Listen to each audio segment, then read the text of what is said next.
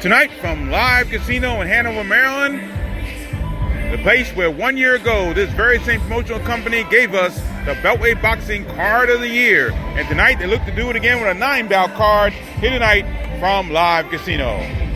Hi again everyone, Gary Digital Williams, joined once again by my partner Juan Marshall as we bring you to live coverage of tonight's 9-bout card from Maryland, from Live Casino in Hanover, Maryland. And again, it was 1 year ago almost, August 18th of last year, Juan, where Jedi Promotions gave us the best card of 2018. Yeah, it might be a start of a new thing for them, being consistent right here at Live Casino. They've been putting on some great shows when they are here. So tonight we'll find out what kind of card they put on tonight. Should be a good one indeed, as we had, as I said, 9-bout card with some good quality prospects and one guy making his return to boxing after a relatively long absence. Our first contest, our main event, that's an 8-round bout, the only 8-round bout on the night. Now match Luther Lights Out Smith out of Bowie, Maryland, and I guess out of Catonsville, Maryland. He'll take on Stephen Bujai of New York City by way of Albania. Now Luther Smith comes in record 11-4, 9 KOs. He has actually lost though 3 of his last 5. He's had a real tough time making that transition from heavyweight to cruiserweight.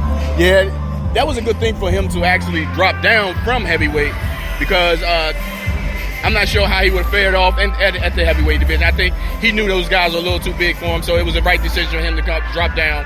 So now at cruiserweight now, you know, he's been in some tough fights lately, you know, and he pulled off some tough wins. And tonight is going to be another showcase of what he has to offer for the sport. And right now, I think it's a business decision when it comes to him, you know, making these decisions to fight. And his opponent's going to be a tough guy to fight tonight. Not that. Luther Smith comes off a 6-round split decision win over Joshua Temple. That was on December 8th at the A.C. Jordan Arena in Bowie State University. Prior to that, though, he had 2 losses. One was a first-round knockout loss to Alexei Egorov. That was on June 2nd at Atlantic City, New Jersey, at Boardwalk Hall. And prior to that, he lost a 6-round split decision to Kennedy Katende in King's Theater in Brooklyn, New York. So Luther Smith is record 11-4, 9 KOs. He does indeed face a tough guy, however, in Stephen Bujai. And again, he's out of New York City by way of Albania. Bujai is 16-2 with 11 KOs and 1 draw. And he's coming off actually back-to-back losses in his last 2 bouts. He has not fought actually since October of 2017. So it'll be interesting to see what happens going forward. Bujai comes off a 7th-round stoppage against Matus Mastanak. That was against, we said, October 2017 at the Prudential Center in Newark, New Jersey. So his last win took place on June of 2016, scored a first-round knockout over Sergio Ramirez. And another one of his wins early on in his career was against Larry Hitman Pryor. That was in January of 2016 at the ABC Sports Complex, Springfield, Virginia. And we had that bout here on the Boxing on Beltway Podcast Network. And so this could be an interesting bout, no question about that. I'm sorry, I lost track. I was doing something else.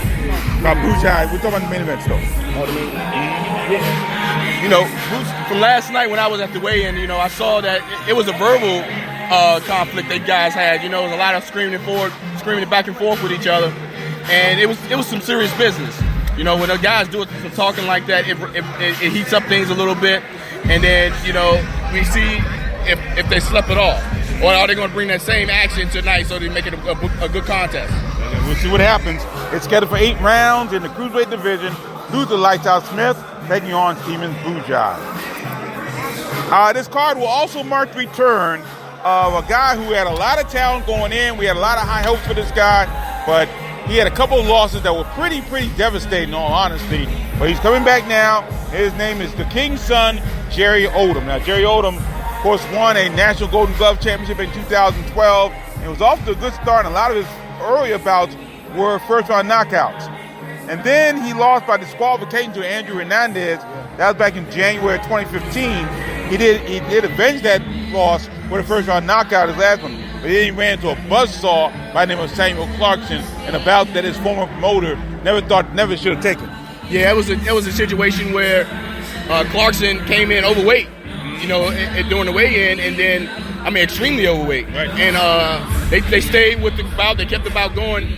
And I think it was a thing where I think that was that time, at that point in Jerry's career, he could have afford to not fight that night. Right. And he paid the price, when they did have the fight. So, it's things he learned, but I think it's also a lesson where his whole team learned, when to take bouts and when not to take bouts. And we always said through our whole time we ever been on the podcast saying taking the right bouts at the right time. Okay. And that's one he should have stepped away from. Yep, definitely. And then in November 2016, he lost a 5th round stoppage to Tennille Goyko, who is a very tough man who really can go either way and been really tough fighting him. And a lot of our Beltway boxers have had that problem situation fighting that guy.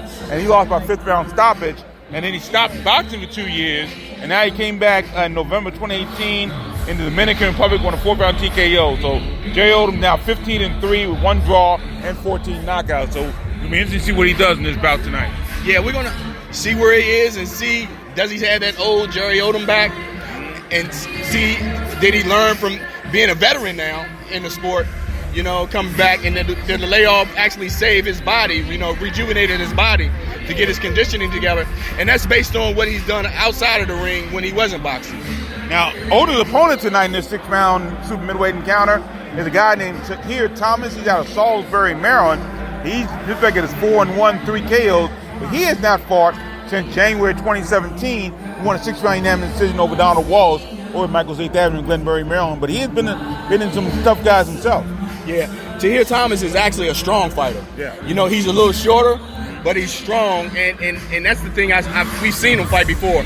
We've seen him take punches, and also we see him gave him some hard exchanges of his own. Right. And when he got in those kind of situations, he bit him. I think I never seen him actually hurt, per se, to actually get him stopped.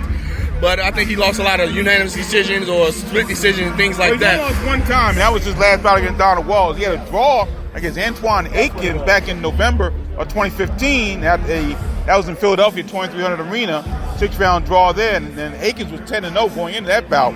But we last saw him back in July of 2015, where he fought at the Horseshoe Casino in Baltimore. Actually, we saw him at Michael's Avenue as well. But we saw him at the Horseshoe Casino, won a 2nd round knockout over Marcellus Yates.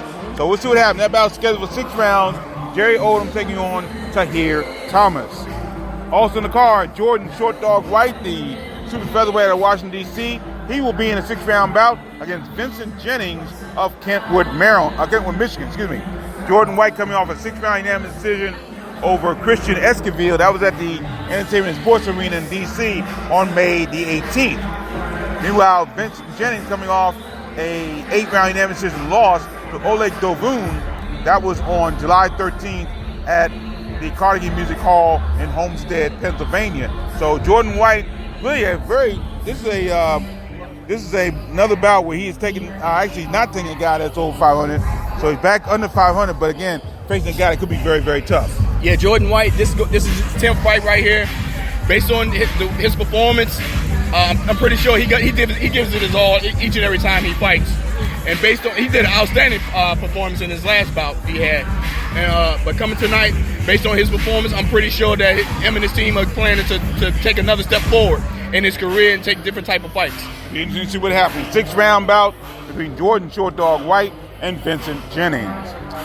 Probably the most interesting bout of the night. It's going to be a 6th round super featherweight bout, all Beltway bout between Ibrahima Jawara out of Germantown, Maryland. He will battle with Markel Monster Johns of Fort Washington, Philadelphia. A lot of interesting situations going into this bout. Ibrahima Jawara fighting 6 rounds for the first time, only just 3 bouts, and against the guy Markel Johns, who can hit hard, and he is coming off his first bout since March of 2017. Yeah, Johns is a technical fighter, and he's a counter puncher. He knows how to slip punches and fire back with his own. And with Jawara, with a young fighter like that, he had an amateur background, and that really doesn't protrude into the professional ranks, because for him to take a tough 6-round bout right this soon, we're going to see where he really is, as a professional, and understand why he's taking a 6-round bout this early. Right. So maybe his team knows something that we haven't seen yet, and maybe they know in his conditioning and his training he can do a 4-rounder. But the thing is, can you do a 4-rounder without the headgear, with another fighter beating down on you, and another fighter, giving you some good competition? And Mark Johns is that person to do it. No question about it.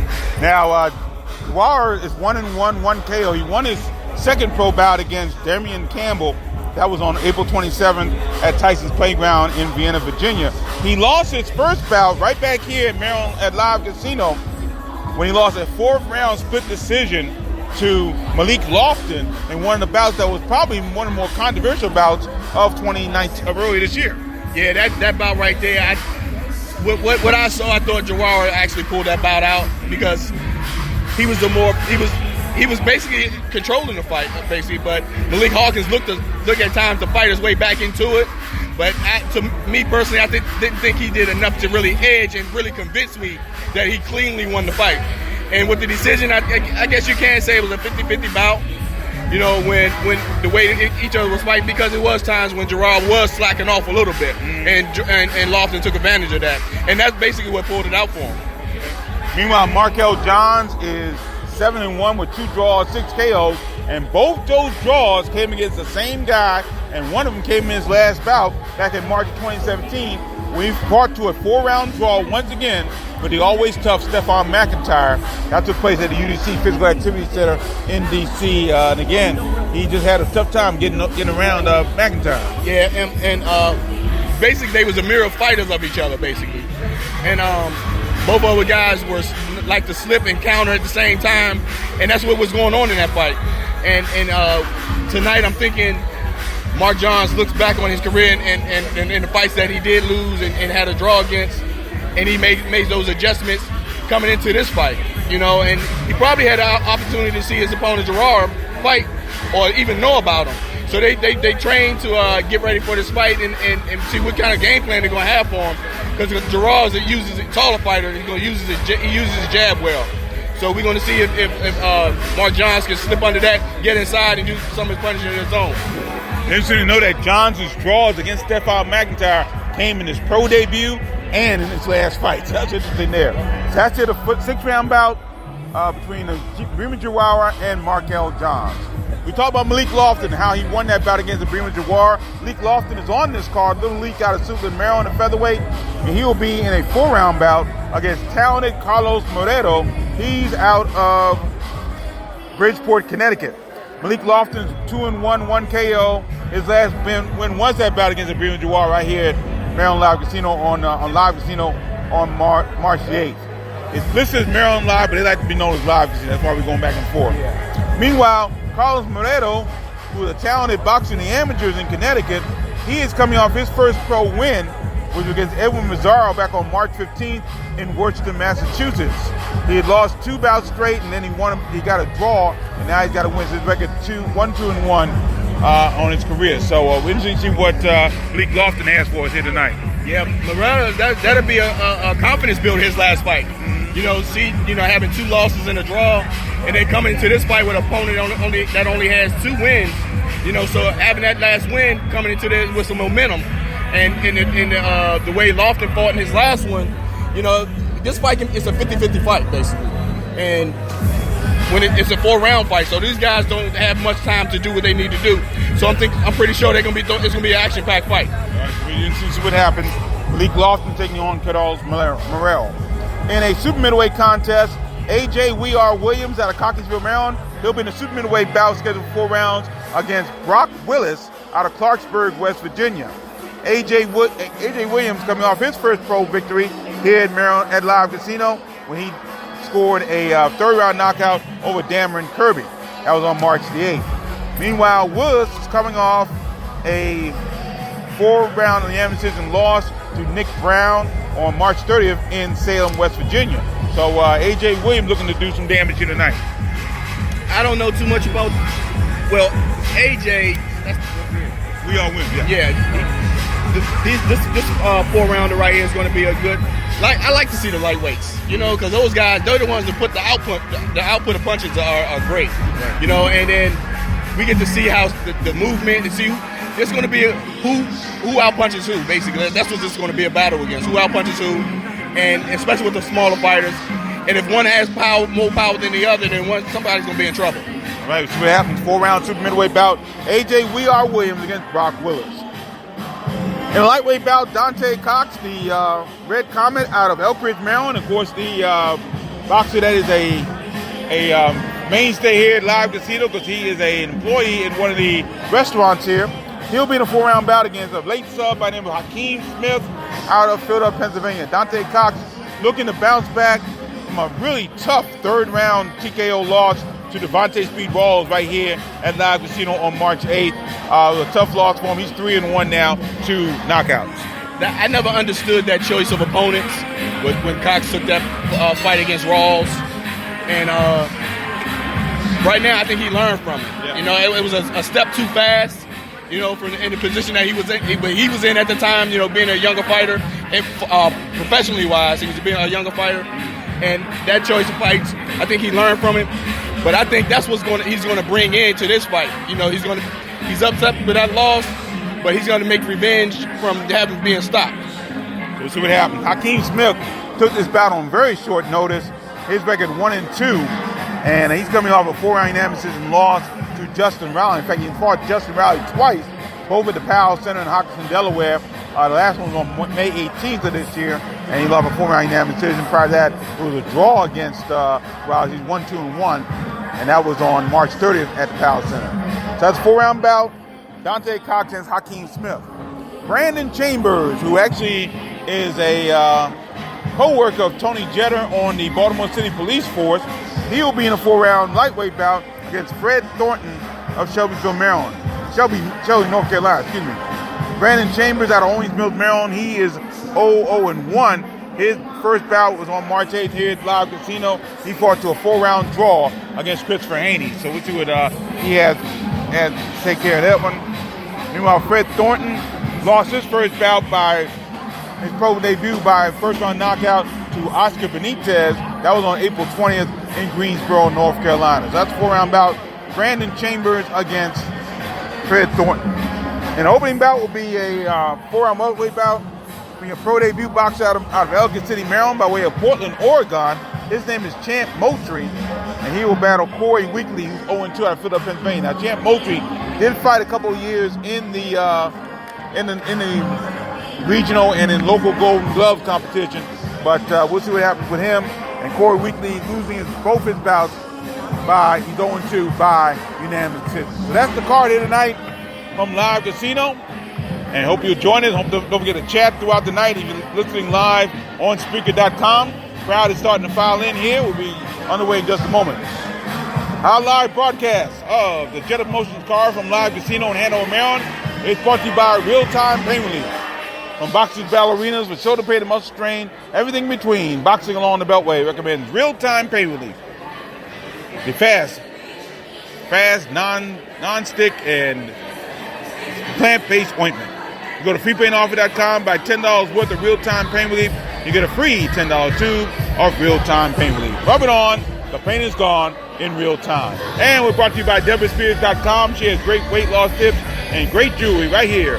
And also great training methods as well on Deborah, D-E-B-R-A Spears.com. Looks like we're getting ready to start as ring announcer, DC Boxing Hall of Famer, one and only Discombobulating Jones is in the ring. So we should be getting underway very shortly here on the Boxing on Beltway Podcast Network. Here's Discombobulating Jones. Well, ladies and gentlemen, girls and boys, it's time to bring the noise. Live Casino Hotel boxing fans, are you ready to do this? Okay, that was a little lukewarm. I think you're thinking that this is the end of the summer, you just haven't done everything you planned. But forget all of that for a moment. We're going to give you a boxing getaway. Glove greatness here tonight, featuring the best of the DMD boxers, but we need your help. So here's the deal. Our ring warriors will perform their very best when they feed off their energy, so we need you to bring it from the start. You can clap your hands where you stand, stomp your feet as you see, use your voice and choice, but bring something to this fight party tonight. Do we have a deal? Let's start again. Live Casino Hotel boxing fans, are you ready to do this? Oh yeah. There ain't no roof off. They're going to feel that. Excellent. Then All right. A very good evening, ladies and gentlemen, boxing fans. boxing along the Beltway Speakers broadcast. And our viewers on WBGR cable, we welcome all you to Live Casino Hotel here in Hanover, Maryland, where tonight the first couple of boxing, Kristen and Tony Jenner, Jenner Promotions proudly presents a star-studded evening of live world-class professional boxing for your viewing pleasure. The matchmaker, internationally renowned Nick Tiberi. All tonight's fights are sanctioned by the Maryland State Athletic Commission, Department of Labor, Licensing and Regulation Chairman David J. Norman, Executive Director Pat Pinola, Commissioner Brian Bowles, and David Shule. The referees tonight, internationally renowned Bill Clancy, Brent Bowell, and Dave Bradlow. Also judging Brent Bowell and Dave Bradlow, along with John Grabowski, the timekeeper, Steve Fox, counting for the knockdown, Joe Giordano, the physicians that are inside tonight. Doctors Robert L. Davison, Dr. Ali Afrotech, Dr. Greg Fisher, and Chief Dr. John W. Stiller. And now, boxing fans, let's get this fight party starting quickly. DJ Baby Boy, tell them what time it is.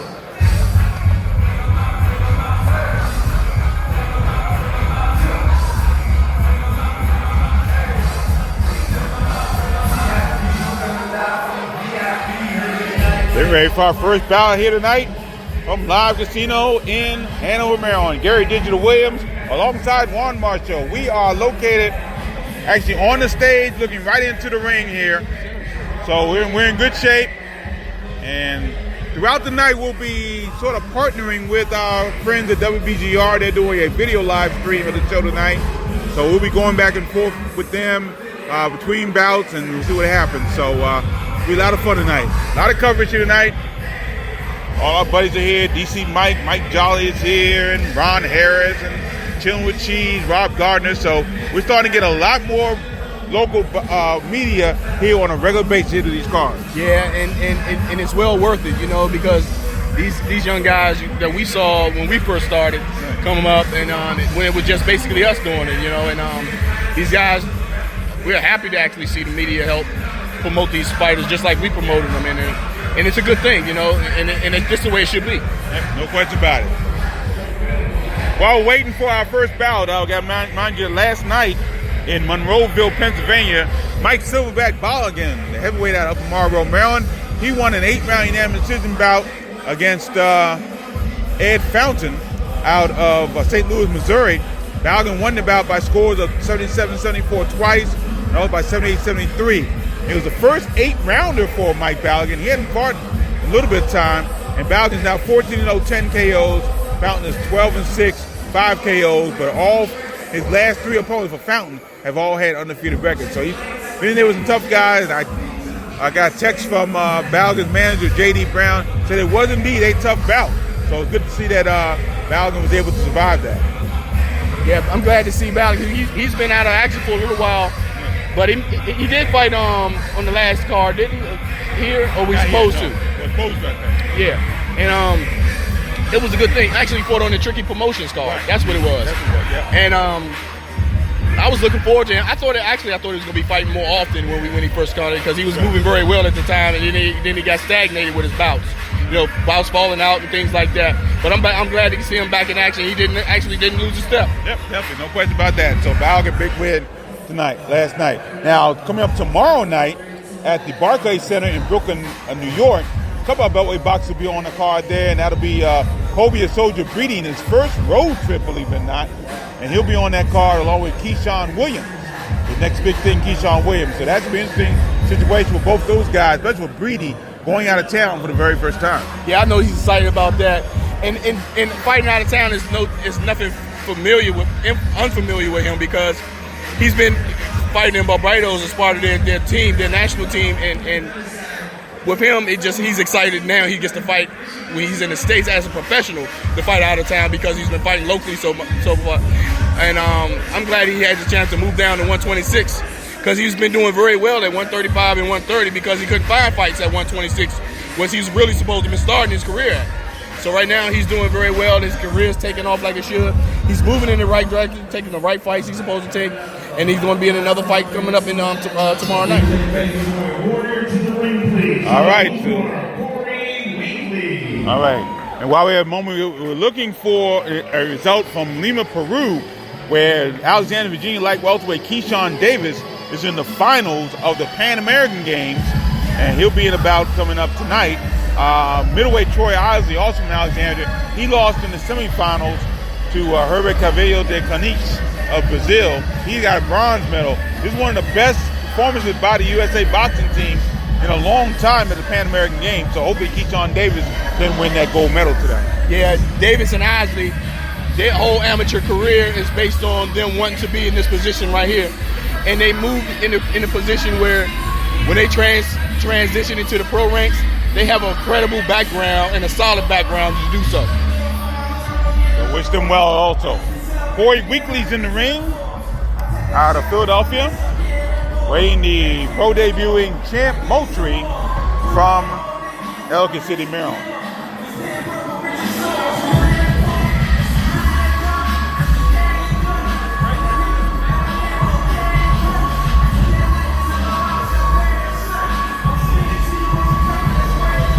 Luminaries in attendance tonight. I saw Michael Professor Fox's father here. To the red corner, Champ Moultrie.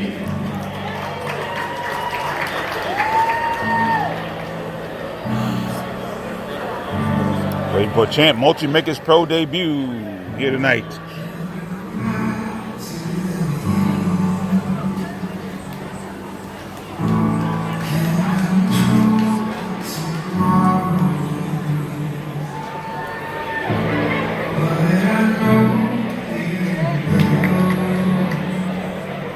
Moultrie being led to the ring by Robert Crawford, legendary trainer out of the Laurel Boxing Gym.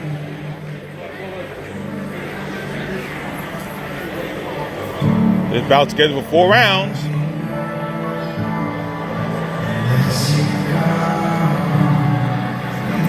A good night of professional boxing here tonight from Live Casino in Hanover, Maryland. Glad you're with us. And don't forget to chat throughout the night, especially if you have information on Keyshawn Davis. Please let us know. Let us know if you're listening live on Spreaker.com.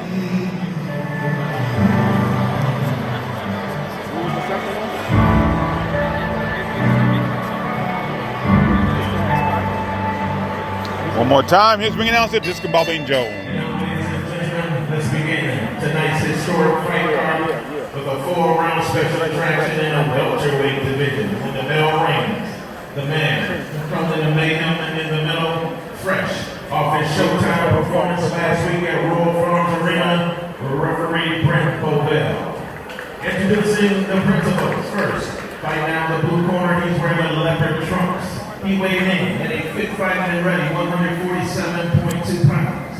After 2 pro bouts, he's looking for his first victory tonight in his young career. Hailing from that famous fight town, Philadelphia, Pennsylvania, the city of brotherly love. And he said there'll be no love lost here in the ring tonight. Ladies and gentlemen, please welcome Corey, the Thoroughbred Weekly. And the opponent right now in the red corner, he's wearing the black trunks with gold trim.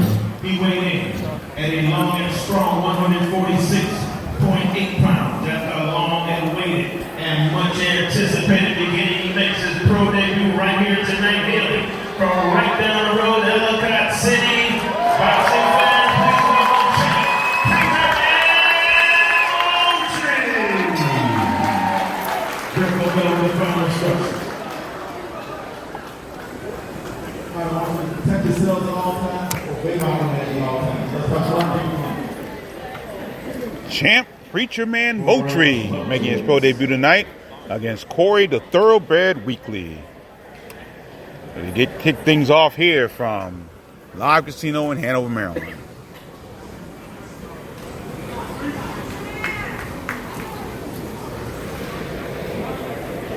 Brent Bell calls for the bell. Here we go. 1 round.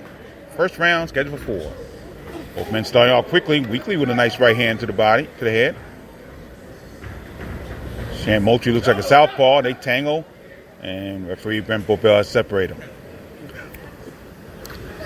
Right hand by Weekly. Another right hand by Weekly. Another big right hand by Weekly there. Right to the face of Champ Moultrie. They tangle once again, and referee Bell has separated them. His left hand by Moultrie there.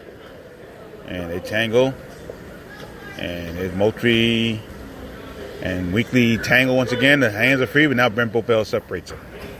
First minute, round 1, scheduled for 4. There's a right hand by Weekly, and then left hand in return by Moultrie. Right, Weekly sneaking that right hand in there. There's a right hand by Moultrie as he's trying to throw that right jab. He's southpaw. And Weekly conventional fighter. Right hand to the body by Weekly. Weekly up against the blue corner there, his corner. Now turns him around. Weekly throws a shot to the back of Moultrie. There's another shot to the back. It landed though, and there's left hand by Moultrie close.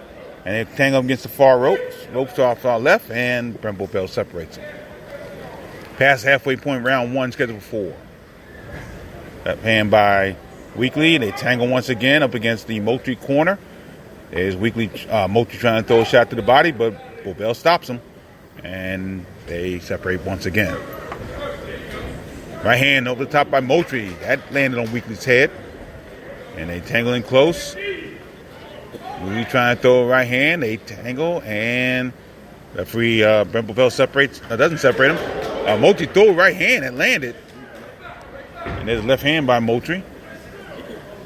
They're in close there. Referee Bobel tries to let him fight the way out of the clinch there. And Weekly with the left hand, Moultrie with the right hand to the head. Moultrie missing the right hand that time. As we head toward the final moments of round 1, scheduled for 4. And referee Bobel is letting them fight as they're in that clinch. Phone booth fight now. Weekly with a good right hand to the head, but Moultrie comes back with a right hand of his own. And still free. The right hand by Weekly. Left hand by Moultrie. They tangle once again up against the ropes on the right-hand side. And Moultrie gets separated by Bobel. Heading to the final seconds. Round 1. Scheduled for 4. They tangle once again. There's left hand by Moultrie that misses. Final seconds. Round 1. We are scheduled for 4 here tonight. Opening bout here from Live Casino in Hanover, Maryland. And here we go, and that's the end of the first round. So, Weekly had a couple of interesting shots there against Moultrie, and he ain't having a good round. Yeah, Weekly I think he edged Moultrie out a little bit, but Moultrie's doing a good job of coming forward. He's not backing up, and he's not allowing either fighters are not allowing each other to establish a jab. They stand in close with each other. So the second round, I'm pretty sure their trainers are telling them to keep the distance, establish their jab, and let everything else come after that. That'll come on main event. Luther Lights Out Smith battling Steven Bujai in the 8-round bout here tonight. Our main event later on this evening.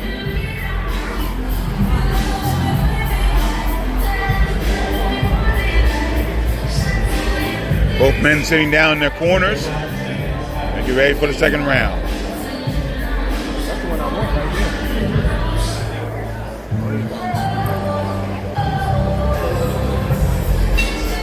there. Here we go, round 2, scheduled for 4. Moultrie now starting to use his jab. And he's starting now from the conventional side here. Hey, Pat.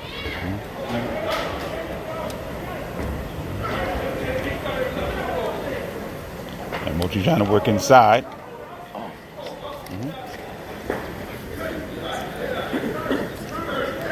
As Moultrie working inside, there's a right hand by Weekly that just missed.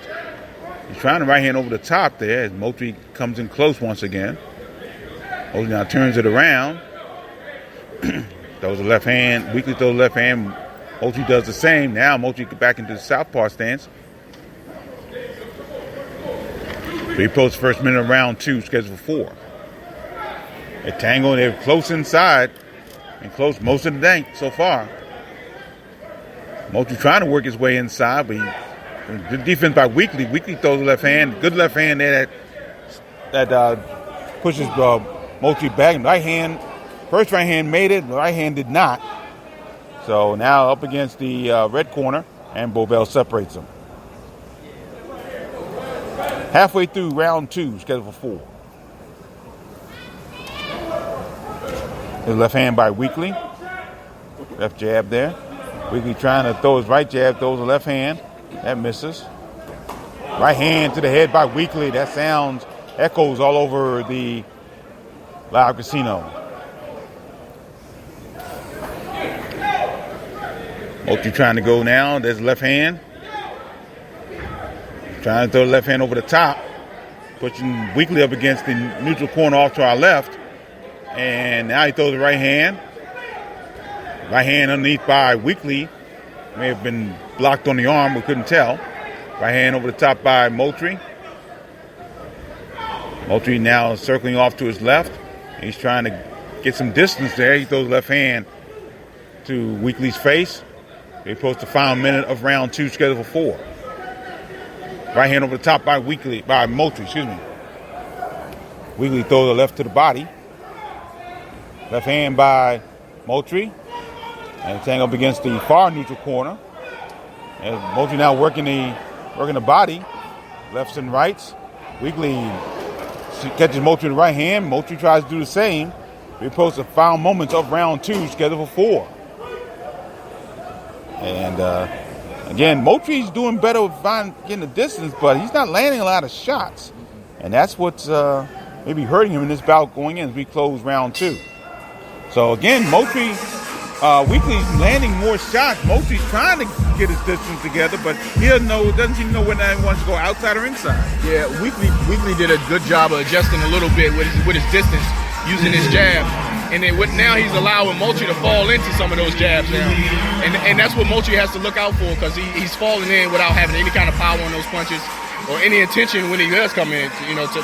Even when Moultrie had Weekly against the ropes, he was like pity patting. He didn't have any attention on those punches that he was trying to land.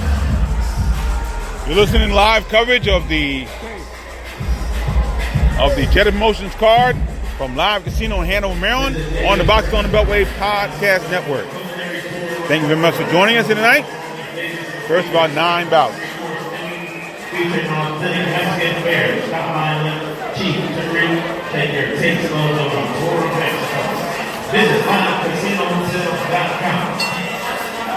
Round 3 scheduled for 4. Referee Brent Bell calls for time. Trying to get the Weekly corner to clean up a little bit. So get ready to start now. Round 3, scheduled for 4.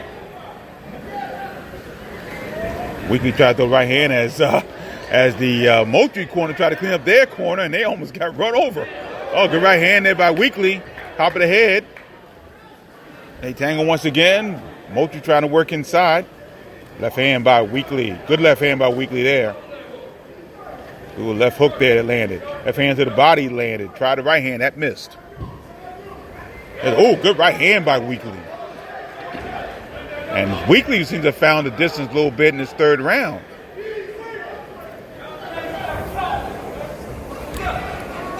There's a right hand by Weekly in close. Moultrie trying to dive in there. Brent Bovell warning them to watch their heads. There's left hand by Weekly inside. Right hand by Weekly. Moultrie trying to work inside, but he's having a tougher time working inside than Weekly does. Did land a couple right hands there. They tangle once again. In the first minute of round 3, scheduled for 4. There's a right hand by Weekly. He's coming out of that clinch. Another right hand by Weekly. And Moultrie just having a real tough time getting out of the way there.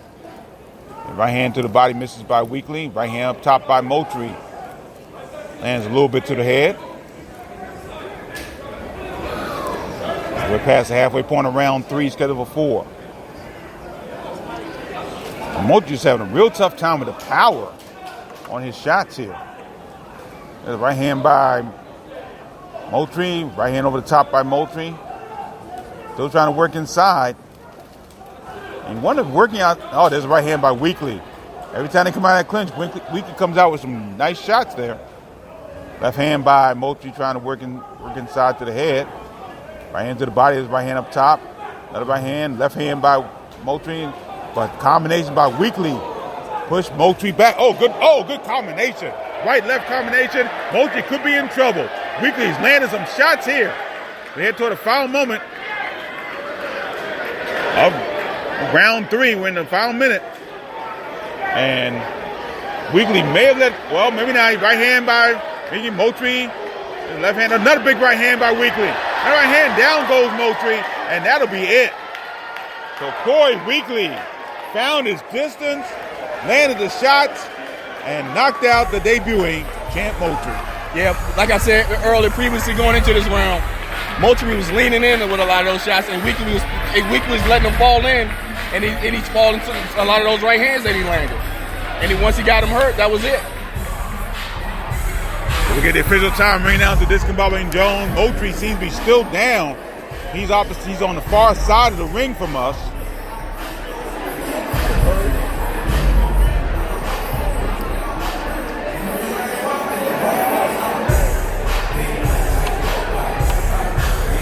So he's still looked over by the doctors and the EMTs here at the ringside. But again, Moultrie was working inside. He may have been working a little bit too much inside, and he couldn't get his shot. He was almost smothering his shots. And by the time Moultrie found his distance, he was ready. And he landed some great shots and knocked out the debuting Champ Moultrie. Moultrie's back to a stool now. Crowd gives him a round of applause. He's on the stool.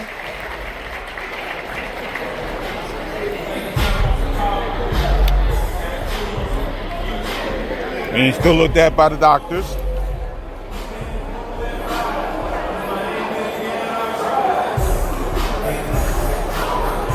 So Corey, the thoroughbred Weekly out of Philadelphia, he wins his first pro bout. He's now 1-2, 1 KO. And Champ Moultrie falls in his pro debut.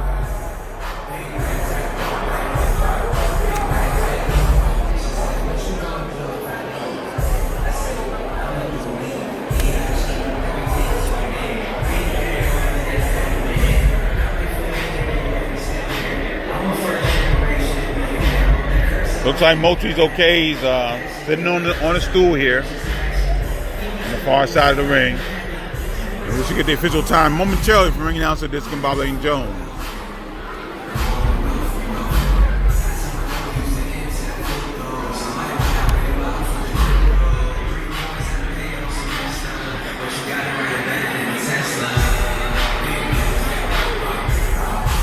Let's hear for Champ Moultrie. He is okay. He is okay.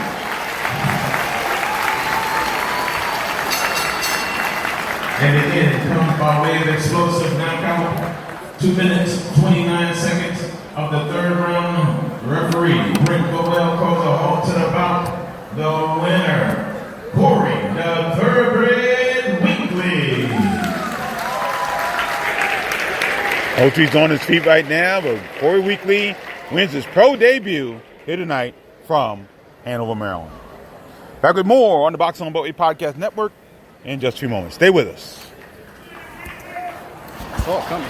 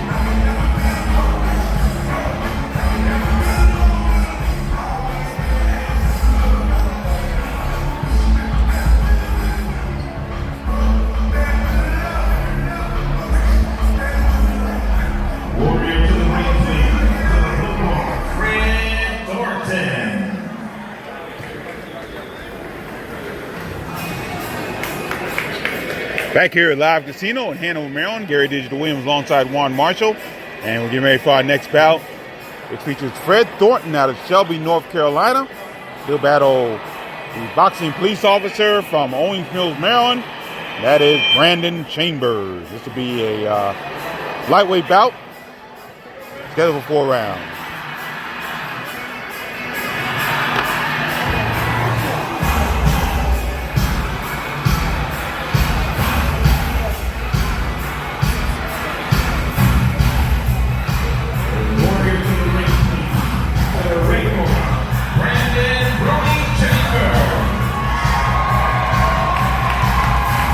As a reminder to folks, especially listening on YouTube, we have no idea what the DJ is playing. We have no rights to the music, and we do not deal with the music at all, so we have no choice on what the music is being played. Just want to let you know that.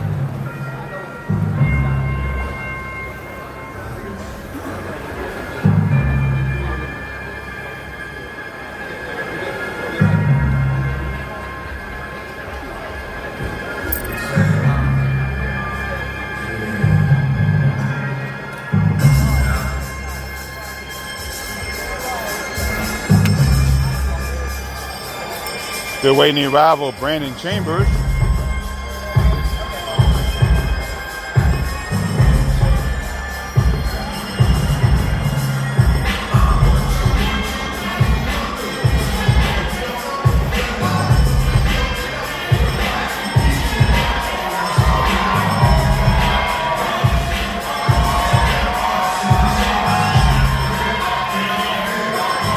Coming to the ring now.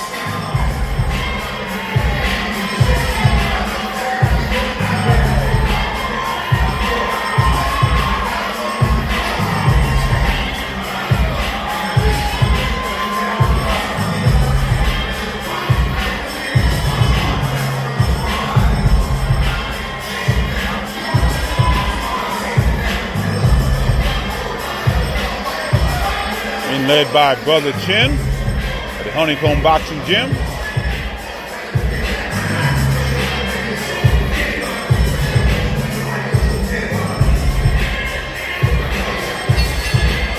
Here's bringing out to this Bobby Jones. Scheduled for 4 rounds or less in the lightweight division. Your referee, internationally renowned Bill Clancy. Introducing the principals first. Fighting out the blue corner, he's wearing the black trunks. He weighed in at a right-in tight 134.6 pounds after one pro bout. He's looking for his signature victory right here tonight. He's our Tar Heel from Tobacco Road, city of Shelby, North Carolina. Fight fans, please welcome Fred Lightning and Thunder Thornton. And his opponent right now, the red corner. He's wearing a long-time colored trunk sponsored by Best Line Waterproofing. Call before the water rises. He weighed in a fit fighting and ready 134.2 pounds. He made his debut on our previous card, and the result was a majority draw. He's back tonight to leave no doubt. Boxing fans, here's a member of Baltimore's finest. Returning opposition from the Eastern District, but definitely not officer friendly in the ring tonight. Brandon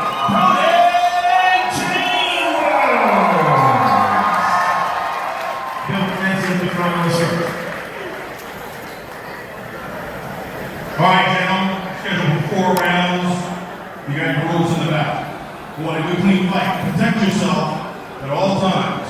Obey my commands. Your trunks are high, so punches right here are good. Your punches are perfect. Your punches have to be above that line. Good luck. Touch them up. God bless. So here we go, 4-round bout. Brandon Brody Chambers out of Owings Mills, Maryland, originally from Kentucky. He'll take on Shelby, North Carolina's Fred Lightning and Thunder Thornton. Here we go, round 1, scheduled for 4. Me out in the center of the ring. Chambers trying to throw left hand, but Thornton coming in. Trying to land some shots. I said Chambers trying to land shots, excuse me. Oh, big right hand by Chambers. And Thornton comes back with a right hand of his own there. Another right hand, good right hand there.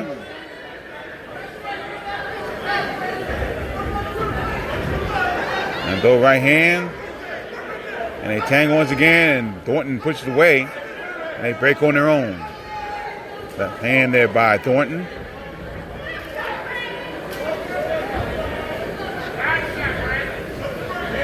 Chambers throws left hand. Thornton tried to throw shots to the body, can't do that. They tangle once again. Bill Clancy lets him go out. Thornton's trying to throw shots. Got Chambers up against the ropes on the far side. They tangle once again. Referee Clancy separates them. First minute, round 1, scheduled for 4. Thornton trying to throw left hand. There's a left hand by Chambers side. Right hand by Thornton misses. Chambers tried to throw right hand. There's a right hand by Chambers. Thornton with another right hand. Thornton with a couple good right hands there. There's left hand by Chambers. That just missed Thornton. Thornton got out of the way just in time. Moved toward his own corner. Right hand by Thornton. Chambers dodges the right hand by Thornton there. So we're past the halfway point of round 1, scheduled for 4. Left hand to the body by Thornton. Right hand up top, that misses. Thornton tried to throw inside. Thornton lands the right hand, that stumbles Chambers. Chambers may have just lost his pound, but he's okay. No knockdown there. Thornton did throw a nice right hand there. Right hand by Thornton once again.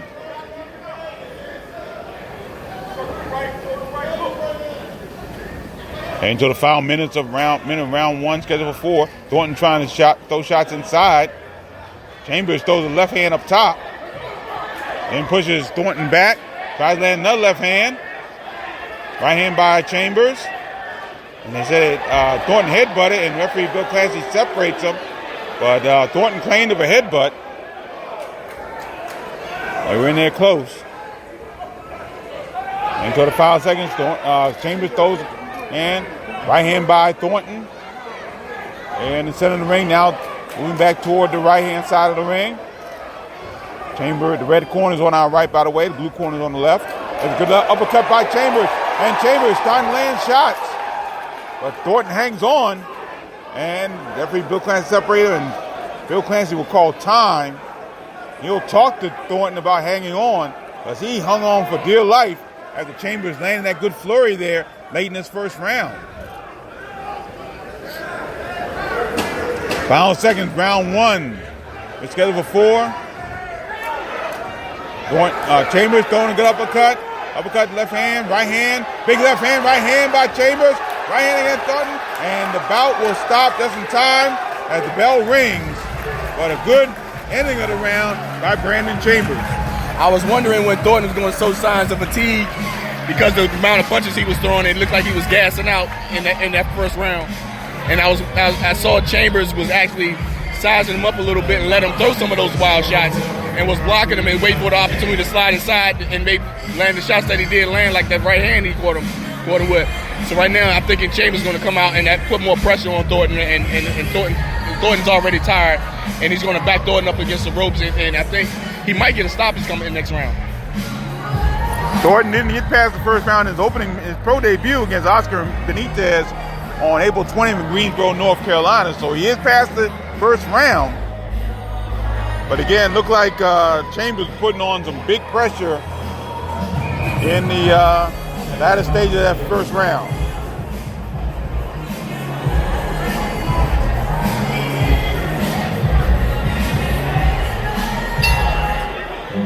Here's round 2, scheduled for 4.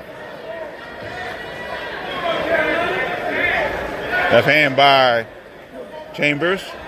Thornton throwing wide shots to the shorter Chambers. Slightly shorter than Thornton. But he's just throwing sweeping left and right hands, Thornton is. And Chambers, he's smothering himself a little bit. But if he can get some distance, he'll throw some shots that may land on Thornton. But Thornton doing most of the offensive work, and time is called once again, and both men are being talked to by Bill Clancy.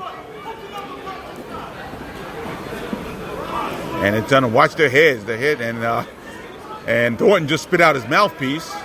And Clancy puts it right back in. No washing or anything else. Okay.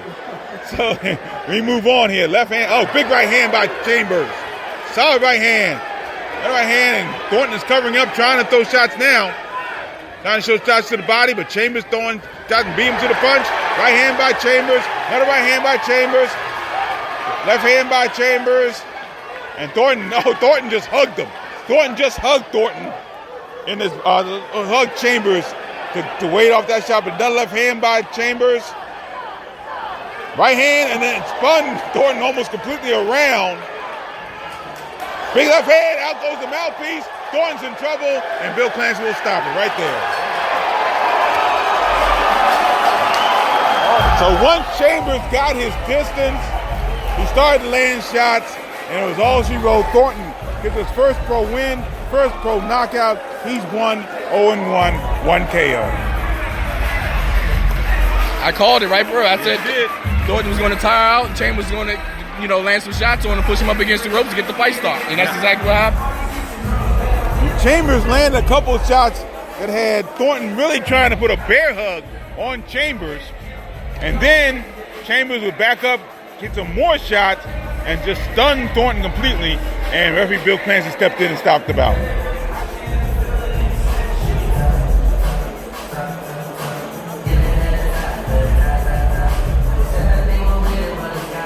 Good official time right now, Disco Bobby and Jones, just a moment. Thornton sitting on a stool.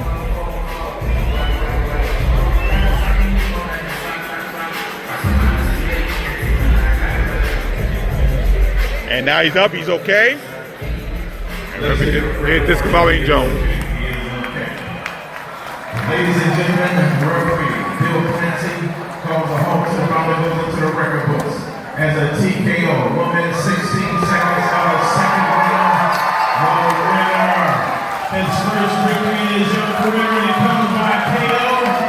Medical officer friendly,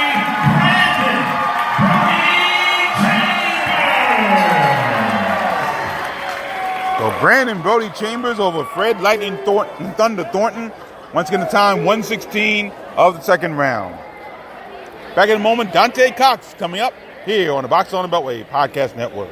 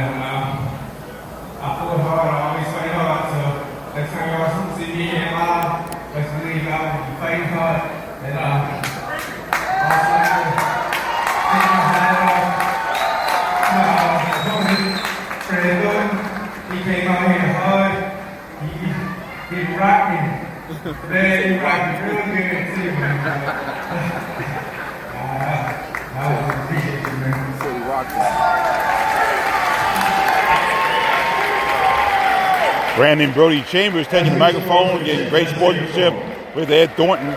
Also, tonight. Fred Thornton, excuse me. We'll see him back here shortly. He's supposed to make his pro debut from DC, Jay Stansel. Jay Stansel. Stay ready, man. We'll see. Jay Stansel's opponent must have thought it was a different weight class because he came Stansel came in 125, but his opponent came in 110. Yeah, I don't know what happened with that situation. Did they get different contracts? I don't know. All right, so we return here to the Live Event Center, Live Casino in Hanover, Maryland. Hakeem Smith coming to the ring. He'll take on the Red Comet, Dante Cox.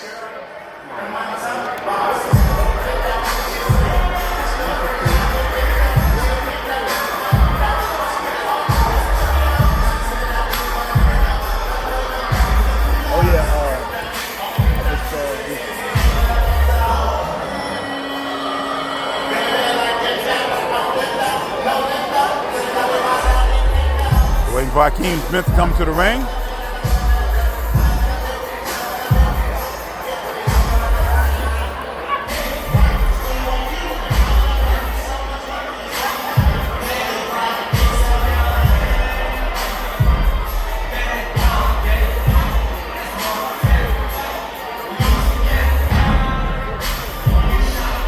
While we wait, I'm waiting for the doctor to turn the ringside, so we'll take this time out. Listen to live coverage of the Boxing on Beltway Podcast Network. Got a promotions card on the Boxing on Beltway Podcast Network.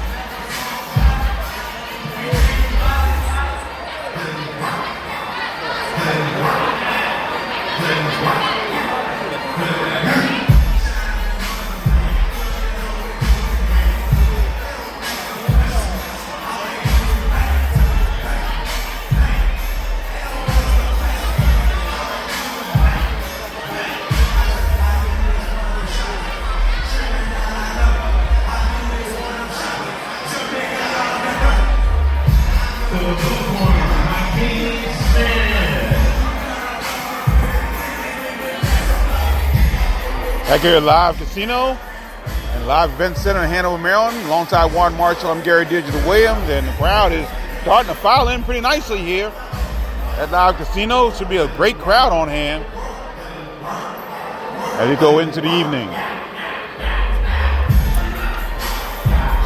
Hakeem Smith coming to the ring.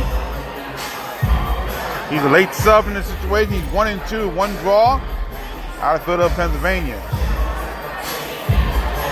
Last two bouts were against Justin Riley, both at the Powell Center in Hockinson, Delaware. He lost his last by 4-round unanimous decision.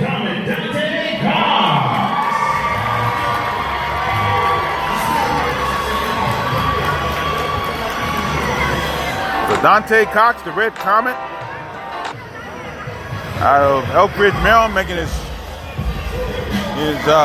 third appearance here at the Live Casino.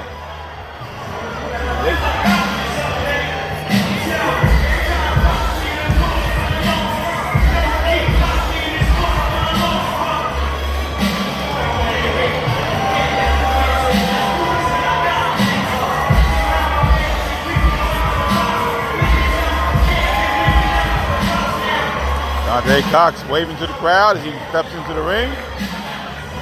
Red corner is off to our right as we look at the stage, as we look at the ring from the stage area. Our real-time payment relief ringside seats. Blue corner is on the far side off to our left.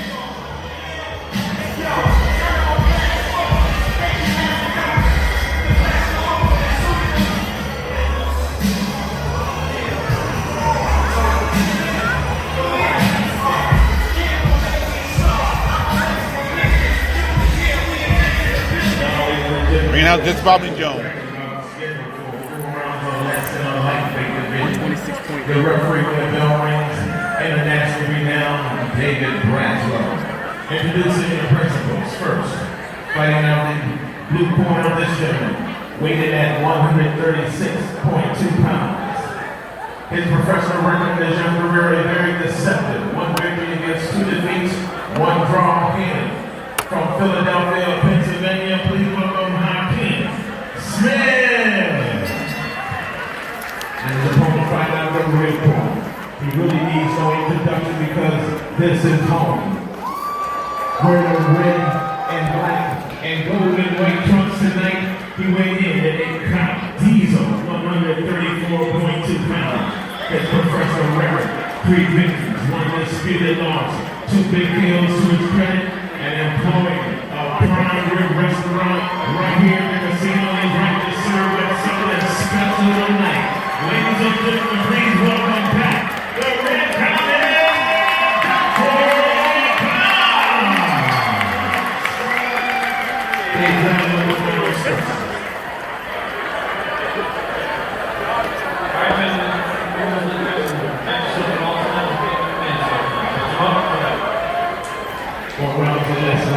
Need to make one quick correction. That loss that Dante Cox had against Devontae Speed Rawls was nowhere near disputed. Speed Rawls knocked out Cox in the 3rd round. So it wasn't disputed. No question about that. But he is 3-1, 2 KO, looking to bounce back off that loss against Hakeem Smith here tonight. So round 1 scheduled for 4. Cox a left-hander once again. Cox stepping back a little bit. Smith throwing the right hand over the top, misses. Tries left hand, can't hit there. Left hand by Smith. Cox now tries to throw the right hand. Left hand by Smith. Left hand by Cox. Both men exchanging left jabs here. Left hooks as well. Right hand by Smith. Again, Smith took this bout on relatively short notice. I believe it was like 48-hour notice. So, both men size each other up here. They move around the center of the ring. First minute, round 1 scheduled for 4. Smith tries the right hand over the top. Another right hand over the top. That grazed Cox. Cox tried to come inside, throw a left hand, misses. Right hand misses there by Cox. Right hand to the body by Cox. Left hand over the top by Smith. Right hand misses by Smith. Right hand by Cox.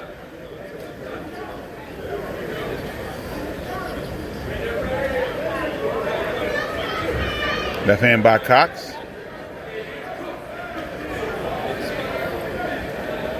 Right hand misses there by Smith. Left hand by Smith misses. There's a little left hand by Cox. Nice jab there, looked nice. Left hand by Smith. Another left hand by Smith. Cox trying to establish his jab, having a tough time doing that. Here's Smith trying to work inside. We're heading toward the final minute of round 1, scheduled for 4. Now Cox throwing the right jab. Left hand, Smith turns away and moves. There's a right hand by Smith, by Cox, should say. Smith trying a combination that misses. The left hand by Smith. Left hand over the top by Cox. Right hand to the body by Smith, and Cox throws the left hand up top. Right hand by Cox. Both men sizing each other up and feeling out process for the first time tonight here at Live Casino. But then, we say that, Cox throws the left hand. That lands. Right hand to the body by Cox.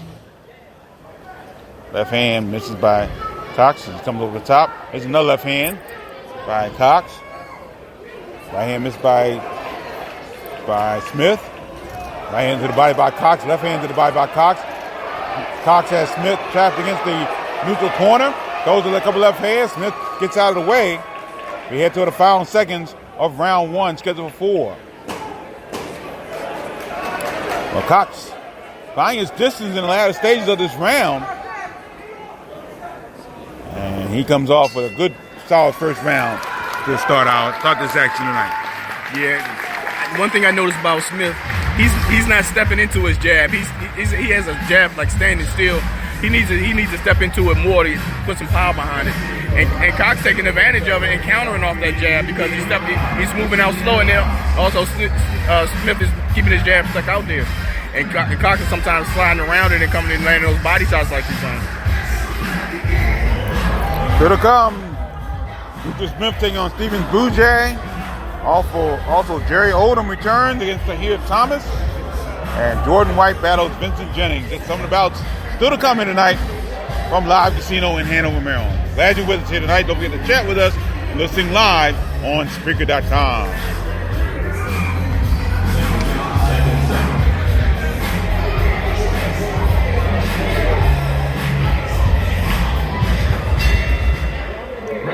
start round 2, scheduled for 4. Cox coming out in the southpaw stance once again. Smith throws left hand to the body. Cox trying to throw the left hand over around the corner there.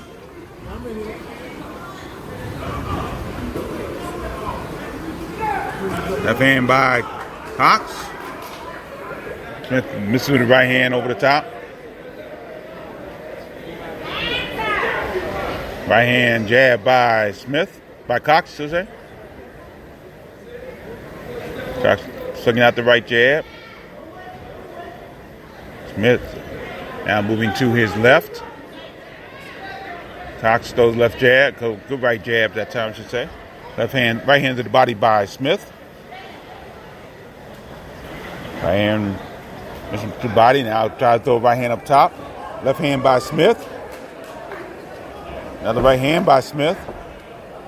Smith misses the cover right hand. Good. Oh, left hand to the body up to the top by Cox. And a good left hand by Cox that makes Smith stumble. He doesn't fall. Referee Dave Brazo separates him as Smith goes into a clinch. A good telling blow by Dante Cox there as we're heading to the halfway point of round 2. And Cox trading uppercuts with Smith, and Cox has more power on it. Brazo, the referee, separates him and tries to get Smith squared away. There's right hand by Cox. Left hand by Cox. The left hand, good left hand to the head by Cox. Right hand to the body by Cox. Red Comet starting to throw some good shots here in this second round. We're past the halfway point of round 2. His left, another good left hand by Cox. His left hand by Smith. Right hand over the top by Smith. Left hand by Cox. Heading to the final minute of the second round. Scheduled for 4. This lightweight encounter. Right hand to the body by Cox. Left hand by Cox. Right hand by Smith. Cox with a good left hand. Cox is on the outside of the ring area, I should say. And on the right side, and Cox trying to stay inside, try to cut the ring off on him. And he throws a good left hand there. And to the final moments of round 2, we're scheduled for 4. Another right hand by Cox. Left hand by Cox. Left hand to the body. Left hand up top by Cox. Into the final moments of the second round, we're scheduled for 4. Again, Cox starting to find the range a little bit more in this second round. What I know is about he's doing a good job of staying offline, which what I mean is he uses his body in a slight angle and to be able to slip from side to side. And then when he uses those angles, Go ahead, finish your thought. When he uses those angles, he was laying some good shots in on Smith. Yep, and Smith's corner have stopped the fight, and Dante Cox has won by TKO at the end of second round. End of the second round.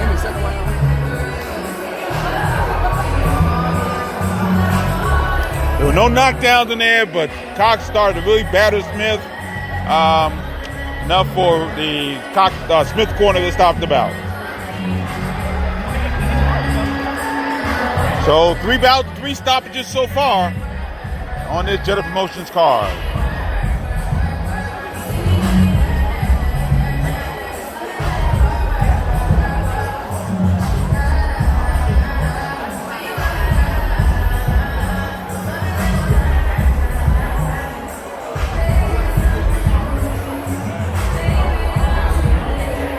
So we will get the official time. I guess it'll be at the end of the second round. The bell did not ring for the third round, so I'm assuming it'll be the end of the second. This Marvin Jones will tell us in just a second as he's at the ring, in the ring at the mic at this moment.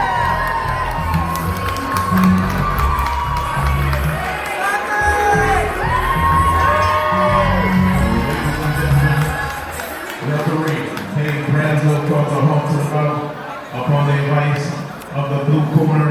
He could not continue. No winner. TKO at the beginning of round 3. The return of the red comet, Dante Cox. So Dante, the Red Comet Cox, out of Elk Ridge, Maryland, and Live Casino. He raised back at a 4-1, 3 KOs. He bounces back very nicely from that third round TKO loss to Devontae Speedwaller. Took a little step back, went from 6-rounder back to a 4-rounder, scheduled 4-rounder, but he took care of business in this contest. Yeah, definitely. This was a win he needed, and I'm pretty sure that his loss was actually motivated him to win this fight like he did. Here's Dante Cox. First, I want to thank my opponent for coming in and taking this fight. He took this fight with super short notice. Dude was still coming in at one and that shit, so give him a round of applause for coming out tonight. Also want to thank Tony and J Promotions for getting me on this card. Super last minute event. Luckily for me, I'm always in shape, so he was calm. And I'm trying to get the 7 days for him. Put on the show for you guys tonight. Also want to thank Live. This is my home. It's my first time fighting here. It's a pleasure to come back here in front of you guys as fans. You guys are always electric. You always bring the energy. You always help me perform at my best. I had something to prove from my last fight. I know that the sour taste of life in the mouth, including mine. But I came out tonight. I showed. I delivered. We're going to deliver. We're going to camp. And I hope the show tonight. I hope you guys enjoy it.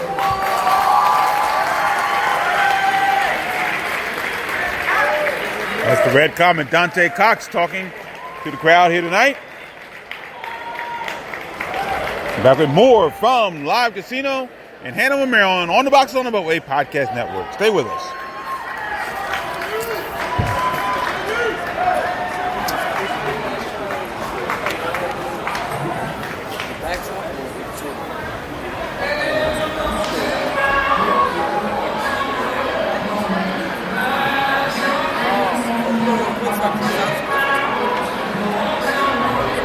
Warrior to the ring, please. To the blue corner, Brock Willis. Warrior to the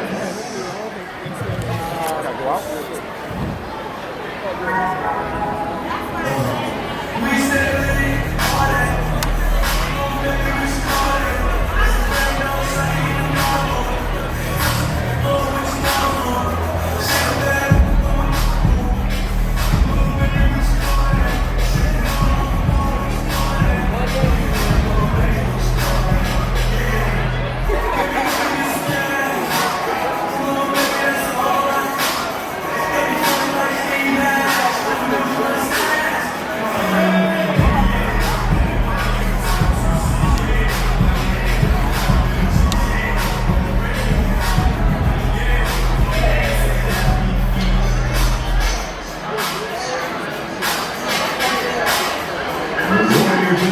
please. To the red corner, AJ. We are Williams.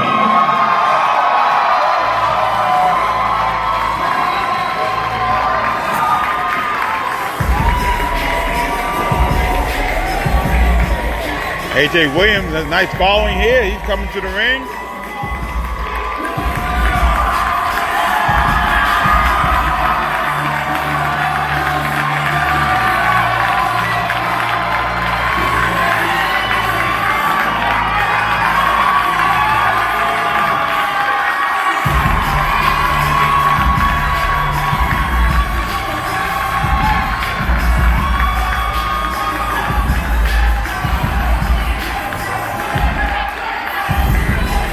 AJ Williams is just his third bout since 2013. He lost a 4-round majority decision to Isakula Bailey at the Wacomico Civic Center in Salisbury, Maryland. Then made his return on March 8th here at Live Casino for the 3rd-round TKO over Dameron Kirby. Brock Willis coming out of Clarksburg, West Virginia. Trying to break a 3-bout losing streak. Including a 4-round unanimous decision loss to Nick Brown back on March 30th. Here's Jessica Bowling Jones. Scheduled for 4 rounds or less in the super middleweight division. Their referee once again, Bill Clancy. Introducing the principals. First, Right now, the blue corner, he's wearing a black and white trunks. He weighed in at a rough and tough 166.6 pounds with 4 pro bumps to his credit, including one victory by KO. He's from that tradition of hard-working coal miners of Clarksburg, West Virginia, and ready to dig deep tonight. Pops and fans, please welcome Brock the Rock Willis. And his opponent right on the red corner. He's wearing the black and gold trunks. He weighed in at a long and strong 165.4 pounds. His even professional record in his young career. 1 win, 1 loss, but that 1 victory coming by way of knockout, and he returns home to the only venue he's known in his professional career. Ladies and gentlemen from Charm City, Baltimore, Maryland, please welcome back AJ.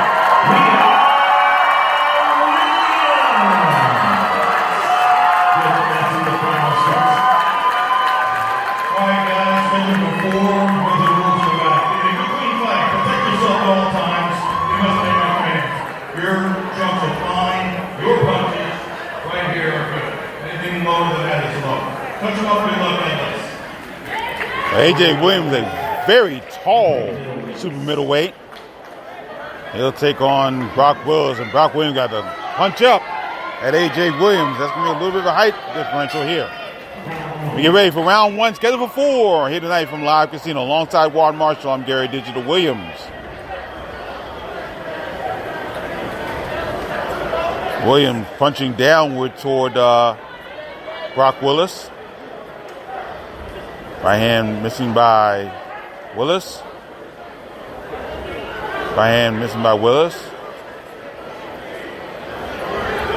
Williams trying to throw a left jab there.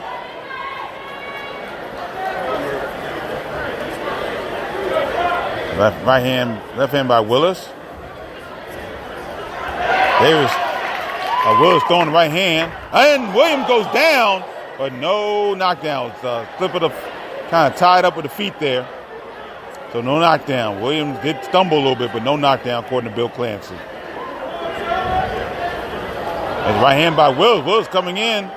And Williams is trying to separate him. There's left hand by Williams.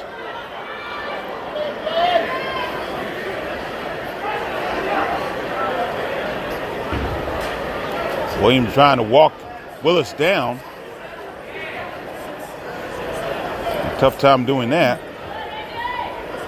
There's a left hand by Willis.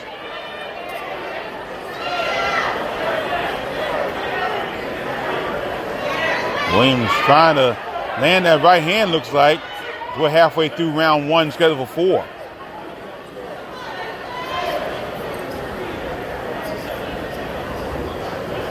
Willis trying to find an opening there. As Williams continuing to walk in that. There's Willis trying to throw some shots, but Williams gets out of the way. Willis tries a shot to the left hand to the body.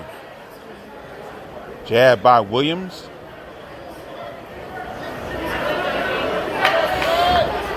Both men changing left jab, both men conventional in this one. And right hand misses by Willis. Left hand, good right hand by Williams. There's left hand by Williams. But Willis kind of come back. We're inside the final minute of the first round, scheduled for 4.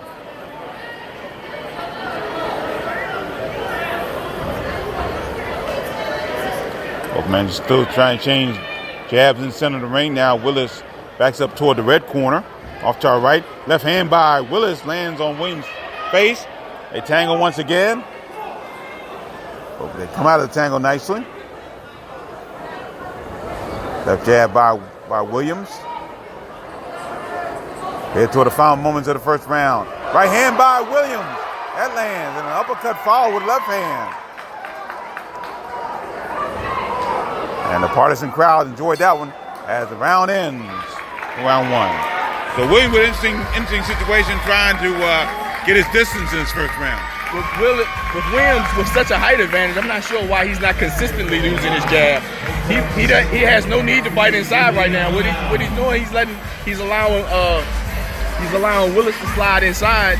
When Williams, all he has to do is keep his jab out there, keep him at bay, and that way he won't even get caught with some of the looping shots that Willis is throwing.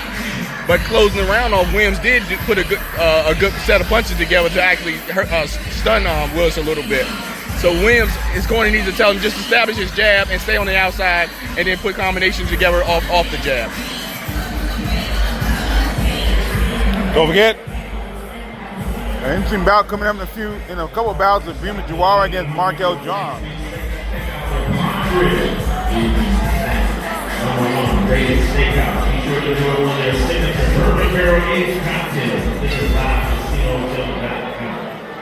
Start round 2, scheduled for 4.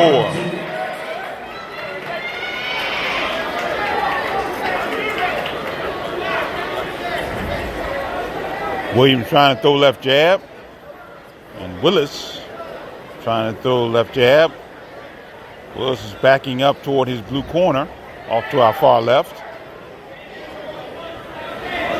Right hand over the top by Williams, that lands. Right hand for A.J. Williams, who's doing so far what Juan Marshall said, and that's stay at a distance and man his jabs.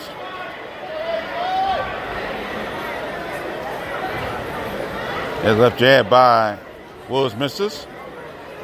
No left jab by Willis. Williams staying out of the way. First minute, round 2, scheduled for 4. Let's angle once again. Referee Bill Clancy separates him.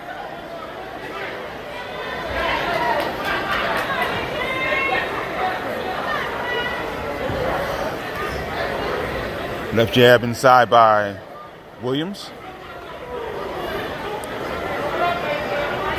Williams staying that, and then Williams leaping in, trying to throw right hand. It's Williams in the back of the head. Now both men swinging a little bit more.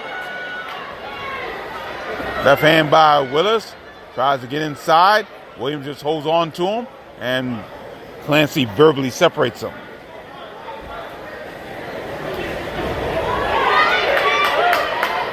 Right hand by Williams.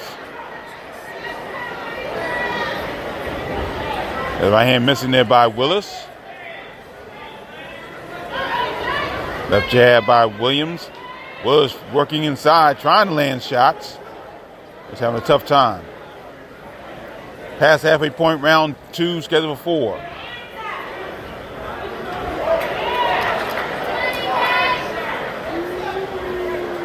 Both men posing now in the center of the ring. Left hand by Willis. And backs Williams up against the ropes right in front of us here in our real-time Premier League location. Here's a left hand by Willis. And to the final moments of the first round. Williams tried to throw right hand, didn't really land. Now he throws the left jab. Willis trying to work in, almost throwing caution to the wind, trying to land right hands. Pushes Williams up against the ropes, but referee Clancy breaks him. The right hand by Williams. Willis hangs on. Another right hand out of the clinch. And Willis being chosen. Willis tries to throw a wild right hand. They tangle once again. And Bill Clancy separates them. Here to the final moments of the second round, scheduled for 4. That's it. In the second round, but Williams did a little bit better job in keeping his distance. Yeah, he did a little bit better, but I would like to see him actually use it consistently, nonstop throughout the round, because he's still allowing Willis to come in to throw those looping shots. But I'm happy to see that Williams is also taking advantage of those looping shots to make Willis miss, and then he comes with his own counter shot like he did in the closing this round out and land that right hand over top of that.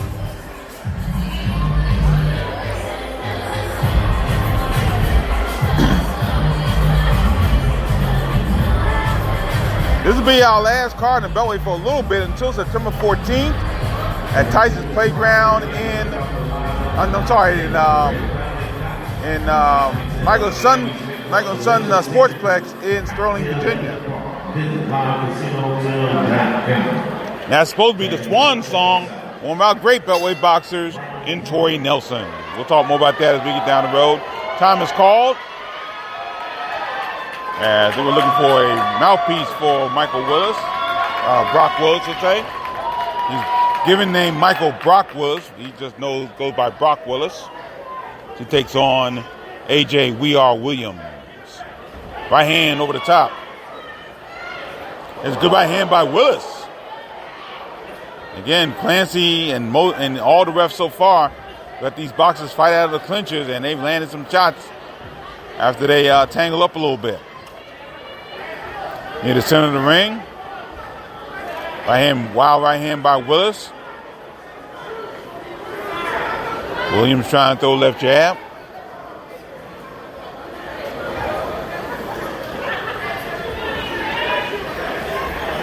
Left jab by Williams. But Willis trying to throw leaping left hands. He's really just kind of leaping up at the much taller Williams. And left jab by Willis, left hook by Willis. First minute, round 3, scheduled for 4. Right hand missing there by Willis, and Willis hangs on. Now they throw shots inside. Right hand by Williams, and Willis hangs on once again.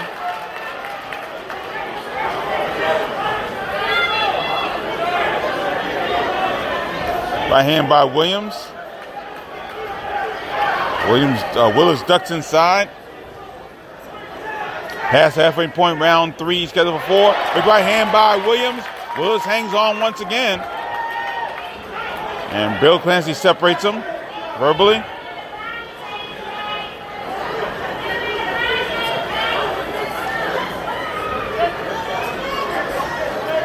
Williams trying to throw that left jab. He's in the center of the ring. Willis starts out with the right hand again and tries to throw shots inside. Every time Willis clinches, Bill Clancy lets him go. Their hands are free, and Willis tries to take advantage of that. He hasn't been overly successful at doing that. He tries to land shots after those clinches. Right hand by Williams. Willis with the right hand. They tangle once again. Willis tries to throw another wild right hand. And good right hand by Willis. Williams tumbling about a little bit, but he seems to be okay. Referee Clancy separates him. But Willis taking advantage of those short shots inside. He's landing shots there.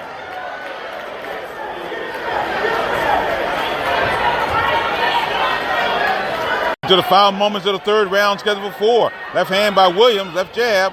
Willis comes in again. Gets Williams up against the rope. Referee Bill Clancy stops him as they come down to the final seconds of round 3. Looks like we'll head to the 4th round for the first time this evening. But both men had some close calls coming in that 3rd round. Yeah, both the guys are getting kind of wild now, and even the taller Williams is starting to throw some wild looping shots. But Willis, he's the one that's doing the gambling, trying to throw those hard looping shots. Once in a while they might land, but he leaves himself susceptible to some counter punches that Williams is actually not taking advantage of. So he needs to step back and start using his jab again in this 4th round. To actually win this fight, and actually he's winning now, but to decisively win this fight.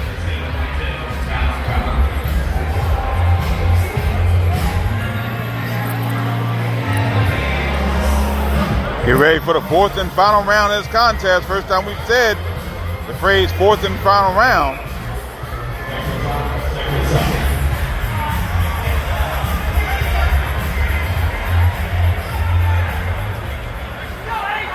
All right, boxing fans, this is a Warriors. This is the 4th and final round.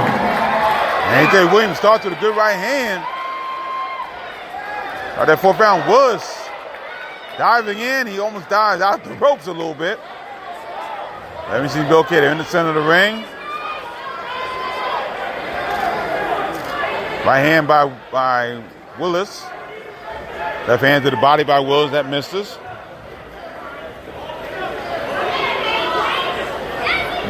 His right hand inside there by Willis. Willis trying to land shots. And has Williams up against the ropes. Referee Bill Clancy stops him.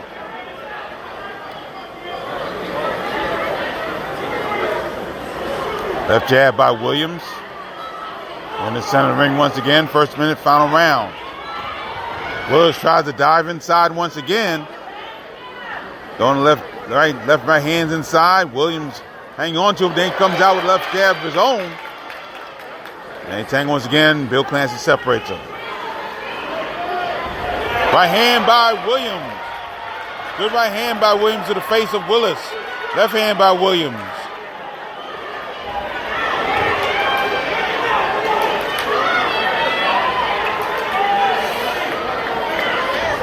And tango once again. Williams throws the left hand and right hand in close. Halfway through the final round.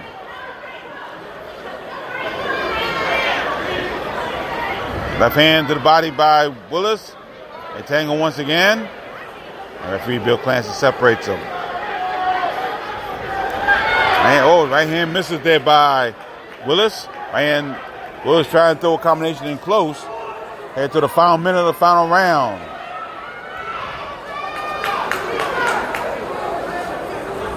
Left hand by Williams, right hand by Williams. Didn't do a lot of damage, but it got the crowd going, as it has done throughout the evening.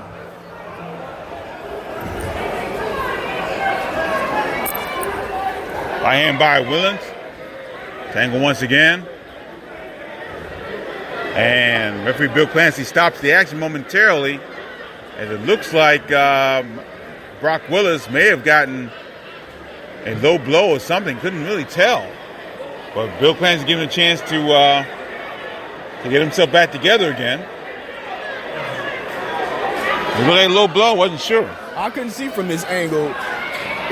The way that the referee Bill Clancy is letting the time lapse, I think it might have been a low blow. Now Bill Clancy talking to AJ Williams as Brock Willis getting the 5 minutes, and they're coming back together and they're okay. So back into it. Inside, both men landing shots inside. Williams leaning against the ropes in front of us, and Bill Clancy separates them. Right. Oh, left hand by Williams. Another left hand. Sneaky left hand to the face of Willis by AJ Williams. There's right hand by Willis. Left hand by Williams. Final seconds, final round. Both men tangle in the center of the ring. Williams tries to throw left hands. Crowd gets in an uproar a little bit. And the bell rings to end the bout. We get our first distance bout of the night. Yeah, that was a tough bout. Actually, that was a tough bout to score for me, because both fighters wasn't very technically sound. They was winging punches a lot. Wasn't a lot of straight punches thrown, a lot of haymakers thrown, and but Williams got the best of it to me. So I think he unanimously wins this bout. So the first time we go to the judges Dave Braslow, Brent Bovell, and Eric Irizarry, who's normally involved with the amateurs. He's one of the co-chief officials for the Flowing Valley Association. He is judging tonight here at Live Casino.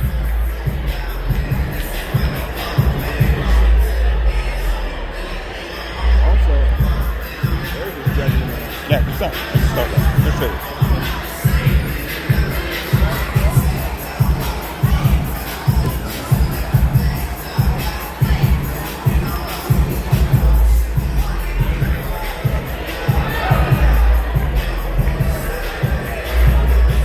Awaiting the official word from ring announcer Discombobby Jones.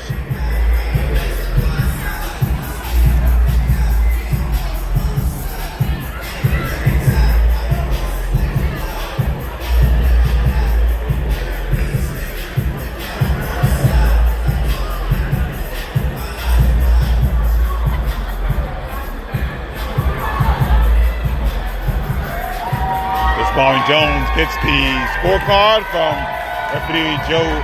scorekeeper Joe Giordano, and he gives us the official decision of the judges.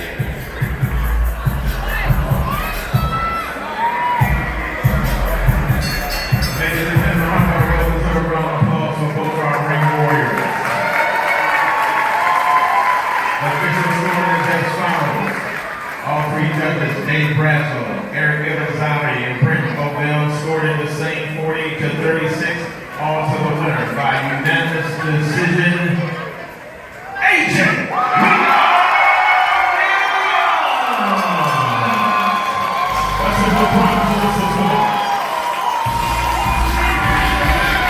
AJ Williams wins by unanimous decision. All three judges scoring about 40-36. AJ Williams now 2-1, 1 KO. Brock Willis falls to 1-4, 1 KO. Here's AJ Williams.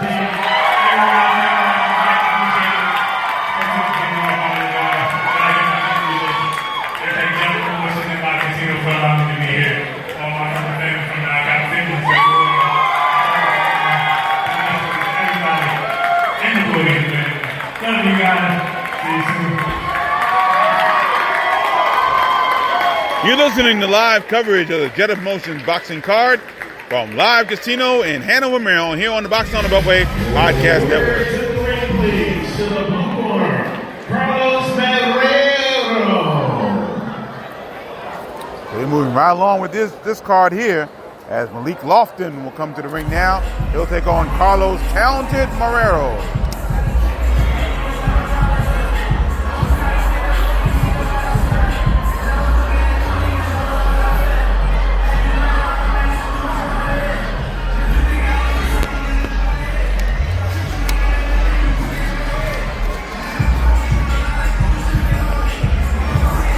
Carlos Marrero did a little research on him out of Bridgeport, Connecticut. Pretty talented amateur at one time. Hence his nickname, Talented. Carlos Talented Marrero. He broke a 3-bout winless streak as he won a 4-round unanimous decision over Edwin Rosario on March 15th in Worcester, Massachusetts.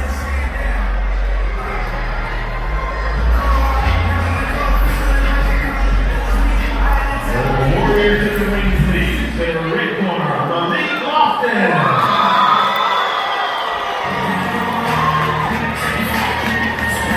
Lil Leak Lofton had a great pro debut in 2017. Scored a 4th round TKO over Jamore Edwards at Rose Golf Raceway.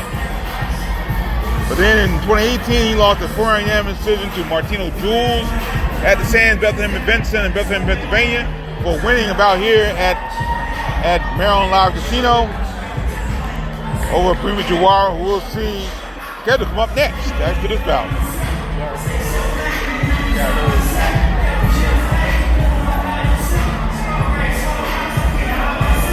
Yeah, the luminaries continue to come in tonight as former IBF and WBA Super Welterweight Champion Swift Jared Hurd in attendance here tonight.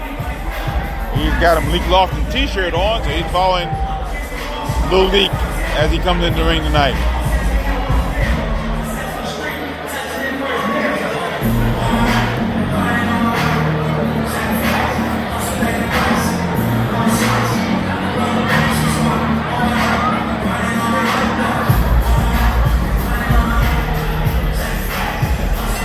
Now, ladies and gentlemen, this special track bout is scheduled for 4 rounds or less in the super featherweight division. Your referee once again, Dave Brasco. Introducing the principals. First, fighting out the blue corner, he's wearing the red and gold trunks. He weighed in at a light and tight 128.4 pounds. His professional record is 7, 1 victory, 2 losses, 1 draw. And his young career looking to bring his record even tonight. Hailing from Bridgeport, Connecticut, a Husky in the house. Please welcome Carlos Marrero III. And his opponent fighting out the red corner. He's wearing the black and gold trunks. He weighed in at a fit fighting in range, 129 pounds. His professional record in his career: 2 victories, 1 disputed loss, 1 victory by KO, and on a fast track to ring success. Hailing from Suitland, Maryland, here is the ambitious one, Malik Lofton.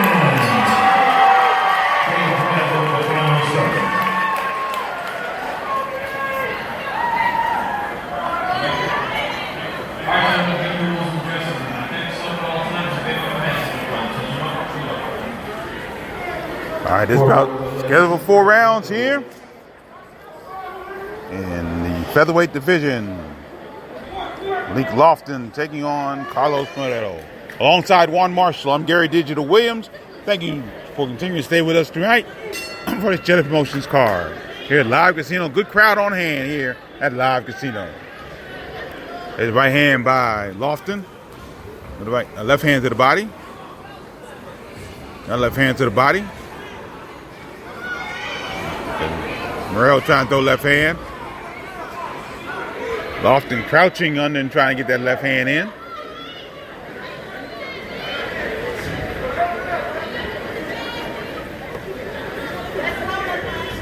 Lofton getting Morrell up against Tango as they tangle in the center of the ring. Lofton working from center ring, Morrell on the outside. Left jab by Lofton, going to the body. There's the right hand by Lofton. So he followed his left hand in. The left jab to the body. The left jab to the body. Morrell trying to throw right hand up top. Left jab once again to the body. Right hand by Morrell. Left hand missing by Morrell.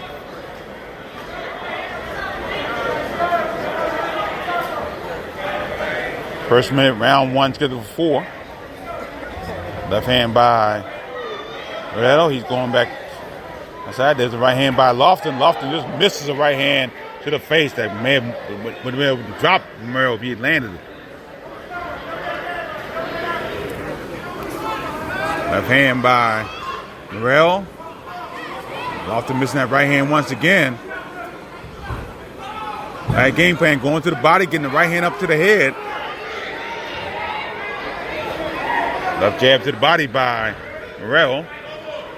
Halfway through round one, scheduled for 4. Left jab by Lofton.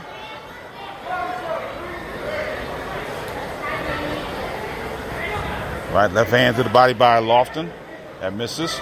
Right hand by Morrell to the body. Heading to the final minute of the first round, scheduled for 4.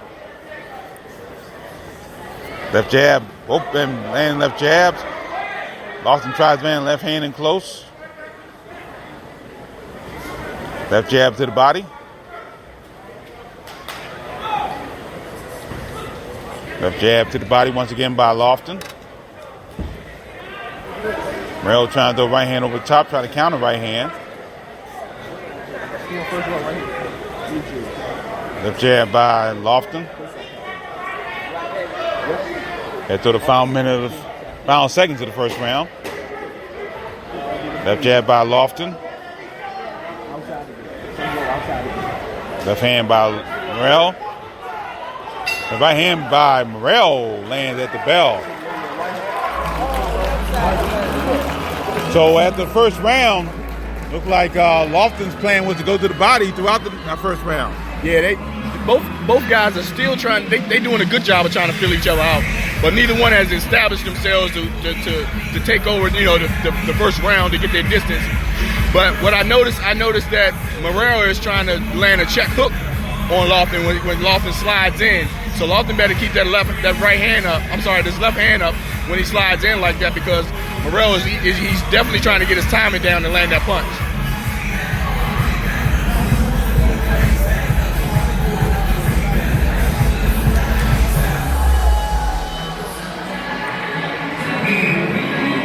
Both men getting ready for round 2.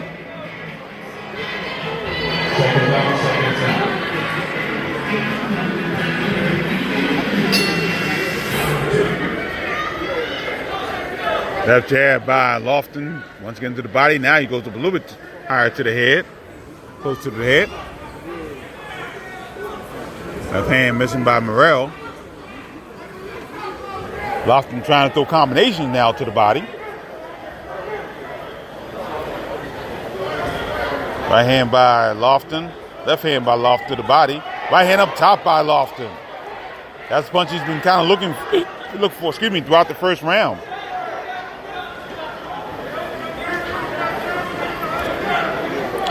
Pardon me. Both men tangle. Referee Bradslow separates them. Lofton now goes to the body.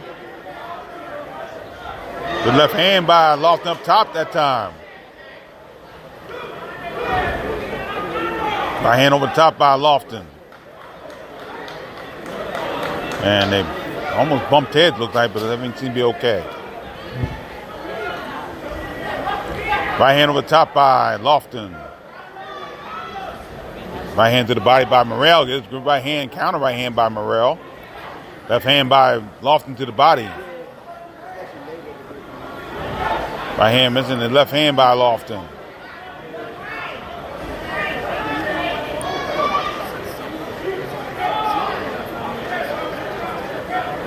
There's the left hand by Lofton. Left jab by Lofton as he's on the ropes now. Off to our left. His right hand over the top by Lofton that misses, but left hand comes in. Morrell now having a tough time throwing punches. There's a right hand. Try to counter right hand there. Left jab by Lofton. Left jab by Lofton. Morrell trying to duck under, trying to land shots inside. We're halfway through round 2, scheduled for 4. Left hand by Morrell. There's a right hand by Lofton. Solid right hand there. Left hand by Lofton to the body. Right hand over the top by Lofton. That misses. Right hand by Lofton that time. That doesn't miss. He's thrown a couple good combinations there. They tangle once again. Referee Braslow has to separate them. Left jab by Lofton. Right hand to the body. Well, bounces off the ropes a little bit. Now try to throw right hand. Left hand close by Lofton. Left jab by Lofton, that time to the chest area. Right hand by Lofton. And once again, referee Dave Braslow has separated him, watches. Warns Lofton hitting behind the head. Final second round. Right hand, good left jab by Morrell as this round comes to a close. Left hand very close, and they both land left hands at the belt. So interesting second round there. Yeah, not as much activity for Morrell that I thought he was going to turn it up in the second round, but Lofton was the one to turn it up to me. He was more aggressive coming forward and landing some body shots and also sticking his jab to the body a little bit to slow Morrell down a little bit. So once he got inside, he started coming over top. So right now I'm thinking Lofton's going to come out and try to put some combinations together. And when he gets inside, he's going to try to stay inside. Still to come on main event. Luther Smith in the cruiserweight bout, 8 rounds against Steven Bujai. Luther Smith, 11-4-1, 9 KOs. Steven Bujai, 16-2-1, 11 KOs. That's our main event.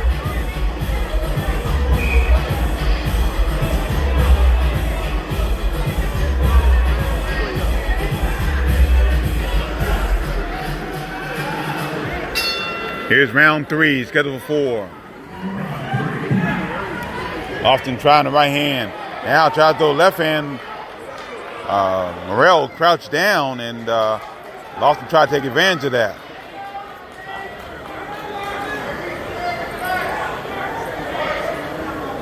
His left jab by Lofton. Left hand in close by Lofton.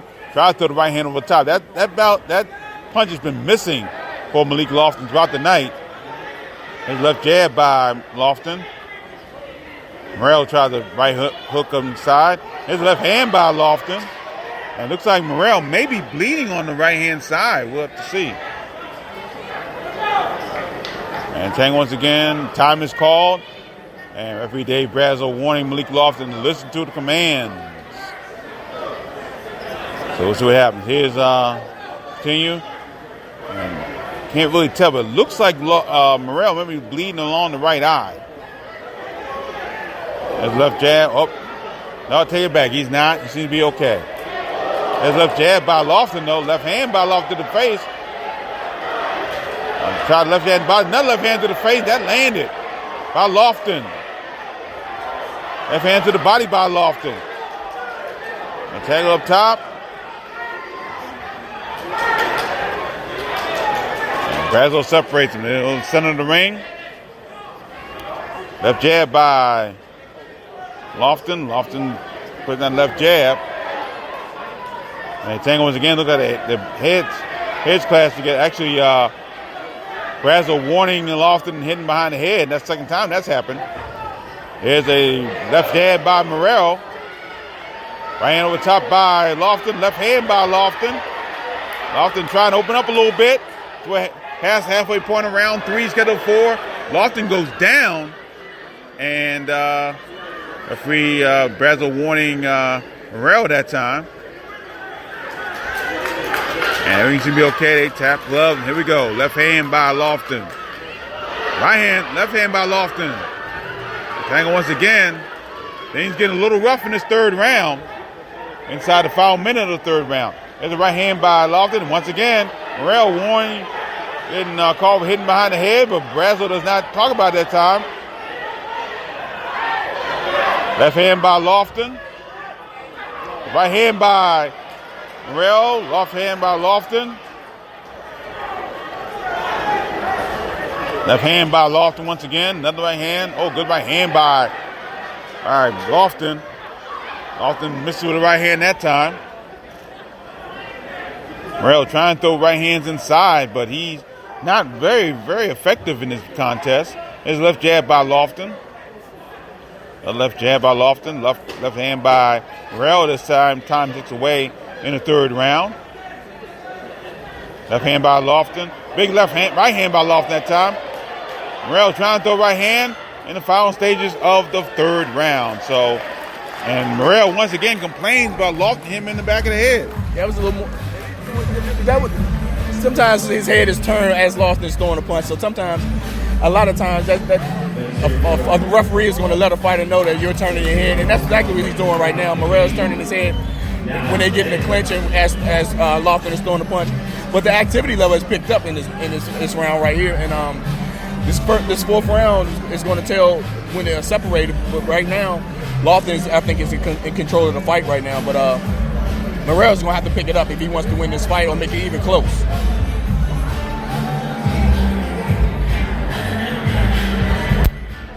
So we get ready for the fourth and final round. Second time. All right, fight fans, this is it. Put your hands together for both great words. This is it. Fourth and final round. Here we go, fourth and final round here tonight from Live Casino in Hanover, Maryland. Lofton just missing that right hand all throughout the evening.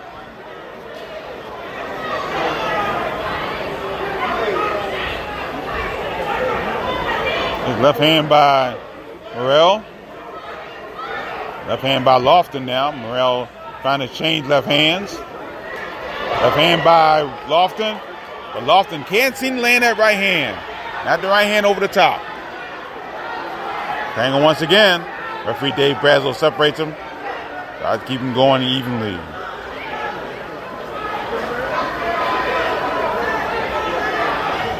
Lofton tries the right hand over the top. That misses. Morrell lands a good left hand. Left right hand over the top by Lofton. Left hand to the body by Lofton. That's where Lofton started the bout. Going left hand to the body all evening. Left hand by Lofton up top. Now goes back to the body with the left hand. First minute, final round. Left hand up top by Lofton. Morrell tried to throw a right hook. That misses. Left jab by Lofton. Right hand missing by Morrell to the body. There's left hand by Lofton. Left hand up top by Morrell. That lands a little bit. There's left hand by Lofton. Left hand to the body by Lofton. Morrell tried to throw right hand. There's a right hand there by Morrell. Left jab by Lofton. Left hand up top by Lofton. Halfway through the final round. Right hand missing it by Lofton.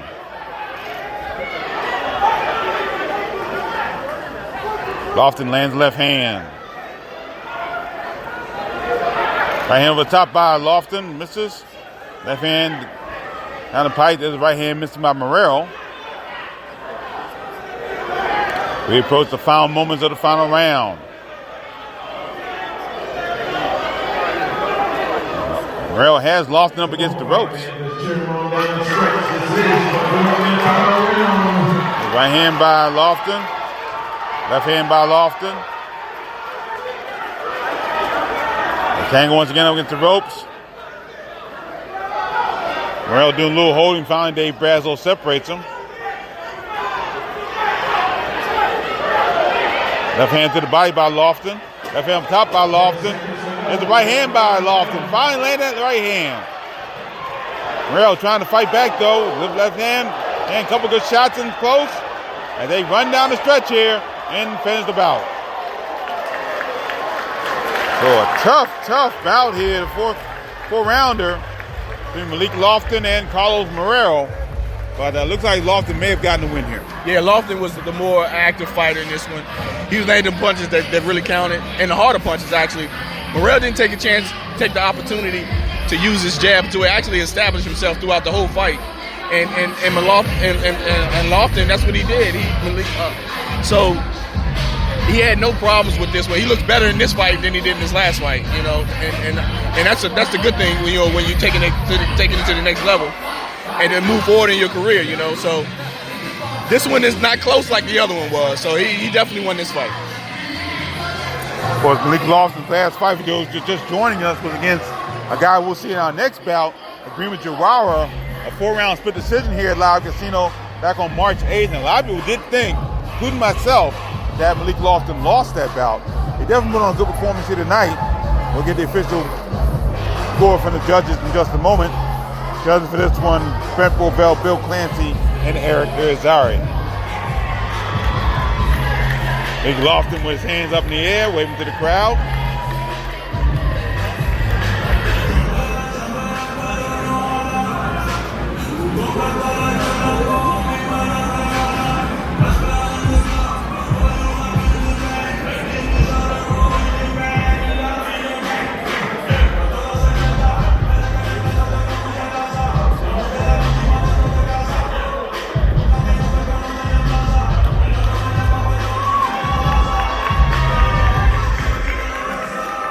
Lofton waving to the crowd here.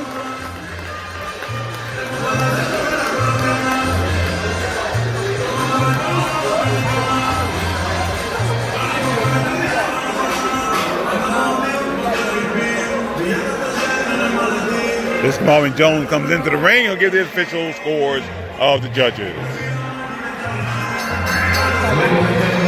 Well-deserved round of applause for both our reigning orders.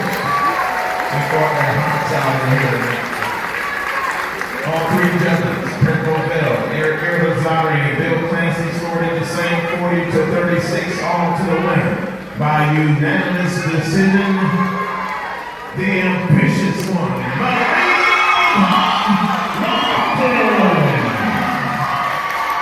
that's it for Thursday. On the third as well. We'll be back. So the ambitious one, Malik Lofton, wins by 4-round unanimous decision. All three judges scored about 40-36. Malik Lofton now 3-1, 1 KO. Carlos Morrell falls to 1-3-1. Back with more from the Maryland Live Casino in Hanover, Maryland, here on the Boxing on the Beltway Podcast Network.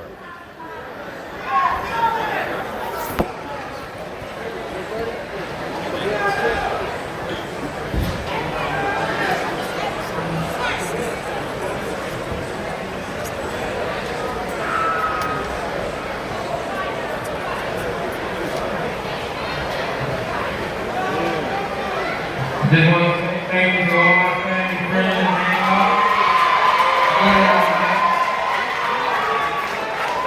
short and sweet. Ladies and gentlemen, if you all please rise for the singing of the national anthem. This renowned gentleman and his sartorial splendor tonight has sung at NFL games, Major League Baseball, NBA, National Hockey League, Major League Soccer, our lyric tenor, this is Patrick Mason.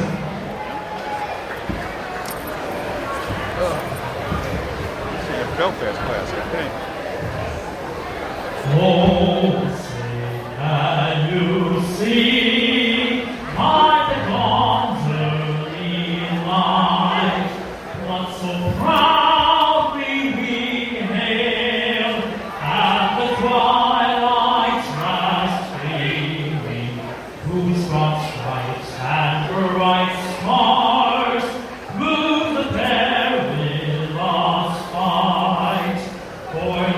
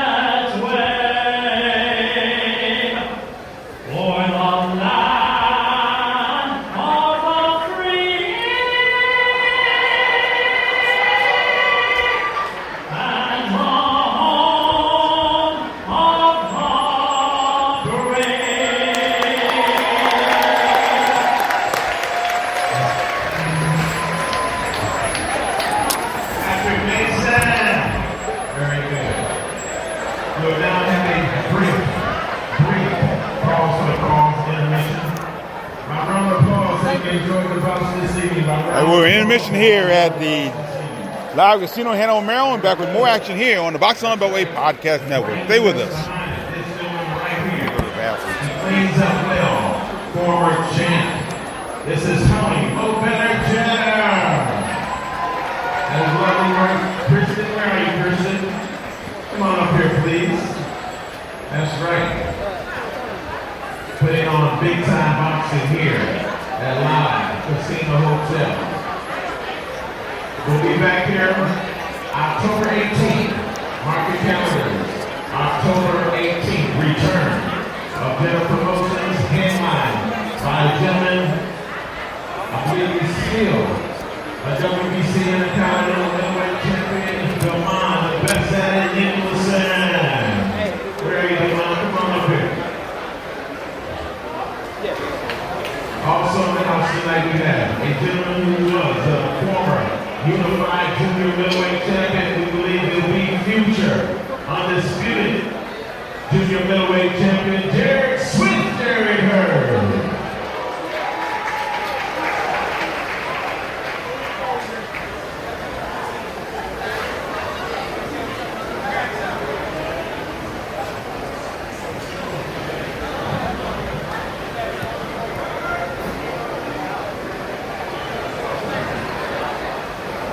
We've been informed that the International Boxing Hall of Fame now has a women's category.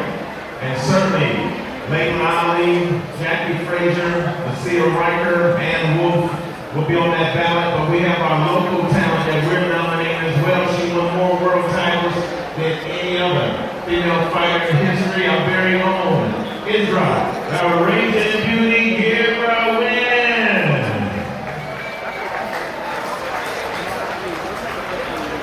There's the mouse, the best at it, Nicholson. Okay, relinquish the time. It's okay, you can get another one. So you'll be headlining back here October 18th, from what I understand. How you doing, everybody? I'm glad you all are here safe tonight. We can all be home soon. I'll be back here October 18th. Headline.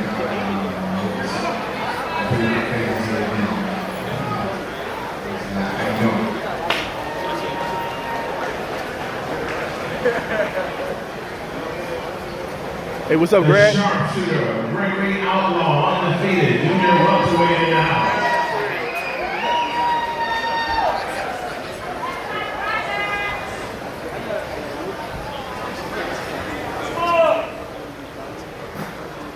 Okay, let's get this part started. The Professor, Mike Fox in the house.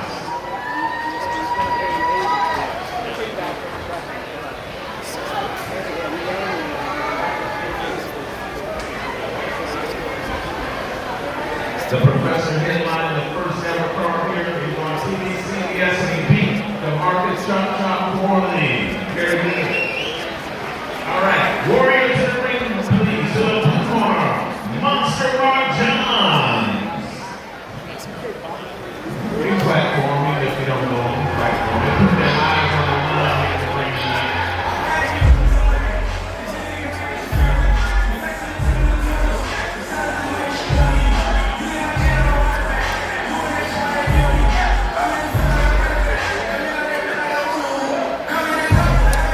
What's up, man? Hey, how you been, man? Good.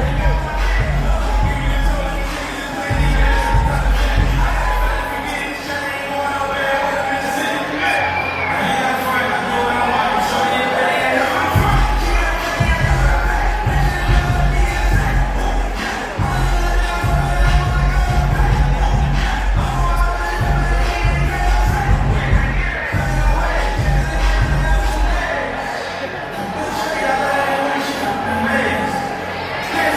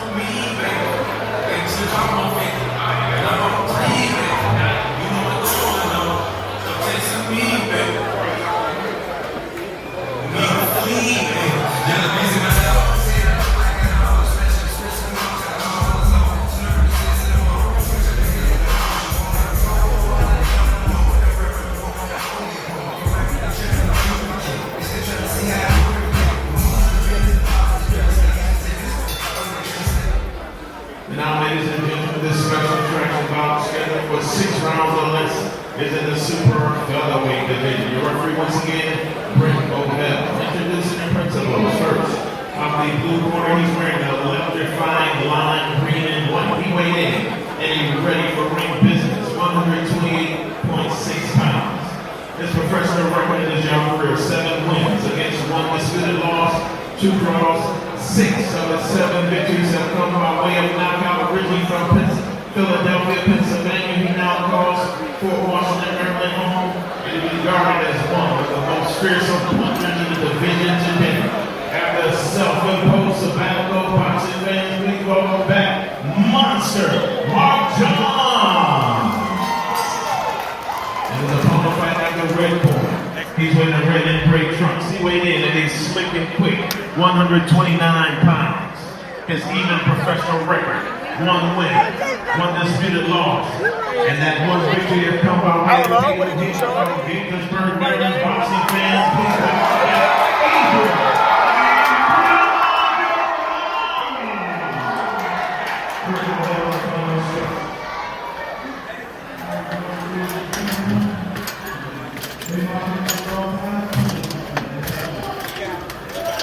But this is the key bout here on this card, as Ibrahim Jawara, after only 2 pro bouts, going to the 6 rounders for the very first time in his young pro career, taking on the veteran by somewhat definition, Mark the Monster Johns. Gary Digital Williams alongside Juan Marshall here tonight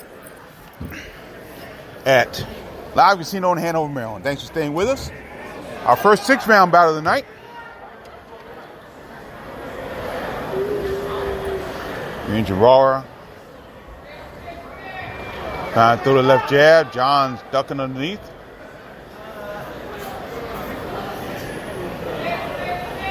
John trying to dive in there with the left hand.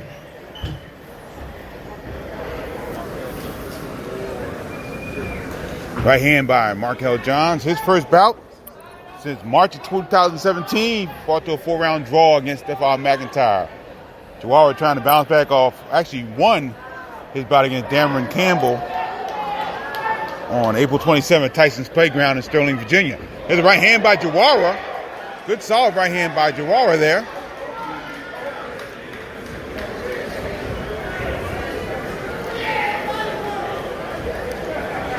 The left hand is John's trying to duck inside. There's a right hand by Jawara once again. First minute, round 1, scheduled for 6.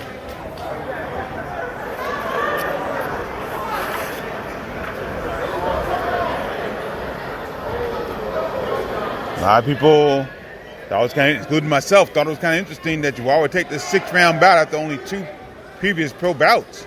Right now, looking pretty sharp in this first round. We're halfway through. Jawara staying on the outside.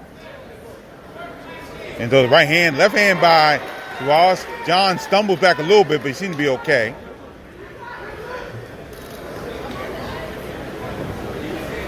Right hand by Jawara. There's right hand by Johns. John's trying to throw looping over the top right hands.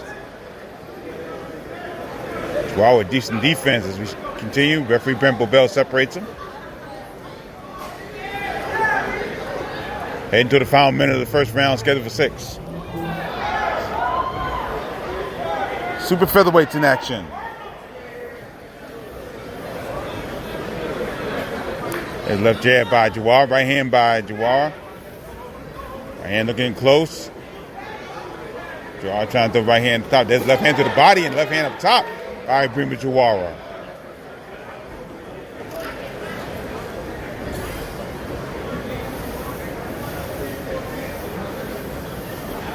Heading to the final seconds of the first round. Jawara looks like he gets shots in close. This is right hand. Left hand by Jawara. Final seconds, first round, scheduled for 6. Jawara trying to chase down Johns as this first round ends. So Jawara with some good shots there in the first round. Yeah, he's doing an excellent job of keeping his distance and also sliding back when John's just trying to land that looping shot over the top. But I got to say that 2 years, I'm wondering, if it really took its effect on John being outside of the ring. And we'll find out, like in the second, like closer to the midway point and going into the closing rounds, if it goes that far. with Johns. But right now, it seemed like to me he still had to get the basics back, with using his jab, and because he's doing a lot of looping shots when he should work his jab to work inside. He started off like that, but all of a sudden it got a little wild, a little awkward. But he needs to get back to fundamentals like he was the fighter he was before 2017. Well, super featherweight may be the hottest division in boxing in the Beltway. We have two-time and current WBA super featherweight champion Vontae Tank Davis, and of course Lamont Rose Jr., ranked number 1 in the world by WBO. He's scheduled to get his title shot in November. So super featherweight division, a very hot division here in the Beltway. Round 2 was scheduled for 6.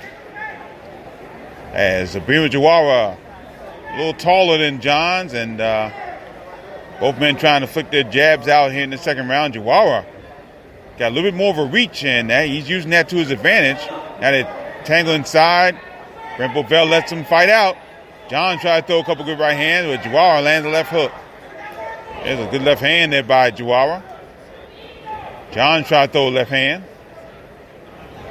Right hand over the top by Jawara, and referee Bovell separates him. Brent Bovell did indeed put on a great performance in the Darius Miller bout at Royal Farms Arena back on July 27th. I think maybe his first major television appearance, national television appearance. He did a fine job. Left jab by Jawara. Now John's trying to flick out his left jab more in this second round. There's a right hand by Jawara. Left hand by Johns. Right hand missing there by Jawara. Left jab by Jawara. Heading to the halfway point of round 2, scheduled for 6.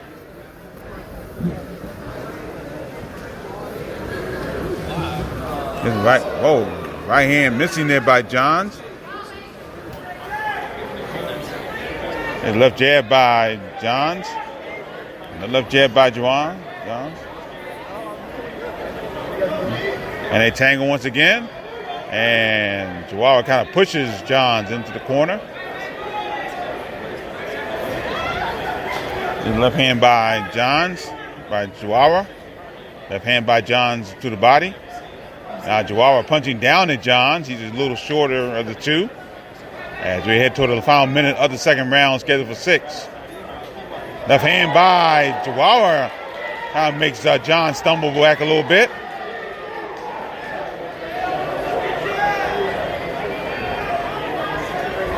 Johns with the left hand, Jawara with the left hand, another left hand by Jawara. There's right hand by Jawara. Right hand by Jawara missing there. And a good right hand by Jawara coming in. Head to the final minute of the second round, scheduled for 6. There's left jab by Johns. He's trying to get that left hand going. Jawara doing a good job using his range, using his height a little bit, and keeping Johns at bay, which has kind of been hard to do over Johns' career. Yeah, he's doing an excellent job of using the jab in his distance. And what John needs to stop doing is bending at the waist. He needs to squat more. And when he bends down, Jawara knows that, and he comes up with an uppercut, and that's what's catching Johns off balance a little bit.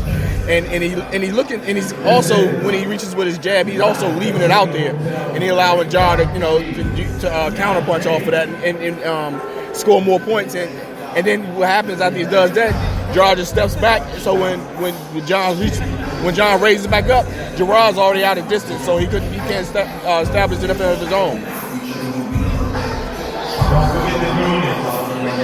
Okay, so our third round.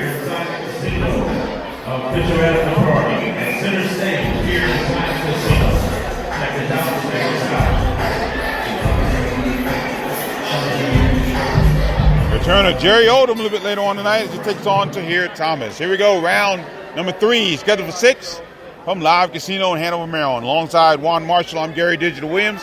Thanks for staying with us here tonight for this Jetta Promotions card. Good house on hand here tonight at Live Casino. John tried to throw a wild right hand. That misses. Left hand inside.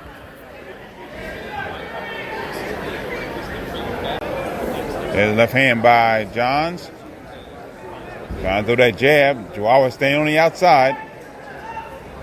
Now Johns throws right hand. They almost clashed heads there, it looked like. There's a right hand by Johns. They tangle. And referee Brent Bobel separates them as Chihuahua was landing shots to the body and to the head with an uppercut. There's left jab by Chihuahua. Right hand over the top, misses by Chihuahua. Now Chihuahua tried to push a little bit and get Johns off bounds. There's left hand by Johns. Right hand over the top by Chihuahua. That clipped Johns there. Johns throwing over the ducking Markel Johns. And they tangle once again. Referee Brent Bovell separates them.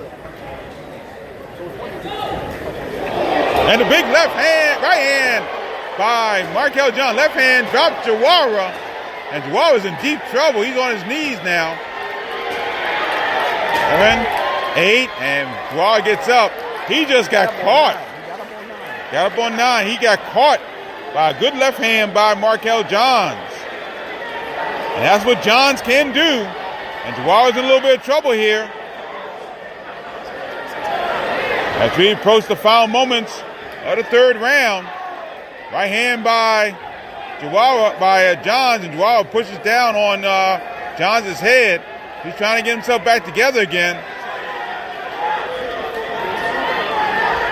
And Johns has Chihuahua now in trouble. He was using the outside a little bit to get his range going, but now after that big knockdown with the left hand, Chihuahua now trying to get his faculties back together. We approach the final moments of the third round. One knockdown in the third round for Markel Johns. And Mark the Monster Johns. And now Chihuahua coming back with a couple left hands. And he's trying to come back here. Final seconds, third round. There's another left hand by John. And Chihuahua just missed the right hand from Johns. So Chihuahua, who had good control of the bout for the first 2+ rounds, got caught with a big left hand from the monster, Mark Johns. And that's the scary part about Mark Johns. He gets tougher and stronger as the rounds go on. And now this is where that 6 rounds is going to make a difference. See if Chihuahua can come back from that knockdown, plus fight the battle of adding 2 more rounds to the distance as he hasn't been before. We'll see what happens.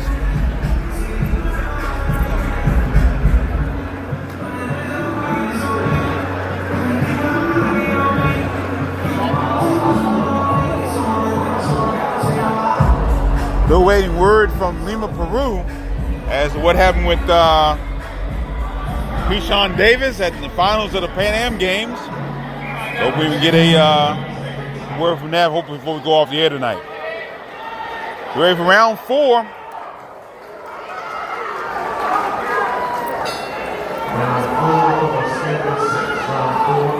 Round 4 scheduled for 6 here tonight in the super featherweight division. Wow, now trying to throw left hands. Johns with the right hand to the body. Now they square off in the center ring. Left hand misses by Johns. Left hand again by Johns. That kind of pushes Chihuahua back. Johns misses right hand. Tries another right hand, misses. Chihuahua hanging on, and referee Bobel separates them. Left hand by Johns.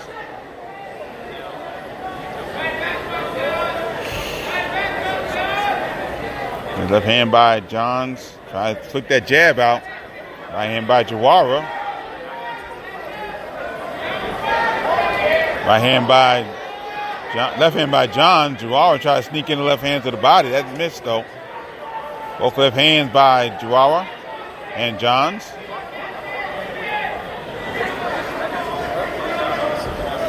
Right hand missing by Chihuahua. First minute, round 4. There's a left hand up top by Chihuahua, and every time I should say Johns. Every time Johns hits Juara with right hand, Juara stumbles back. That may not look good to the judges at ringside. Big right hand by Juara. Another right hand by Juara. Johns could be in trouble.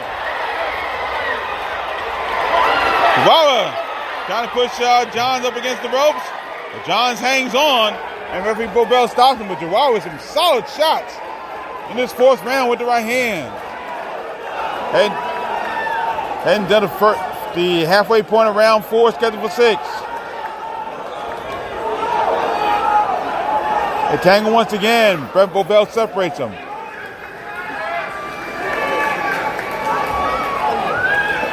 John now throwing the right hand out. Juara back with left hand. That left hand. Brent Bobel tries to get them to stop with their heads. Try to make sure their heads don't clash. They tangle once again. And Bobel separates them. Final minute, fourth round.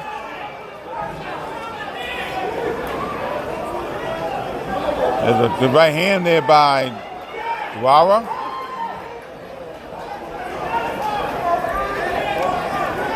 Left hand, good right hand to the body by Juara.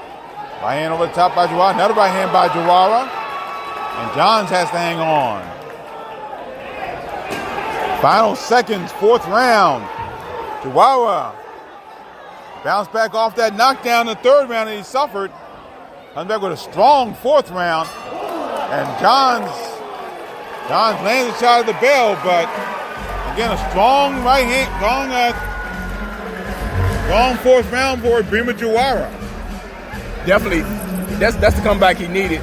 And I guess he built himself up, his own confidence up when he saw that he had Johns, and then he went right after him. But Johns was smart enough to try to grab, just as Juara did in the previous round. You know, those guys used some smart tactics when they were hurt to take advantage of, trying to stop the opponent from stopping them. So virgin territory for Brima Juara. And the doctors and as well as Executive Director Pat Cannell looking at Markel Johns. Looks like Markel may have a cut. Can't really tell. Looks like he's got a little bit of a cut there. Fortunately, he has one of the best cut men in the game, Reggie Brown, in his corner. And back in earlier this year, he saved a boxer and helped them win because he was able to get a cut that was squared away for him. So it was really nice to see. There's a good right hand there by Juara as we start round 5. Johns missing with the right hand over the top. Missing with left hand. And Juara coming back with left hand of his own. And they tangle once again. And Brent Bobel separates them. Left hand by Juara. And tangle once again.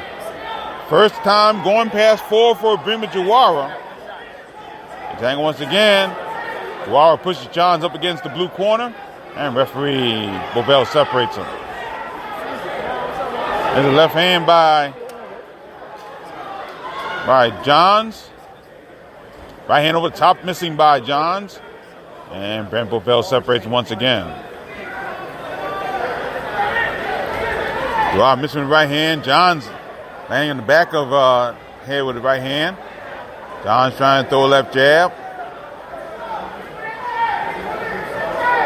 Left jab by Juara. Juara pushing Johns up against the ropes.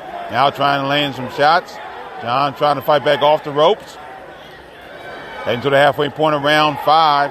Scheduled for 6. Johns missed with a left hand there.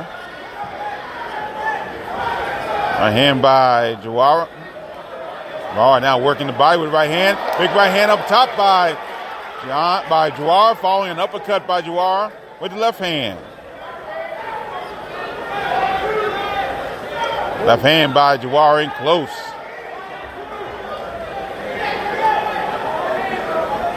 Into the final minute of the 5th round, scheduled for 6. There's left jab by Brima Juara.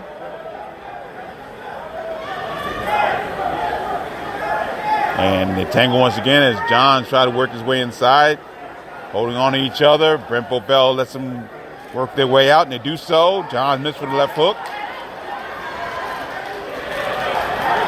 Raw just missed with a left hook there. We approach the final moments of the 5th round, scheduled for 6. John trying to work the body. Referee Bobel separates him.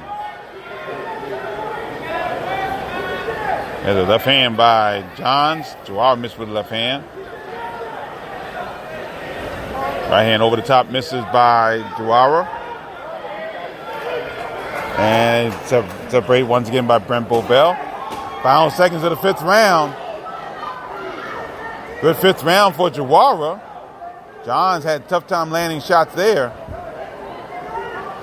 But knockdown notwithstanding, a 3rd round by Markel Johns. Jawara may put himself back in this situation here. Yeah, he put himself back in after the knockdown in the 3rd and the 4th and 5th. He actually took back control and actually hurt Johns in the 4th round following his knockdown, and then stayed in control and coming into this previous round right here. And going into the 6th round, Johns feels he has to take control and do everything he can to win this bout because he's behind, I think, about maybe 2 points now. And Jawara, he's going to have to stay in control, so he's going to come out and do everything he can because he knows he can't give up a knockdown because he knew he got dropped in the 3rd round, and Mark Johns is capable of doing it. So we'll see what goes on here in this 3rd and final round. I said 3rd and final. Excuse me, 6th and final round. Excuse me. All right, fight fans, this is it. Put your hand together, please, for both regulars. This is the 6th and final round. Markel Johns in his first bout since March of 2017. He's in another close one against Ibrahima Jawara, who is 1-1 and going 6 rounds for the very first time in his pro career, and so far handling it well. There's a left jab by Johns. Left right hand over the top by John, but Jawara laying the left hand. Body shot by Jawara. Left hand by Johns misses. Right hand missing there by Johns. Right hand by Jawara misses. They tangle once again. And referee Markel Brent Bobel separates them. Right hand by Jawara. Nice sneaky right hand. And left hand misses by Johns.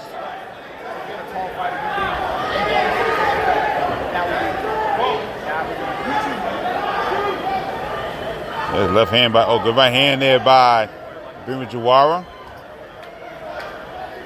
Right hand up top by Jawara. Left hand over the top by Jawara. Past the first minute of round 6, the final round of this bout. They tangle once again in center ring. Brent Bobel separates them. Left hand by Johns. Another left hand by Johns. Right hand now by Jawara. And again, Jawara is the taller of the two. He's landing good shots there.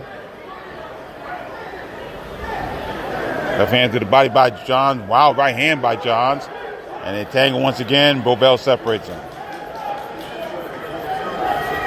There's a right hand by Jawara. Left hand by Jawara. Right hand missing by Johns. Tough right hand there. They tangle once again. Past halfway point of the final round.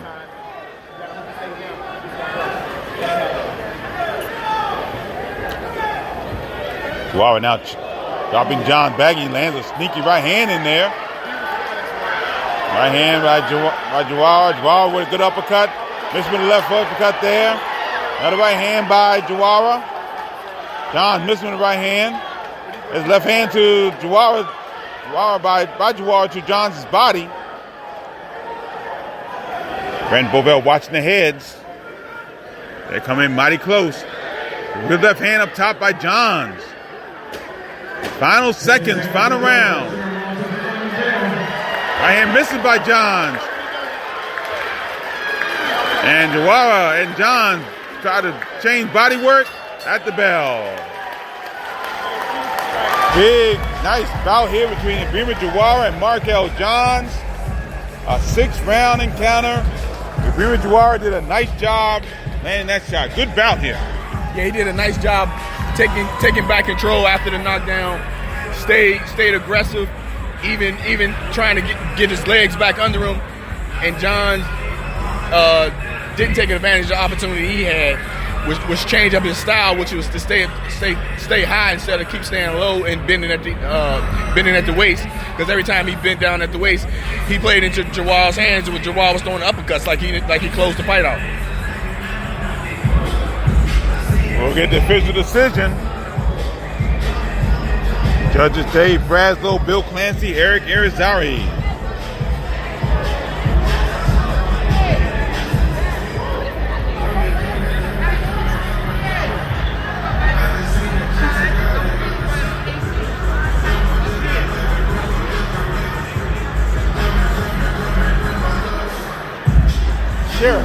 Sharon? Good to see you. Good to see you.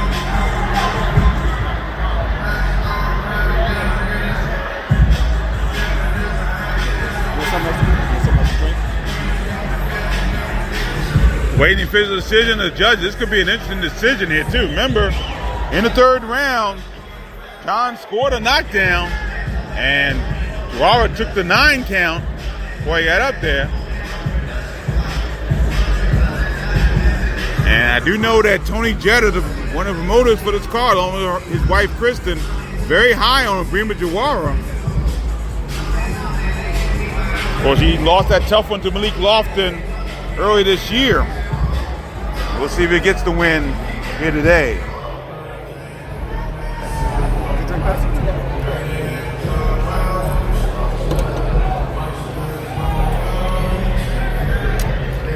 We'll get the official decision momentarily. Here's Discombobulating Jones coming into the ring now.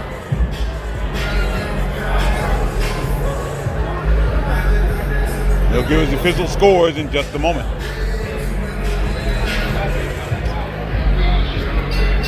Ladies and gentlemen, they fought their hearts out here tonight. How about a well-deserved round of applause for both our ring warriors?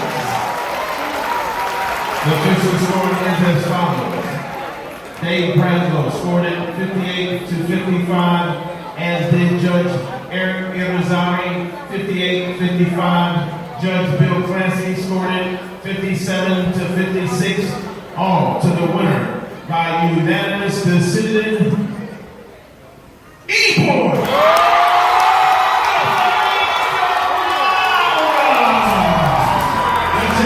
So despite the knockdown in the third round, Ibrahim Jawara wins by unanimous decision.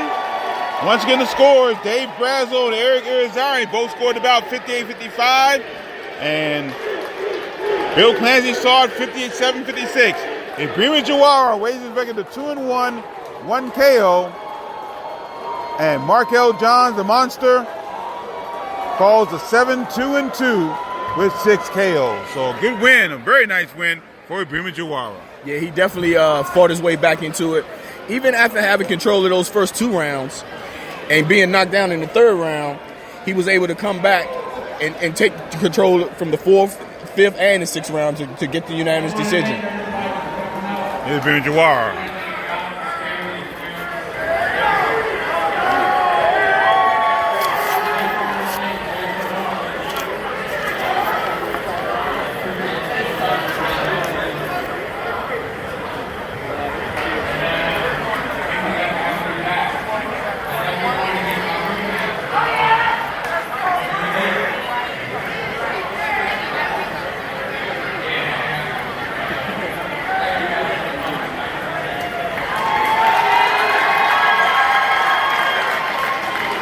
So Ibrahim Jawara wins by 6th round, unanimous decision, first 6th rounder, and it was indeed a successful one.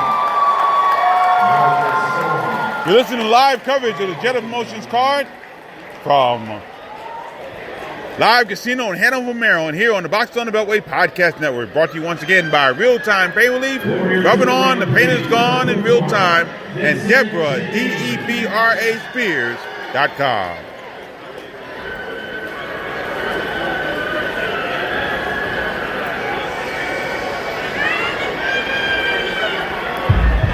So Jordan Short Dog White scheduled to come to the ring now.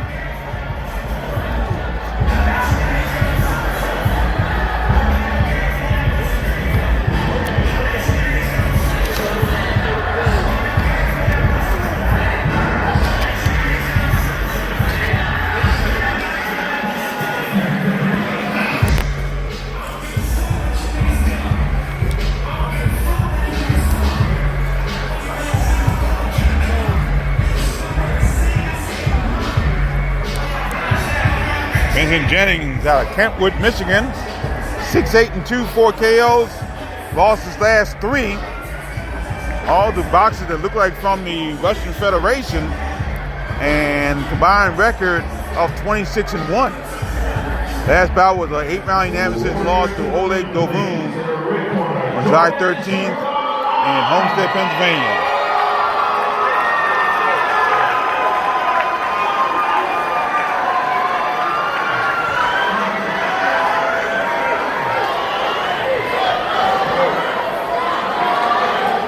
So a good crowd now for Jordan White out of Washington, D.C. He's 8-1, 6 KOs, coming off a nice 6-round unanimous decision win over Christian Esquivel. That was on May 18th at the NT Sports Ring in D.C.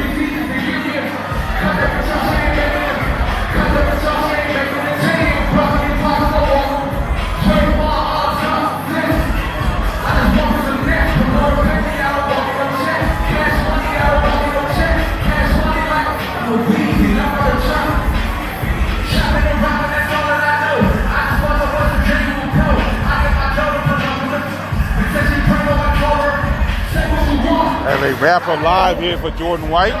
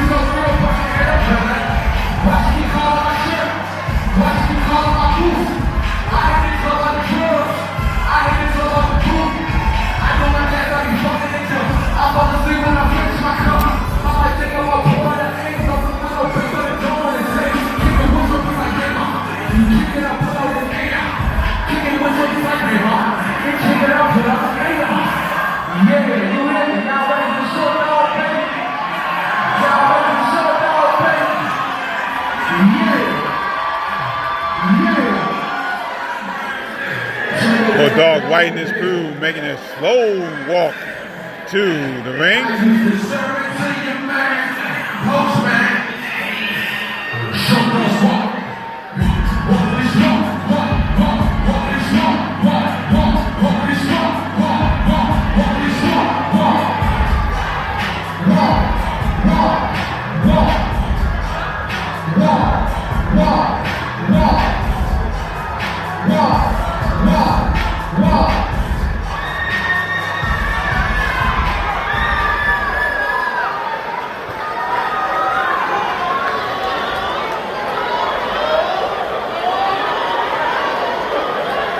So, had a performance by someone there.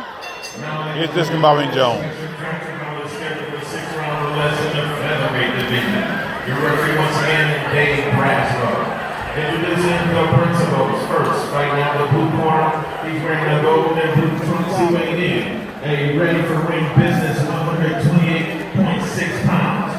With 16 bouts to his credit, he's not new to this, he's true to this. Hailing from the home of Money Mayweather, Grand Rapids, Michigan. Fight fans, please welcome Vincent Hoover Jennings. And his opponent, right now the red corner, he's wearing the neon green. He weighed in as standing in the public, 128.6 pounds. His actual record of his young career consists of 8 victories with 6 big KOs, 1 disputed loss. He's being called a one to watch in the division today. Cannon from the nation's capital, Washington, D.C. Here it is.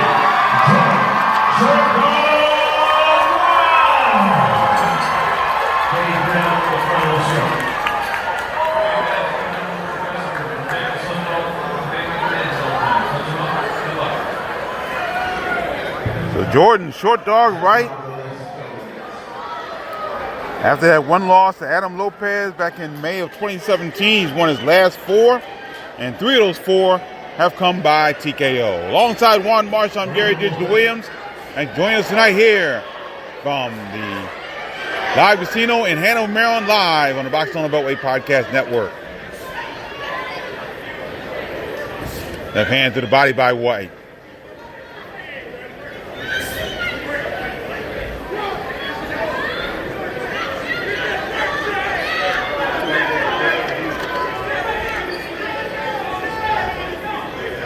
Both men trying to feel each other out. There's a left jab by both men. Right hand missing there by White.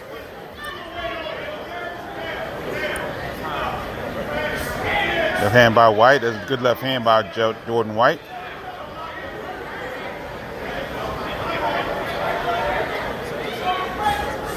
Left jab there by White.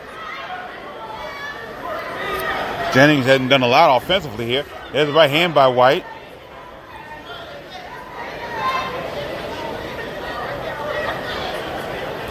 Left jab by White. That left jab to the body by White. Left hand up top by White.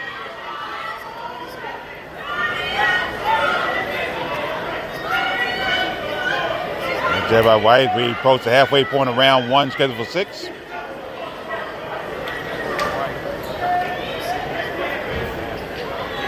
Left jab by White.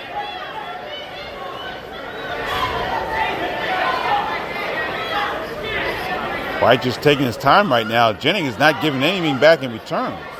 There's another left jab by White. Left hand there. Now Jennings comes with a left hand, misses. Heading to the final minute of the first round, scheduled for 6.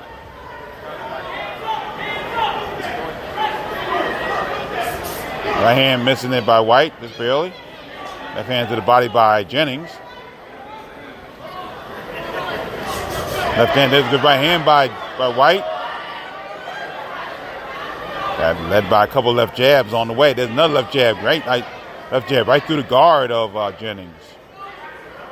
Heading to the final moments of the first round, we're scheduled for 6.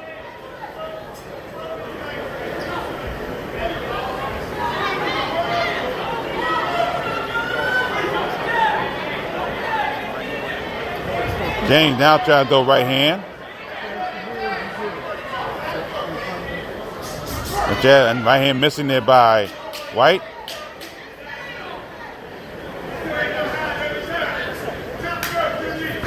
The left jab by White to the body. Final seconds, first round. Not a boatload of offense here, but all the offense primarily has been put together by Jordan White. Jennings tried to come at the end of the round, but Jordan White really putting on the offense in the first round. Yeah, he's using his jab good, but the thing is he got to get that right distance. He's using it, he's using it like he should be using it. But once he finds his right distance, you can be able to see him put more combinations together. And right now, Jennings, the shorter fighter, sometimes he's going to have to sit back and wait to see when Jordan throws those jabs. He's going to have to try to get his timing down and slide under nose to get inside where he needs to be because he's the shorter fighter. Our co-feature coming up, the return of the King's son, Jerry Odom, as he takes on Tahir Thomas. So, Beltway battle there. Our main event, Luther Smith taking on Stevens Bujai.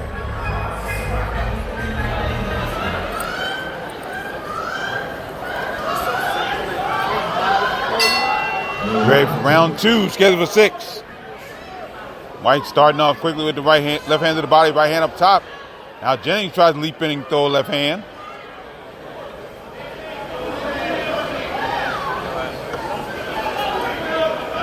His left jab by Johns.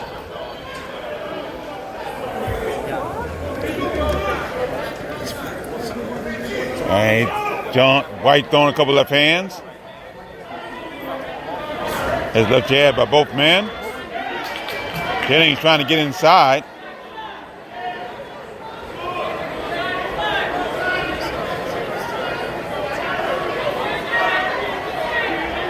Both men in the center of the ring now. Looking at flicking out these jabs. The left hand by White.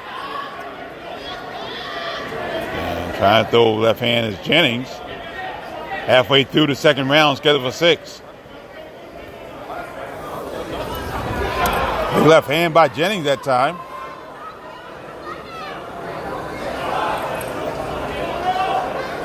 White being very patient, almost a little too patient. He's not really getting his offense going here as we're heading to the final minute of the second round. His right hand by White. Jennings tries to throw left hand. White gets out of the way nicely. Uses his whole body to get out of the way. Left jab by White. Over left jab. Another left jab. There's left jab by White. There's left jab by White once again.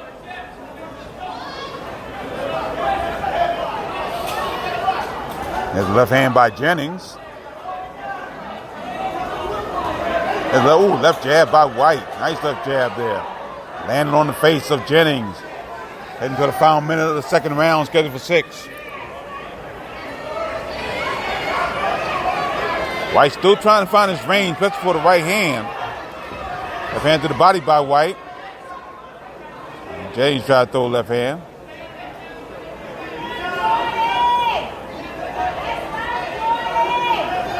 Left jab by Jennings. Left jab by White.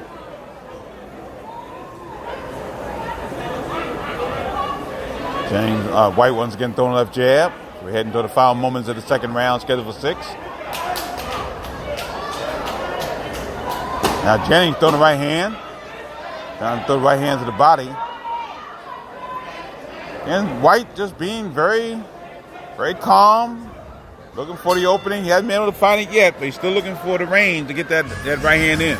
Yeah, I think he's still trying to figure it out. He's tweaking his way in there. You know, steady, constantly using the jab to slide in. But what I did notice is what he's doing. He's doubling up his jab. It makes him slide in a little bit closer. But he doesn't want to get in too close because want to show the fighter because Jennings will be in his White will be in his range if he slides in too close, and Jennings the smaller fighter will take advantage of that. Jennings tried to throw some shots to actually to counter what Jordan was doing with those double jabs, but just as long as White stays consistent using the double jab, I think we're going to start seeing more counter punches and combinations coming into the third round.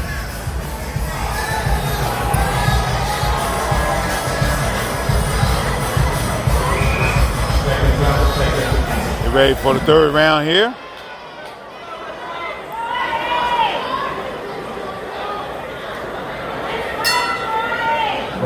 Time is called by referee Dave Braslow as inspector for Maryland got out of the White corner a little late, but we're okay. Here you go, round 3, scheduled for 6. White with left hand. James ducked under the left hand there. There's a good right hand by White. He finally able to get that right in.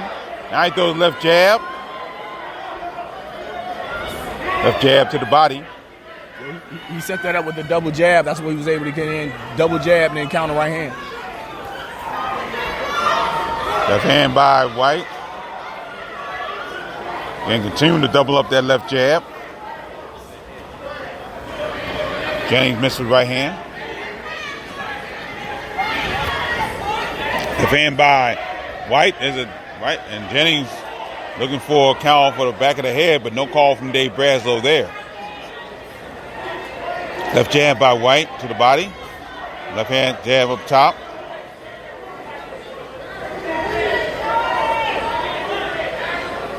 Another left jab by White. Left jab by White. Left hand by White to the body. Jennings tried to throw left hand to the face of White. Near the center of the ring now.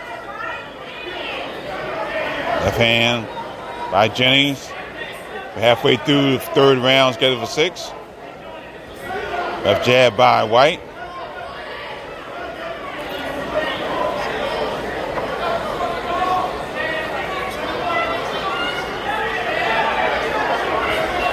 It's Fain with White Fain with the left hand. Left jab by White. Right hand missing by White. Jennings tried to throw a sneaky left hand in there. Right in the center of the ring. We approach the final minute of the third round, scheduled for 6.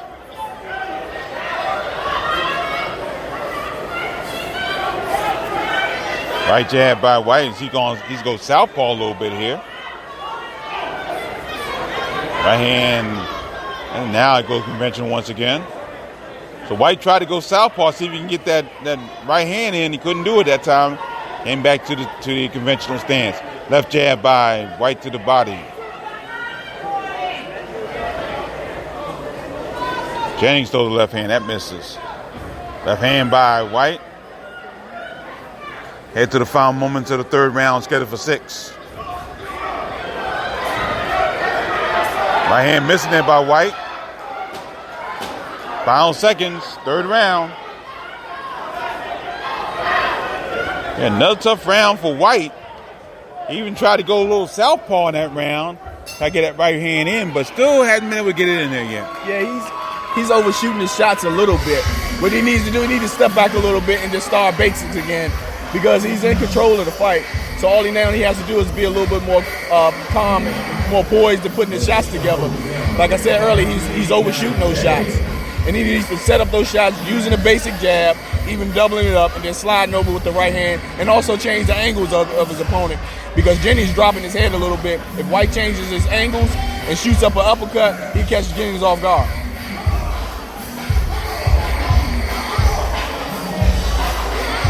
Don't forget, September 14th, that's a Saturday, at Michael & Son Sportsplex in Sterling, Virginia.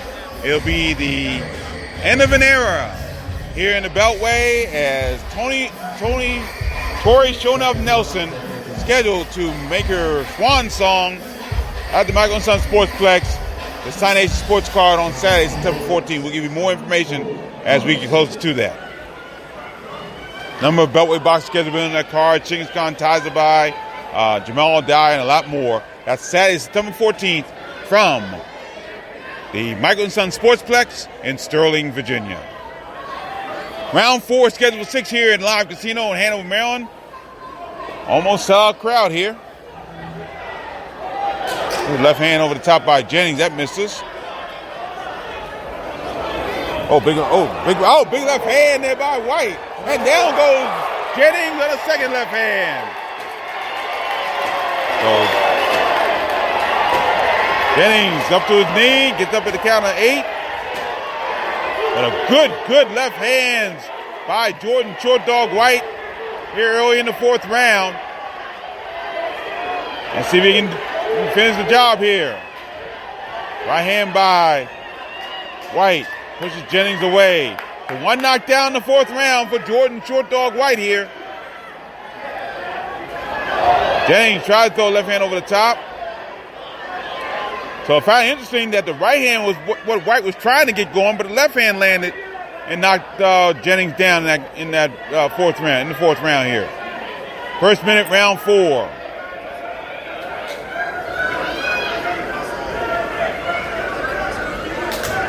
Another right hand by White.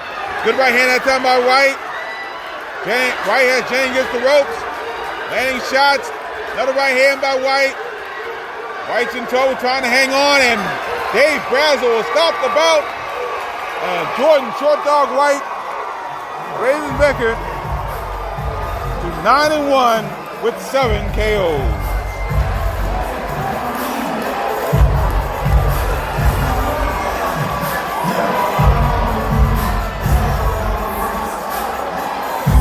So another solid performance by Jordan Short Dog White. He found the range, albeit with the right hand, with the left hand, not the right hand, and he was able to knock him down once and then finish the job later on in the 4th. And that was that change of angles with the knockdown. Jordan, that's when he decided to use a different angle, and he caught Jennings leaning down and came over the top with a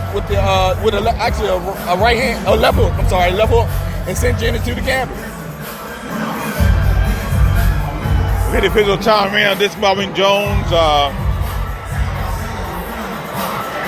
Doctor's talking to Vincent Jennings.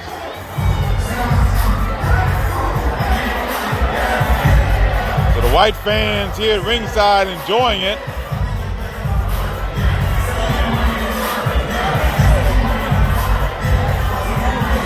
As Jordan Short Dog White raises his record to 9-1, 7 KO. What's up, man? How you been? How you doing? Dodgers over in the Jennings corner.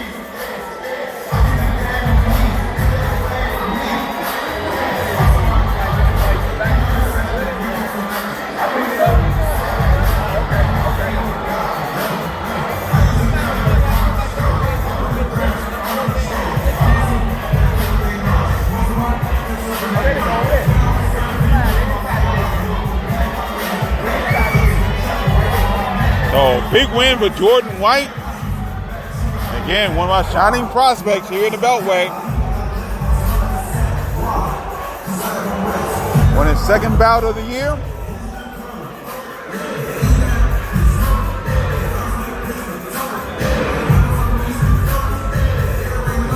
And meanwhile, the doctor's still looking at Vincent Jennings. As Dave Braswell leaped in there and stopped it. Let's hear for Vincent who thinks he is okay. That's good sportsmanship. Let's hear for both our ring warriors. Number 3, David Braswell from the halt to the bout goes into the record books as a TKO, 1 minute 34 seconds of the 4th round. His record now goes to 81 with 7 KOs.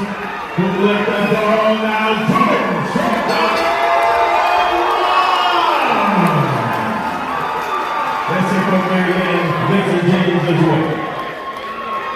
That's Jordan White 9-1 with 7 KOs. Vincent Jennings falls 6-9-2, 4 KOs. Here's Jordan White. First of all, I want to thank God for being the leader, man, and getting everybody of the ring state. But thank you everybody who came over, man. Everybody that's alive, green and black, man. I love y'all. And everybody else who came out to show some support, I love y'all too, man. I want to thank RSC, WTS, and all my family, man. Thanks, Pops, and my team, man. What my team over there to do. Once again, thank y'all, man. I love y'all. Until next time.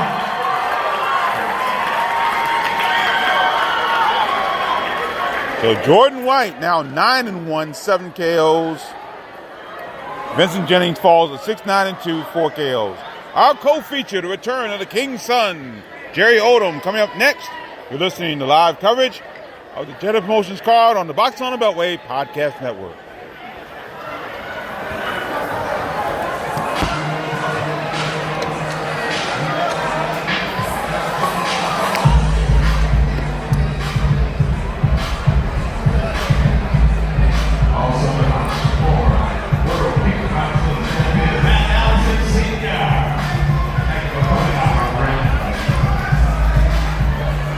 Warriors in the ring, please. To the blue corner, Tahir Thomas.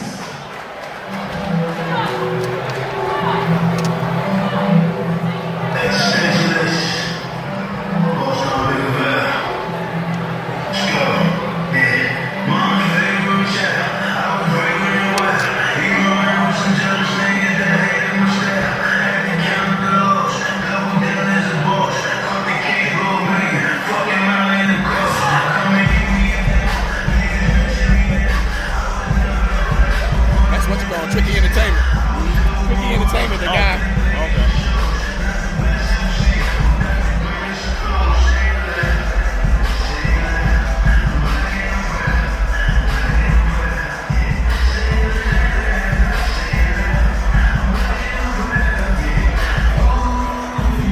Back here live in the casino in Hanover, Maryland. Juan Marshall alongside Gary Digital Williams. And Tahir Thomas returns out of Salisbury, Maryland.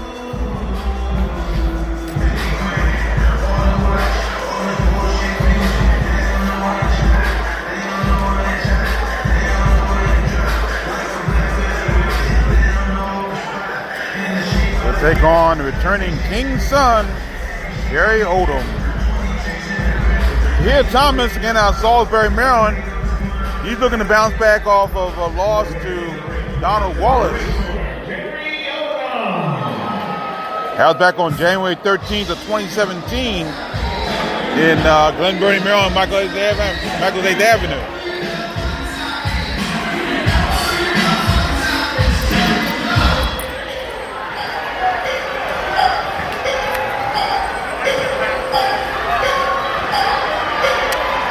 Gary Odom now coming to the ring.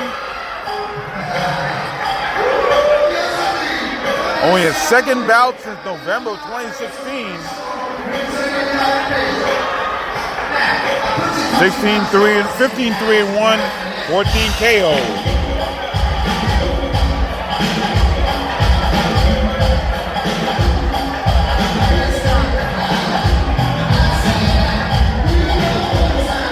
Odom won a National Golden Gloves in 2012. In fact, was named the Golden Boy at the National Golden Gloves that year. That was the same year Gervonta Davis won a National Golden Glove that same year, along with Demetrius Ballard.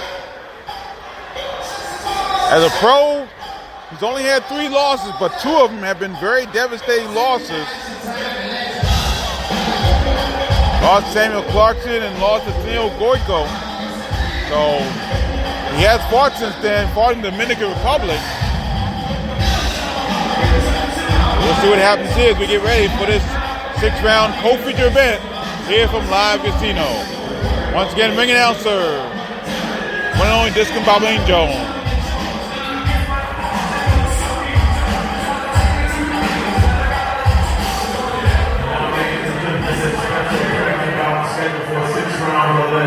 In the super middleweight division. Your referee once again, Brent Bovell. Introducing the principals. First, fighting out the blue corner, he's wearing a blue and white trunks. He weighed in at a rock solid 166.2 pounds. As an amateur, he was a 2-time national champion, now 4-1-1 with 3 KOs as a pro. From Salisbury, Maryland, boxing fans, please welcome Tyer Gotti Thomas. And his opponent fighting out the red corner, he's wearing the blue and yellow sequin trunks. He weighed in at a bigger and better 168.8 pounds. As an amateur, he was ranked number 1 in the nation, now 15-3-1 as a pro with 14 of his 15 victories coming by way of KO. And he was once a TV regular. And with a victory tonight, he can return to that showcase status. Representing the nation's capital, Washington, D.C., fight man, please welcome back Jerry, the King's son, Odom. From the men of the final structure. I want you to protect yourselves at all times, obey my commands at all times. Let's touch on. 6-round less super middleweight. This one should be interesting. We'll see what Jerry Odom has coming back. Only 1 bout since 2016. Takes on Tahir Thomas, who fights for the first time since 2017. Here we go. Round 1, we're scheduled for 6. Our co-feature bout here tonight from Live Casino in Hanover, Maryland. Gary Digital Williams alongside Juan Marshall. Odom tries to throw left hand. There's a left jab to the body by Thomas.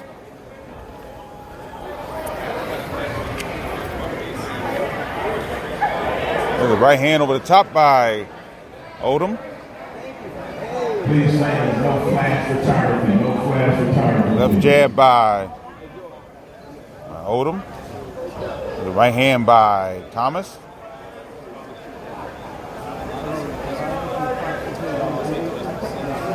Right hand over the top by Thomas. Right hand by Odom. His left hand by Odom. Right hand over the top by Thomas. His left hand by Thomas. His left hand by Thomas. Heading to the halfway point of round 1, scheduled for 6. Left hand by Odom.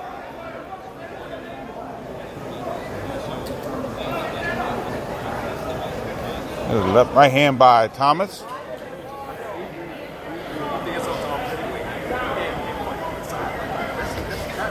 Odom's a lot of his early bouts landing in the first round, ended in the first round.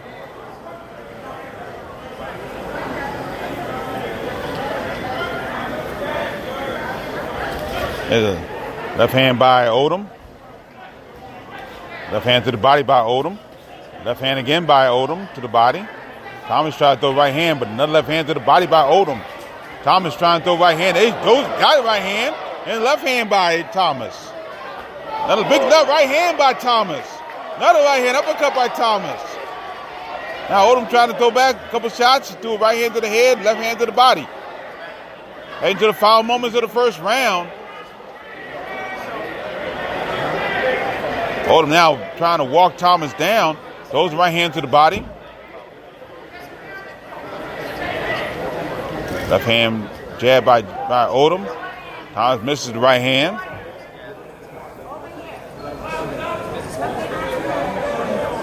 Those the left hand by Odom.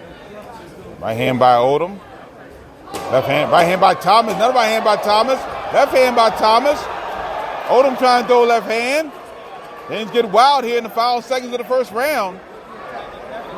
I'll tell you something. As this round ends, Juan, the Thomas really can be proud of his performance in this last stage of the first round. Yeah, like I stated earlier in the pre-fight, Thomas is a tough fighter. You know, I've seen him in some brawls where he can take shots from fighters like Odom, and right now Odom is in a slugfest in the first round, and they exchanging some even shots with each other.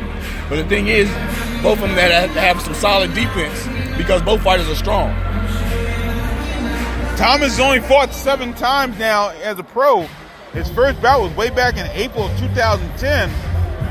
He scored a 4th round TKO over Rocky Birch at the Wacomico Civic Center in Salisbury, Maryland. Meanwhile, first bouts for Jerry Odom. He won 7 of his first 8 bouts in the first round knockout. Here we go, round 2, scheduled for 6. Our co-feature, here Thomas trying to throw right hand. And left hand to the body by Thomas. Left hand by Odom that time, another left hand. Odom walking Thomas back. Throw some shots. There's a right hand by Odom.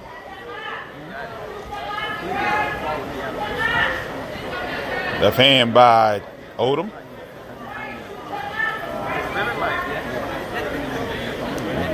Double left jab by Odom.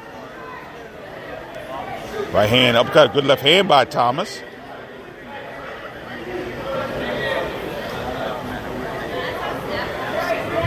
There's left hand by Thomas. Odom trying to throw left jab, but he gets hit with a left jab by Thomas. Now Odom tries left jab and lands it. Right hand, both men missing right hands. First minute, round 2, scheduled for 6. His right hand by Thomas.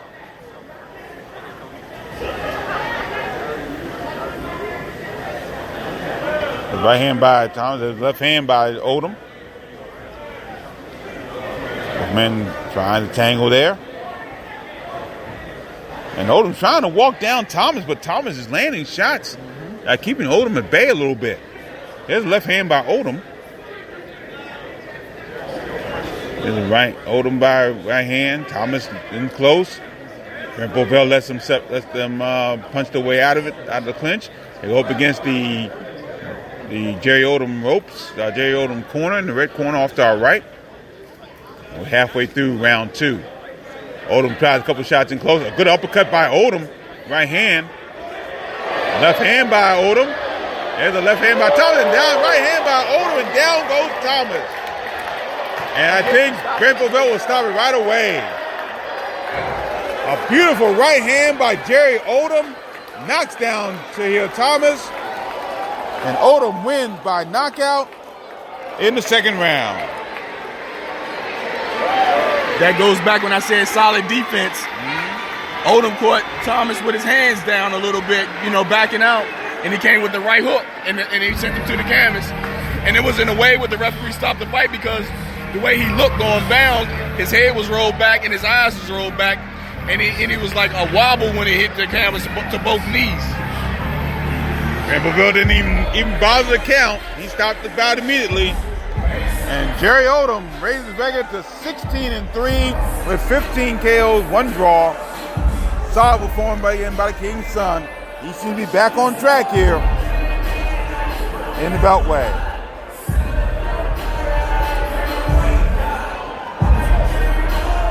That could be a candidate for Beltway boxing knockout of the year there.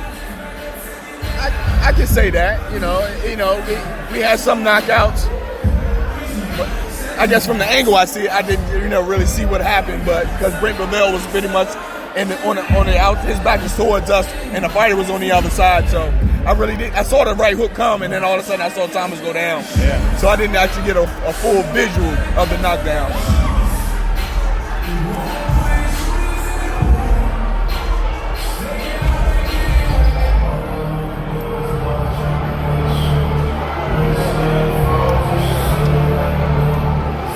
So the doctor is still looking over to hear Thomas.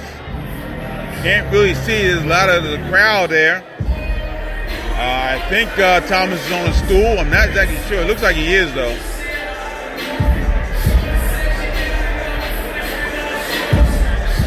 Oh, the doctor's over there at ringside.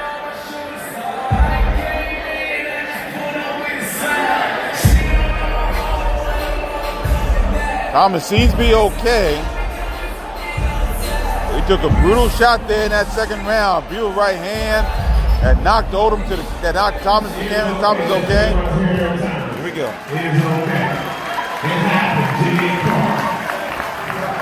Taking off our way with explosive knockout, 2 minutes, 2 seconds of the second round.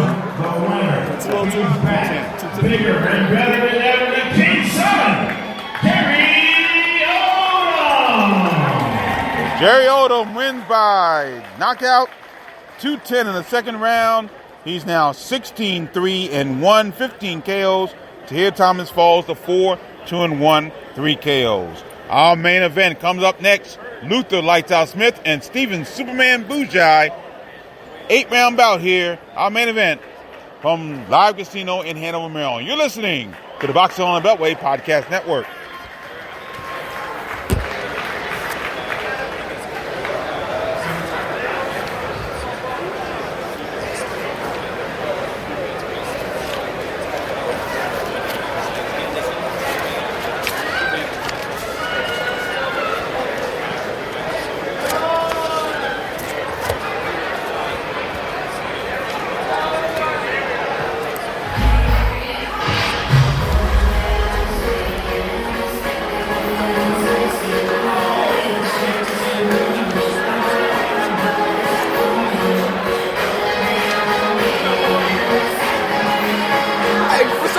So how you doing, man? Huh? Oh, okay. All right. Oh, you too. Okay.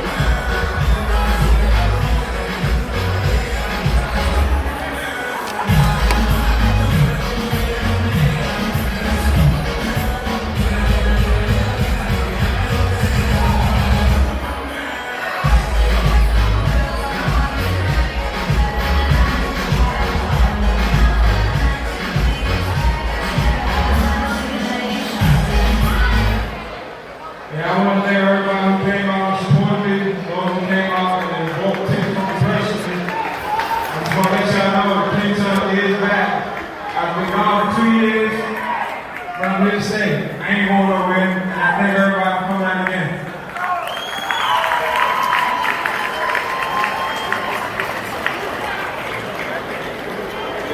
Jerry Odom talking to the fans here at ringside.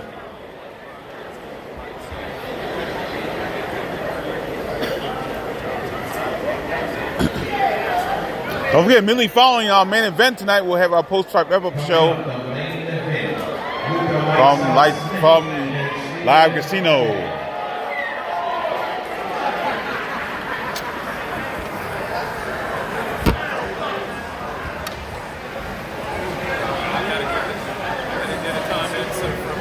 While we wait for the ringside position to return, certainly want to thank everybody for coming out. Once again, standing room only, crowd, get yourselves a round of applause, please. This is very special. Again, put it on your calendar, October 18th. Headline by Demond, the best Saturday Nicholson. Anybody with birthdays in here tonight? Birthday persons? Birthday? Somebody over here, happy birthday. Okay. My birthday this month, August. Happy birthday. To the bathroom. Anybody with a birthday this year? Start sending on more film right there. Anniversaries. Anybody got anniversaries? Birthday and anniversary. Very good. That's what I have. Anybody celebrating a divorce? Damn. More than anniversary. Okay.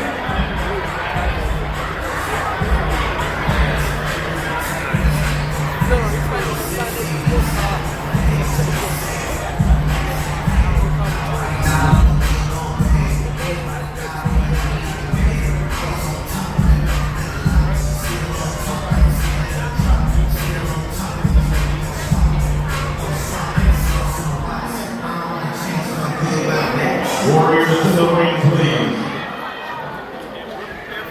This time, first to the red corner, Luther Lights Out Smith.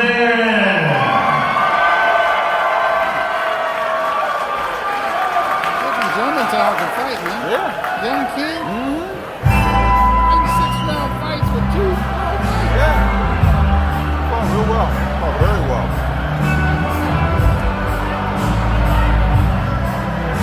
Look at this coming around with this song. Oh, good. That's a good one.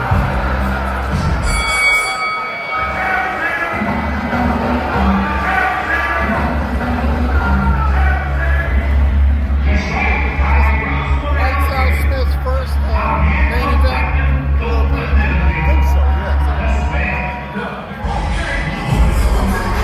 Back here at Live Casino, Hanover, Maryland, alongside Juan Marshall, Gary Digital Williams, Luther Lights Out Smith coming to the ring first. And we have noticed the presence of some security in the ring. We get ready for this main event. Apparently, Smith and Bujai had some words during the weigh-in yesterday.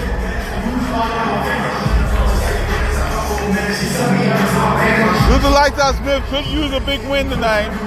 He is coming off a victory, a 6-round unanimous split decision over Joshua Temple back on December 8th, 2018. But he needs a real demonstrative win. He hadn't had one since he knocked out Elvin Sanchez back in April 2018 at Bethlehem, Pennsylvania, San Bethlehem Event Center, knocked him out in the second round.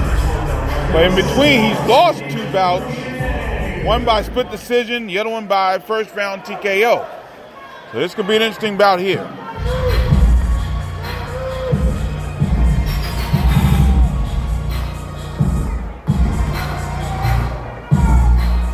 Stephen Bujai, still a little tested. He hasn't fought since October 2017 when he scored a 7th round stoppage win over Matus Cernak at the Prudential Center in Newark, New Jersey. Hadn't fought the best of competition. He's also beaten Elvin Sanchez, knocked him out in the first round back in February of 2014. He also faced the likes of Zach Page, who's a longtime veteran, Larry Prettyman Pryor out of this area, out of Frederick, Maryland. Stopped won by a 6-round decision there. Faced the Harvey Jollies of the world, Zephyrina Albino. So his record, although it's a good one, 16-2, 11 KOs, 1 draw, is really made up of boxers that really have been under 500 and shop worn.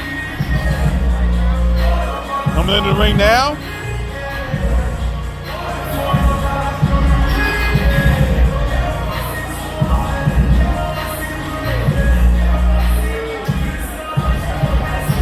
We get ready for our main event here tonight from Live Casino, Hanover, Maryland. Once again, we go to ring announcer, DC Boxing Hall of Famer, the one and only Discombobulating Jones.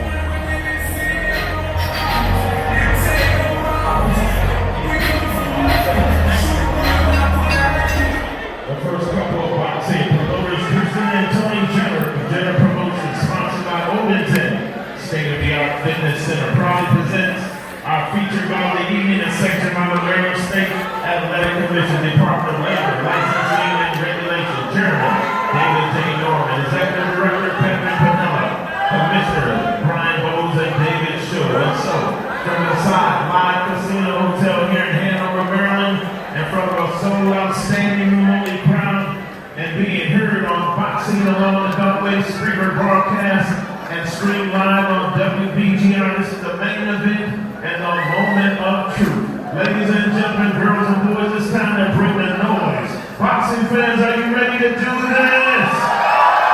Come on, let's step to this. 8 rounds or less of world-class boxing in the cruiserweight division. Matchmaker, international renowned, Nick Tiberi.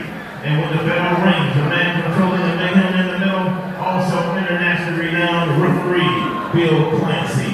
Introducing the principals. First, fighting out the red corner, he's wearing a black, white, and gray trunks. He weighed in at an athletic 199.6 pounds. His excellent professional record consists of 11 wins, 40 defeats, 1 draw. 9 of the 11 victories have come by way of explosive knockout.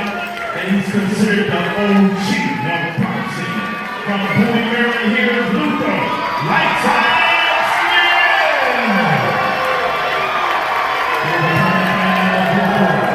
He's on the red and white trunks. He weighed in at a rough and tough 199.6 pounds. His outstanding professional record, 16 wins. Only 2 losses, 1 draw, but 11 kills to his credit. Came in from the city so nice, they named it twice. New York boxing fans, here's Superman Stephen Bouye! Bill Clancy with the final instruction. All right, gentlemen, move the rules to the back. Schedule for 8 rounds. We will have a good, clean fight. Protect yourself at all times, and gentlemen, you must obey my commands. The book instructions are perfect. So I want all the punches above the line. Do not go low. Touch one, good luck, God bless. Stephen Bouye, I'm sorry, I pronounced his name wrong tonight. 8 rounds in the cruiserweight division. This could be interesting. And Bill Clancy said we will have a good, clean fight. And we'll see what we do here tonight. Now, main event. Gary Digital Williams alongside Juan Marshall. Thanks for staying with us here from Live Casino in Hanover, Maryland. Smith, the southpaw. Throwing left jab. Right jab, I should say.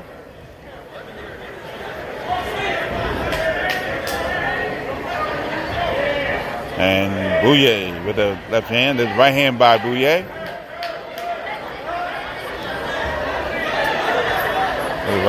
Left hand by Bouye. Big left hand by Smith, just missing.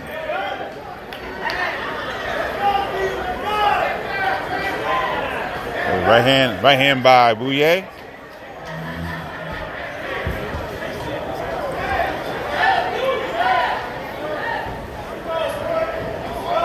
That's big left hand by Bouye that misses just barely.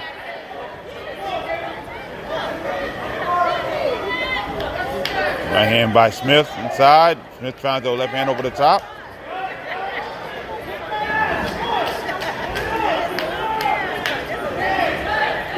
Right jab by Smith. Smith throws left hand. The pass first round 1, scheduled for 8.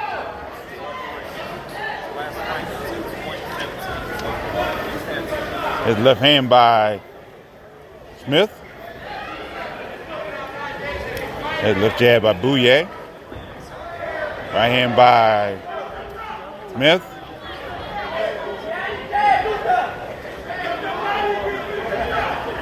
And left hand by Bouye. Bouye trying to throw Smith trying to throw the right hand. Smith, the southpaw out of Bowie, Maryland. Left hand missing by Smith. Bouye right hand that misses.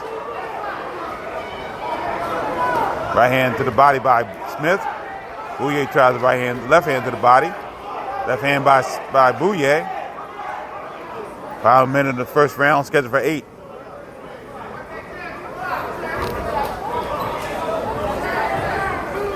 Left hand by Smith.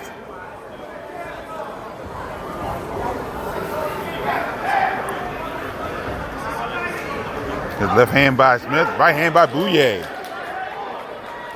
Inside the final minute of the first round, scheduled for 8. His left hand by Bouye. His left hand by Smith. Left hand by Smith. Right hand by Bouye. Try to stick that inside. Final second, first round. Smith throws the right hand. Bouye kind of stumbled, but I don't think the punch connected. There's a left jab by Bouye. And the bell rings in round 1. So both men did more missing than hitting in that first round. Good feeling out process. Yeah, Luther, both guys are trying to land some knockout shots from the start of the fight. And we talk about cruiserweight, so it don't take much to connect, almost like the heavyweight division. Doesn't take much of a big. It only takes one big shot to end a fight, but a lot of overshooting of their shots with both fighters. But this next round, they need to come out and establish a jab on each other. So we're gonna find out how they settle down and try to work themselves into this fight, try to set up some things, or do they just keep battling the shot until one person lands a big shot and catches the other off guard?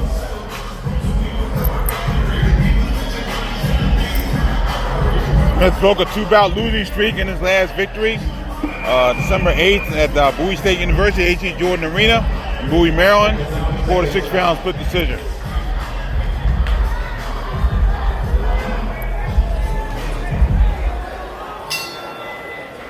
We start round 2, scheduled for 8. Left jab by Bouye. This thing started as right hand by Smith to the body. Bouye trying to come back with left hand.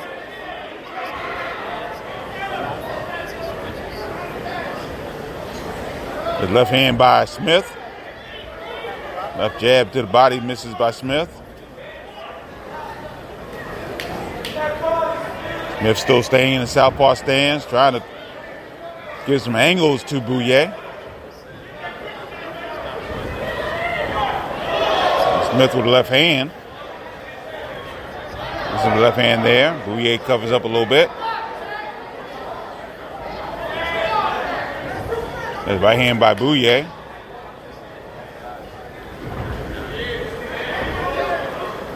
Right hand lands by Bouye in close.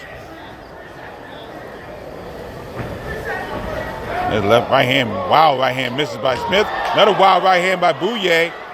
Misses and he falls down. No knockdown there though.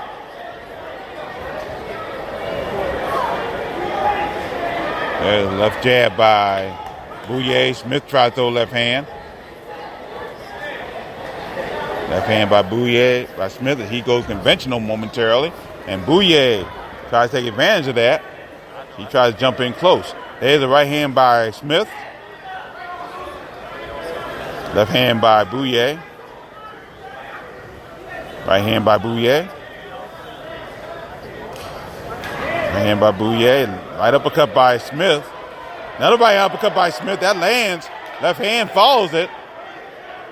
Smith now back in the southpaw stance, although he goes back to conventional just that quickly. He throws right hand to the body.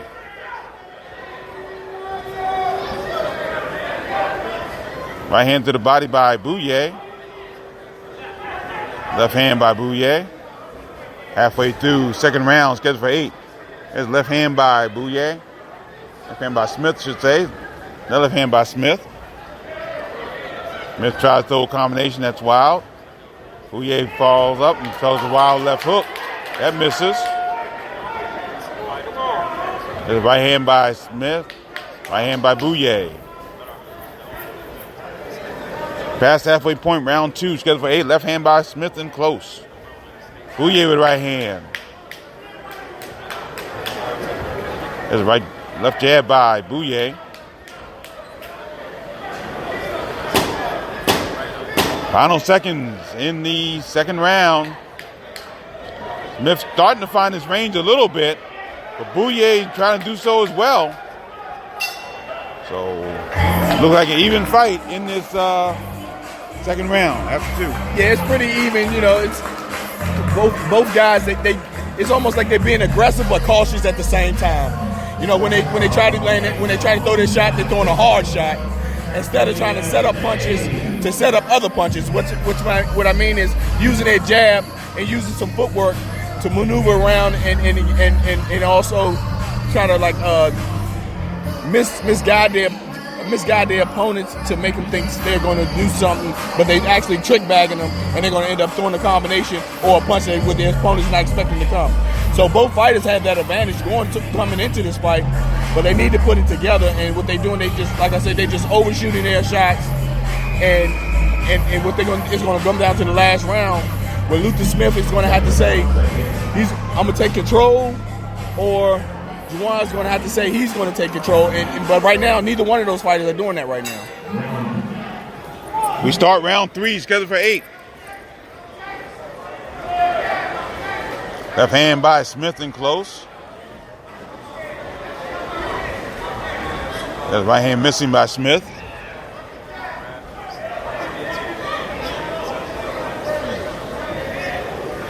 And another thing, since Luther Smith is fighting southpaw, he needs to move by the right, and Abuto he's catching with those shots, those left hands, those jabs, because Luther Smith is not moving the right way.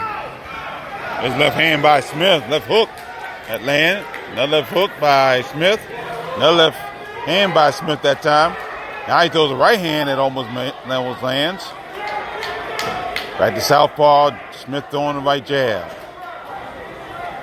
Bouye trying to throw left jab, right hand to head by Smith. Look like Bill Clancy is warning Bouye for a low shot. Left jab, good left hand. Left hand by Bouye. Left jab by Smith. Left hand by Bouye. Another left hand by Smith. Left jab by Smith. Another left jab by Smith.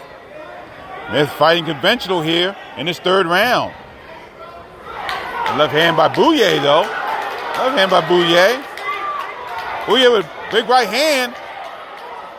And Bouye has Smith up against the corner, but Smith fights his way out. Past the first minute mark of round 3, scheduled for 8. Left jab by Bouye. Left jab by Bouye. Big left hand by Smith. Just barely misses.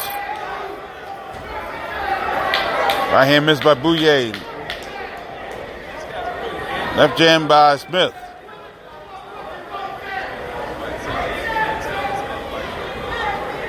They tangle once again. And Bill Clancy separates them.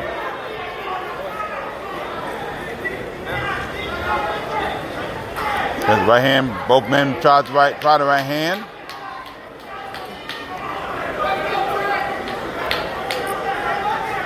Left jab by Smith. Left hand to the kidney area by Bouye. We approach the final minute of the third round, scheduled for 8. Bouye trying to throw left hand, right hand shots. There's left jab by Bouye. And come in, there's right hand by Bouye. Final seconds, third round. Bouye seemed to land a little bit more of the telling blows in that round. Smith trying to throw the right hand to the body. But Bouye came in close. He was more aggressive in that third round. Yeah, he took some more. He's taking more control of the fight so far. Actually, in that round so far, I want to say, because Luther Smith, he's not active now. He's just moving around, and he's trying to avoid what Bouye is trying to throw to him. But he's not doing any offense of his own in that last third round. But he's going to have to come out in the next round, round 4. So we have almost halfway through. Going into 8. But Luther's have to get more activity going into the 4th round. Where Bouye is actually have built up some confidence. Now he's trying to figure out what more he can do, and Luther Smith made it easy for him when he's not throwing shots.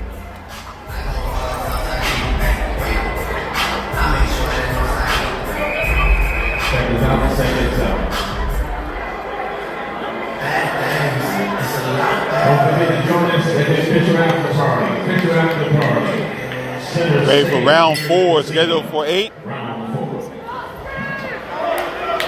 Luther Smith has never gone a full 8 rounds. He had one bout scheduled for 8 rounds. That's when he knocked out Elvin Sanchez in April of 2018.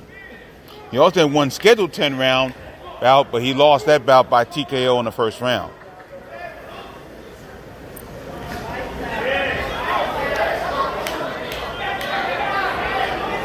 Bouye throwing left hand.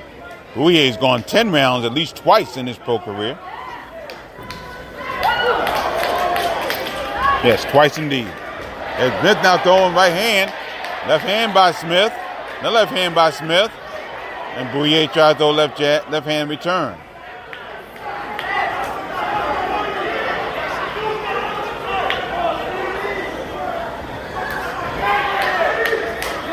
Left hand by Bouye.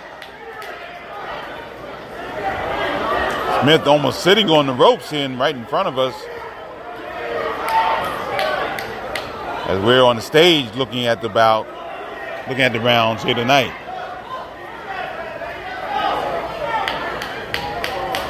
There's the left hand by Bouye.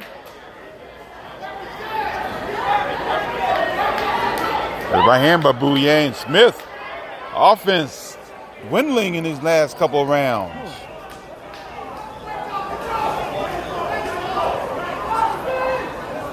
Bookman now doing movement awareness. Bouye coming in with the right hand. Left hand by Bouye, right hand by Bouye. Past halfway point in the 4th round, scheduled for 8.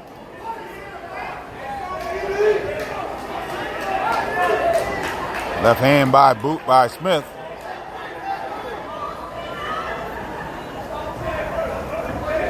Now Smith trying to throw the right hand.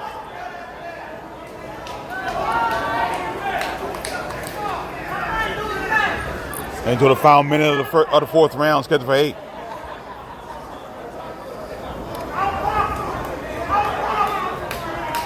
Now Smith trying to throw the right jab. Bouye with the right hand to the head. Trying to throw the right hand to the body. That misses. Smith come back with the left hand. Smith with another good left hand to the head. So the right hand by Smith.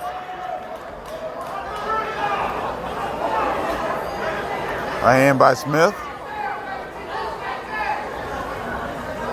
And left hand by Smith that misses.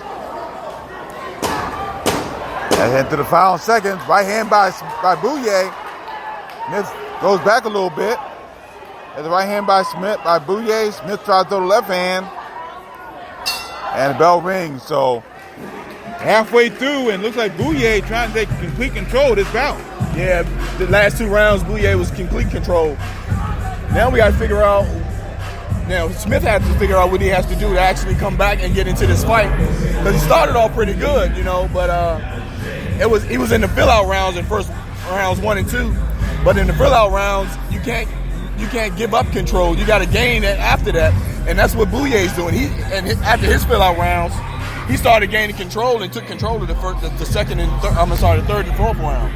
So right now, Luther Smith, I wouldn't be surprised if he's behind. It could be a point where the judges could have gave 1 round to each one, the first and second round, 1 apiece, but Bouye decisively got the second, third, fourth round.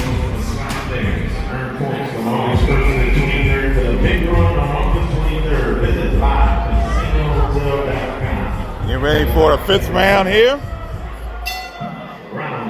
Round 5 scheduled for 8. Bouye, I say Smith starting with the right hand to the head. Trying to throw the right jab. Throw the right jab by Smith. Throw the right jab by Smith. Bouye staying on the outside a little bit.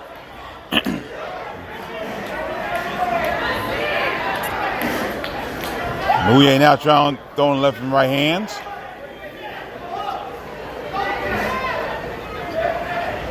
Right hand by Smith. Another right jab by Smith. Right hand by Smith. Left hand by Smith. Then right hand by Bouye. And tried to follow with a left hand. First minute, round 5, scheduled for 8.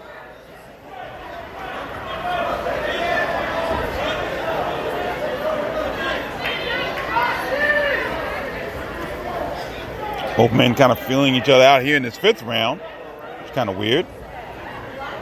But not a whole lot of action. Both men very cautious in this bout so far. There's a right hand by Smith that misses. Try to slick that right jab out.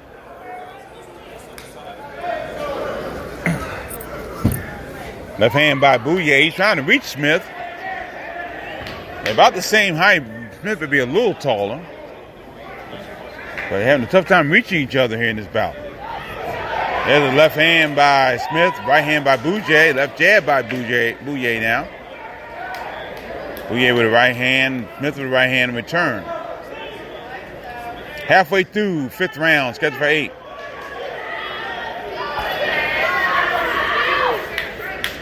Left hand by Bouye. Left hand by Smith. There's right hand by Bouye to the body. Right up top, left hand to the body by Bouye. Another left hand by Bouye. There's a right hand by Bouye. Left hand by Smith. But Bouye throwing the more volume of punches in this 5th round.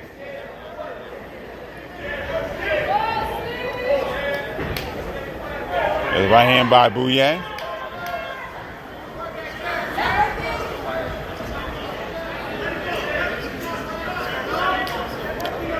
Bouye trying to go inside. Bouye wants Smith to fight. Smith just throwing one jab and one jab only. Bouye throws left jab, another left jab. Left hand by Bouye. Final seconds, 5th round. Left hand by Smith. And Smith trying to go to the body as this round comes to a close. And the Bouye fans are excited now, but their man is really, I think, offensively taking control of the bout. He waves to the fans. Smith's inactivity is going to cost him this bout if he doesn't pick it up, because we're going into the 6th round, and these are the last 2 rounds that he can actually do something, because right now Bouye is winning this fight, and Smith is behind. I'm thinking maybe 3 to 4 rounds, and then like I said, we're going into the halfway point, and Smith's inactivity is going to sail him out to the judges, and the judges see the activity, and sometimes it makes it easier for the judges to fight when the guy's not throwing punches. Don't forget to follow us for our post-fight wrap-up show immediately following this bout. We'll give you all the recap of what went on here tonight from Live Casino in Hanover, Maryland. Packed house on hand here for the Jet of Emotions card. Ready for round 6, scheduled for 8.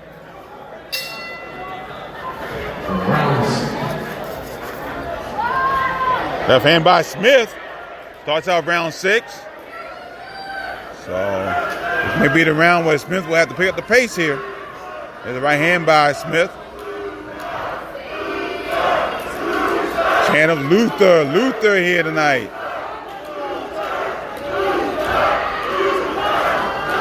Left hand by Smith. This is Smith, who's going conventional here in this 6th round. Bouye with left hand. Left hand by Bouye, by Smith, I should say. Sorry, by Smith. Bouye with left hand of his own. His right hand by Smith. Tries the uppercut, that doesn't work. There's left jab by Smith. Left jab by Smith. Right hand to the body by Smith. Bouye throws left hand return.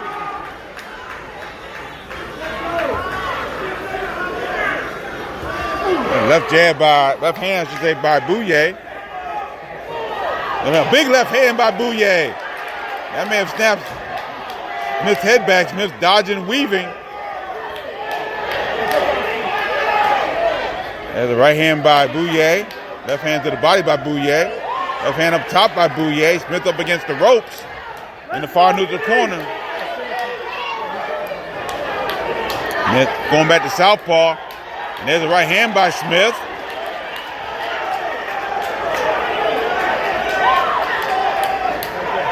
And Smith waiting for Bouye to do something. Now he goes off against the ropes.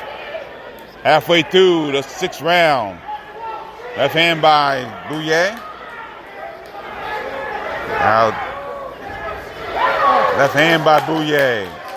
He caught Smith right in a switch there. He went from southpaw back to conventional. Got caught there, but left hand by Smith lands. Heading toward the final minute of the 6th round, scheduled for 8. Left hand by Smith. And Smith, after starting off in the southpaw stance, doing a little bit better conventional until now, because he's getting hammered now by Bouye. Left hand, but there's a left hand by Smith in return. Left hand by Smith. Bouye trying to throw shots to the body. Smith with a left hand to the head. But Bouye's got Smith against the corner. Final seconds, 6th round. Bouye trying to throw left hands. Left hand by Smith. Smith missing. Bouye trying to throw left hand. And the round ends. So Smith going conventional was a little bit more productive for him, but Bouye still has some good shots in the round. Yeah, Smith was doing good in the middle of the rounds. He started throwing a little more shots. But in order for him to win the round, he should have closed it out a little stronger. So I think I give that round to Bouye. And right now, Luther's have to go for a knockout. Let's hear from Casino Hotel,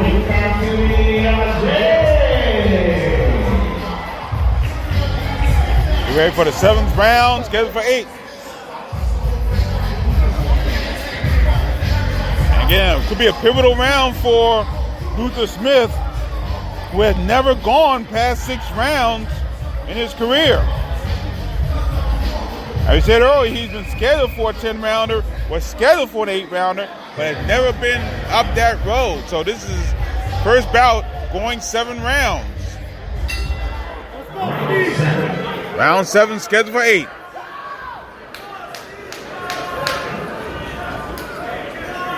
Smith staying in conventional stock. He's been more successful there as a conventional fighter. Bouye landing left hand. And left jab to the body by Smith. Bouye tries a couple left jabs. The right hand that glanced off the face of Luther Smith. The right hand there that landed.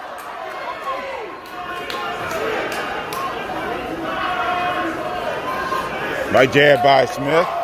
Right Bouye. Right hand over the top by Smith. Lanced off Bouye. There's left jab by Smith.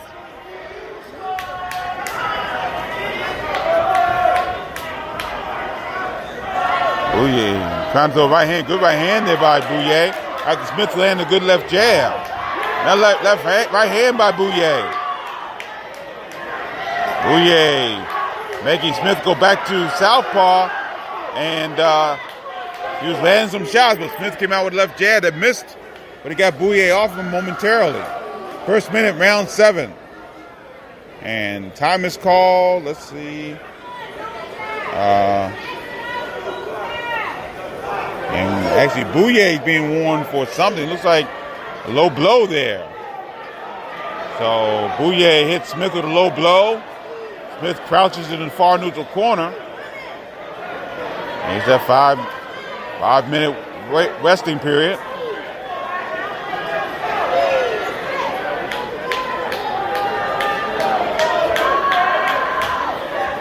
Okay, so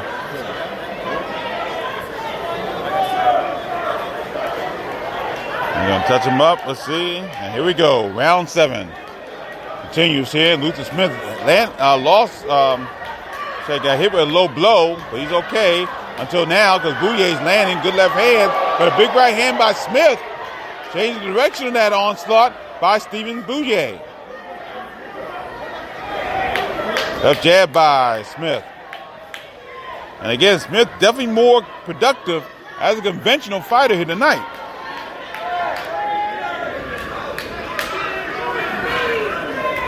Left jab by Smith.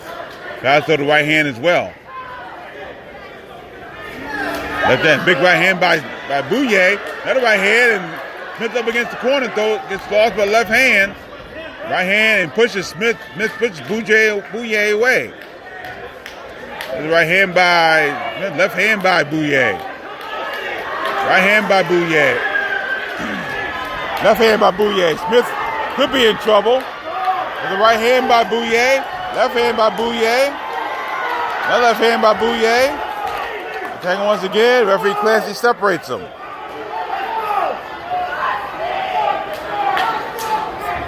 There's a right hand by Bouye. Let's go, Steve! Smith with a left jab, right hand. Go back to southpaw Smith as the second tick away here in the 7th round. Left hand by Smith. And round ends. And this one could be interesting going into that 8th and final round. Could be anybody's ball game. Yeah, Smith definitely needs a knockout in order to win this fight. Okay. Yeah, because Bouye right now, he's up at least, I'm thinking 4-3, maybe 5-2, because he closes the round so strong. So I think the judges are looking toward what the inactivity that Luther's doing and giving those rounds to Bouye, even though some of the shots that he thrown missed, but his activity was more. And sometimes Luther Smith is making it easy for the judges by not throwing shots. And so right now, he's going to have to come out and put an arsenal of punches together, for the 4-3 round. This is it, Boxing fans. And our main event of the evening, put your hand together for both ring warriors. This is the 8th and final round. Okay, time momentarily called. Here we go. 8th and final round here tonight. Our final round of the night here from Live Casino in Hanover, Maryland. Smith back in the southpaw stance. Bouye picks out a left jab. Right jab by Smith. Right jab, big right hand by Smith misses. Right hand by Bouye. Left jab by Bouye. Good left hand by Bouye.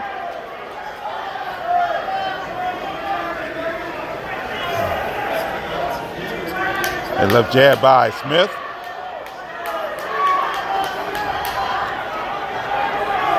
After being so productive as a conventional fighter midway through this bout, you got to wonder why Smith would go to his southpaw stance again. Both crowds now here chanting there for their boxer. Got Luther chanting, the Stevens chant.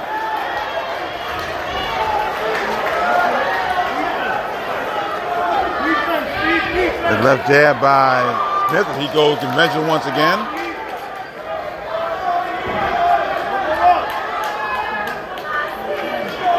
Now posing, left jab by Bouye. Another left jab by Bouye. Another left jab by Bouye. Smith throws a left jab. Another left jab to the body. Left jab to the body. And they tangle once again in the center of the ring. And Bill Clancy separates them. Left jab by Bouye. Right hand misses by Bouye. Right hand by Bouye. Left hand by Bouye. Another right hand by Bouye. Smith tries to throw the right hand, but Bouye lands the left hand instead. Halfway through the final round. The left jab by Smith. Another left jab by Smith.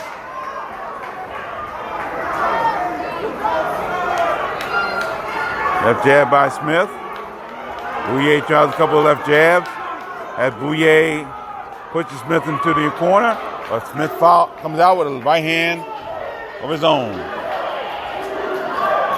Left jab by Bouye.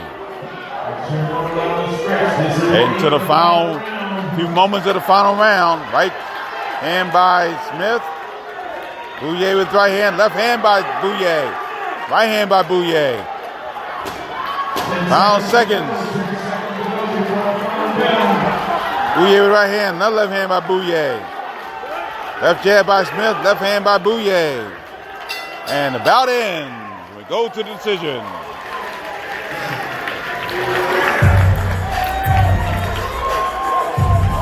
The judges for this bout, Brent Bovell, David Braslow, John Gradowski.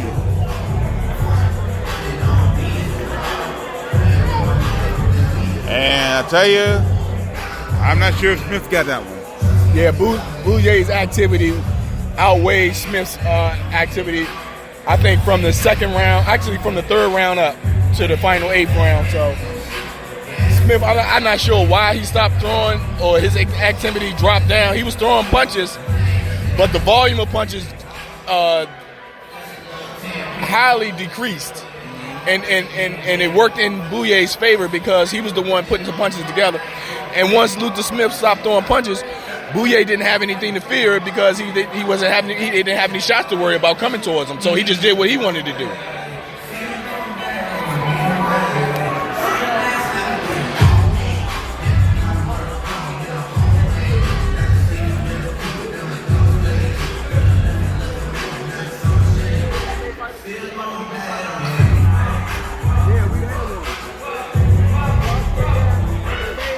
Don't forget, stay with us for our post-fight wrap-up show. Immediately following the announcement of the decision, we'll give you a recap of what took place here tonight from Live Casino in Hanover, Maryland.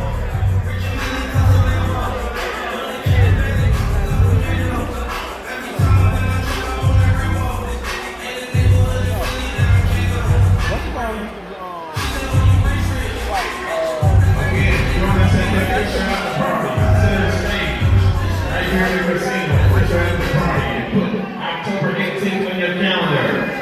Big time boxing. Back here again. Oh, he's walking out that way? Yeah, I can't see it. This is Bob Jones will come in shortly to give us the official decision of the judges.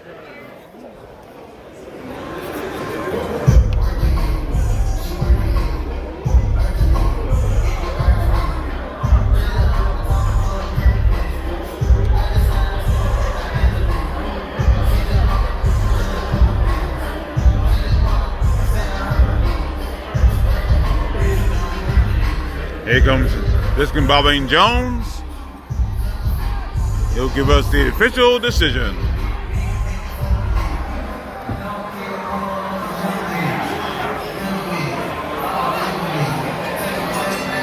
Ladies and gentlemen, how about a well-deserved round of applause for our ring warriors in this main event this evening.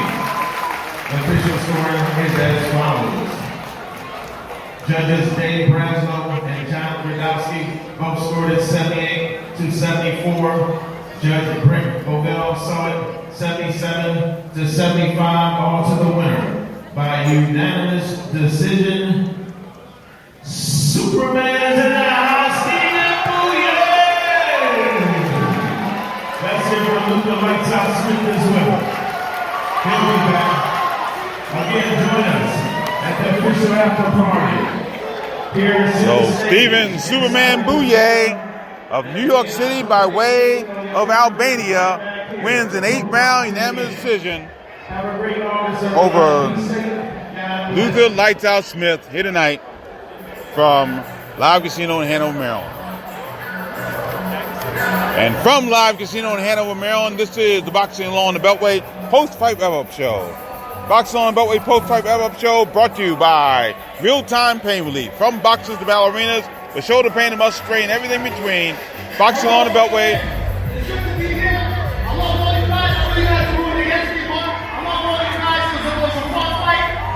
Lucas Smith, he's a hell of a fighter. He's well.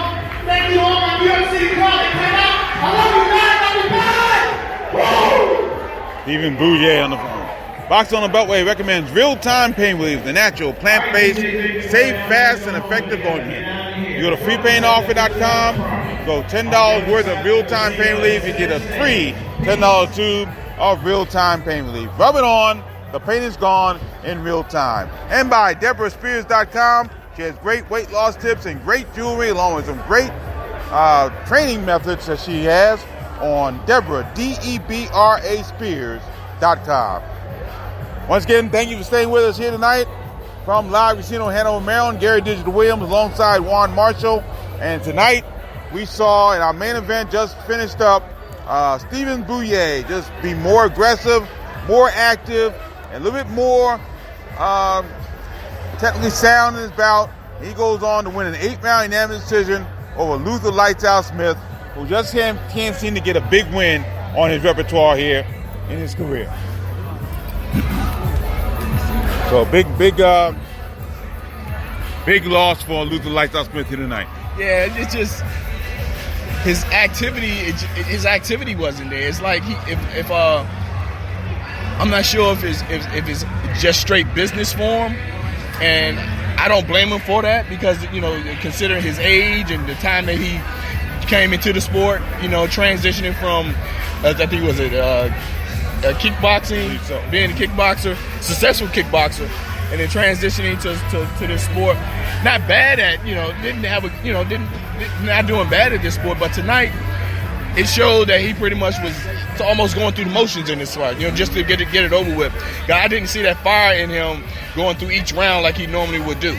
Even in some of the fights that he lost, I see him put more effort into a fight than this fight tonight. He got off to a decent start and fought well in the first couple of rounds, but as you said, the ability that he had and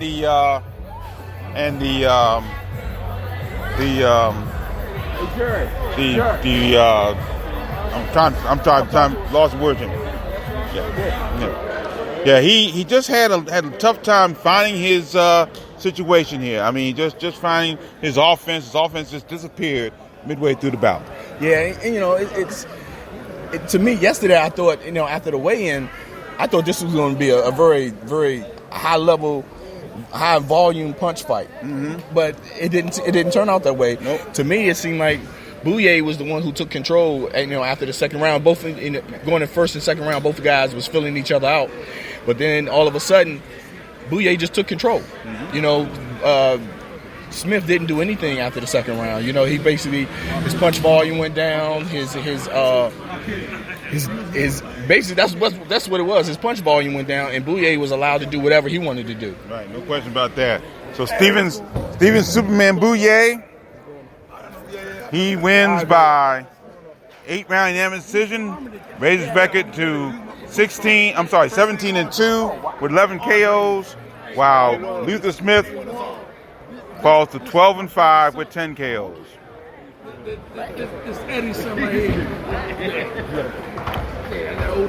So we're getting ready for our co-feature. Talk about our co-feature, and that was a good win, a comeback win for the King's son, Jerry Odom. He scored a second round knockout over Tahir Thomas of Salisbury, Maryland. And they're going to have a little press conference here. So let's go back a little bit as we get ready to talk to our people here. So we're still live here from Live Casino in Hanover, Maryland. We're going to get ready for a little press conference here at Live Casino.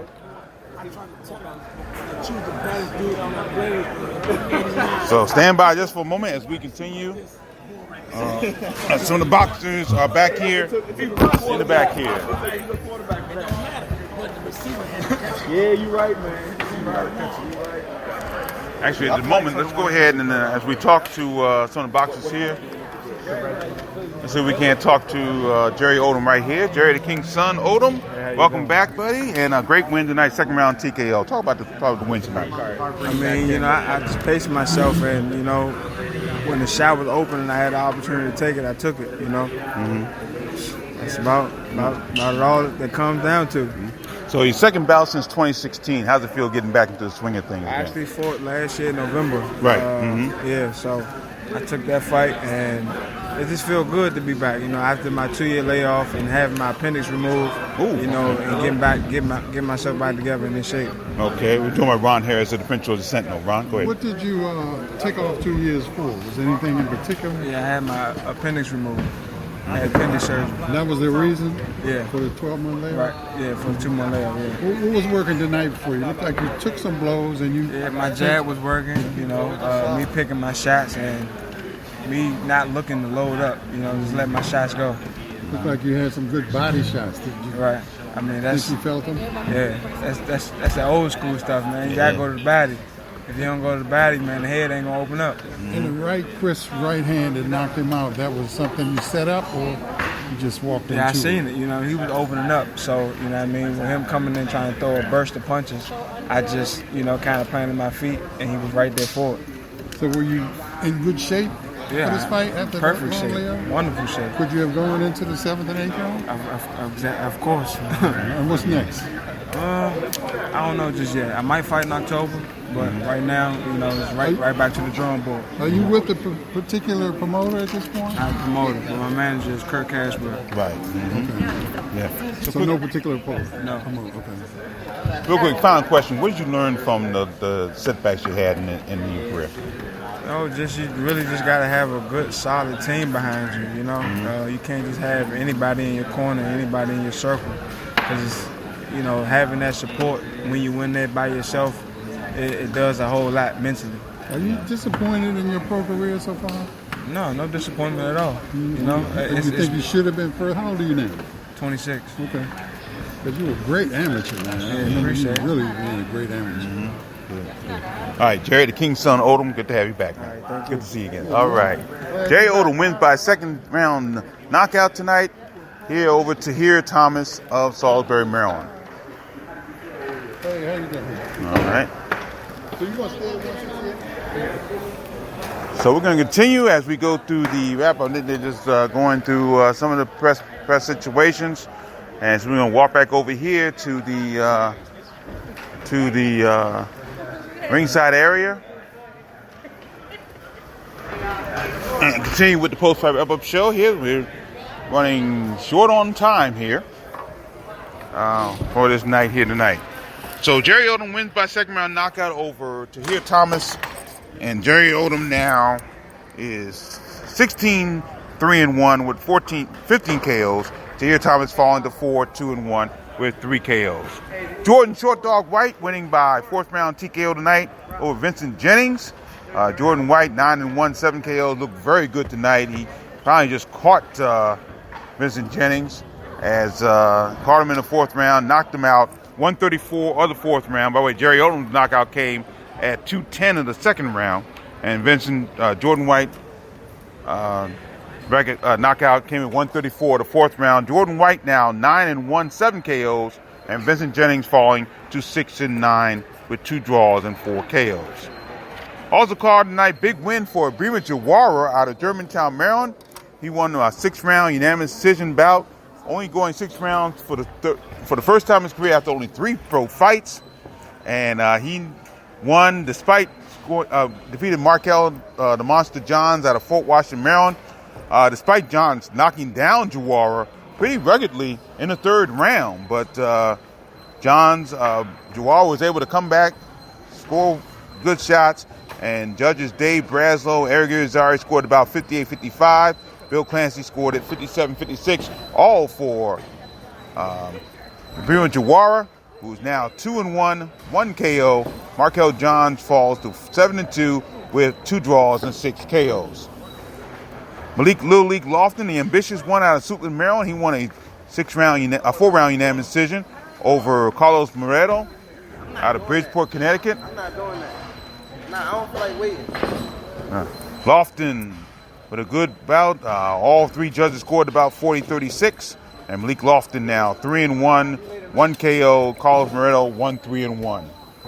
AJ We Are Williams out of Cockeysville, Maryland. He won a 4-round unanimous decision over Brock Willis out of Clarksburg, West Virginia.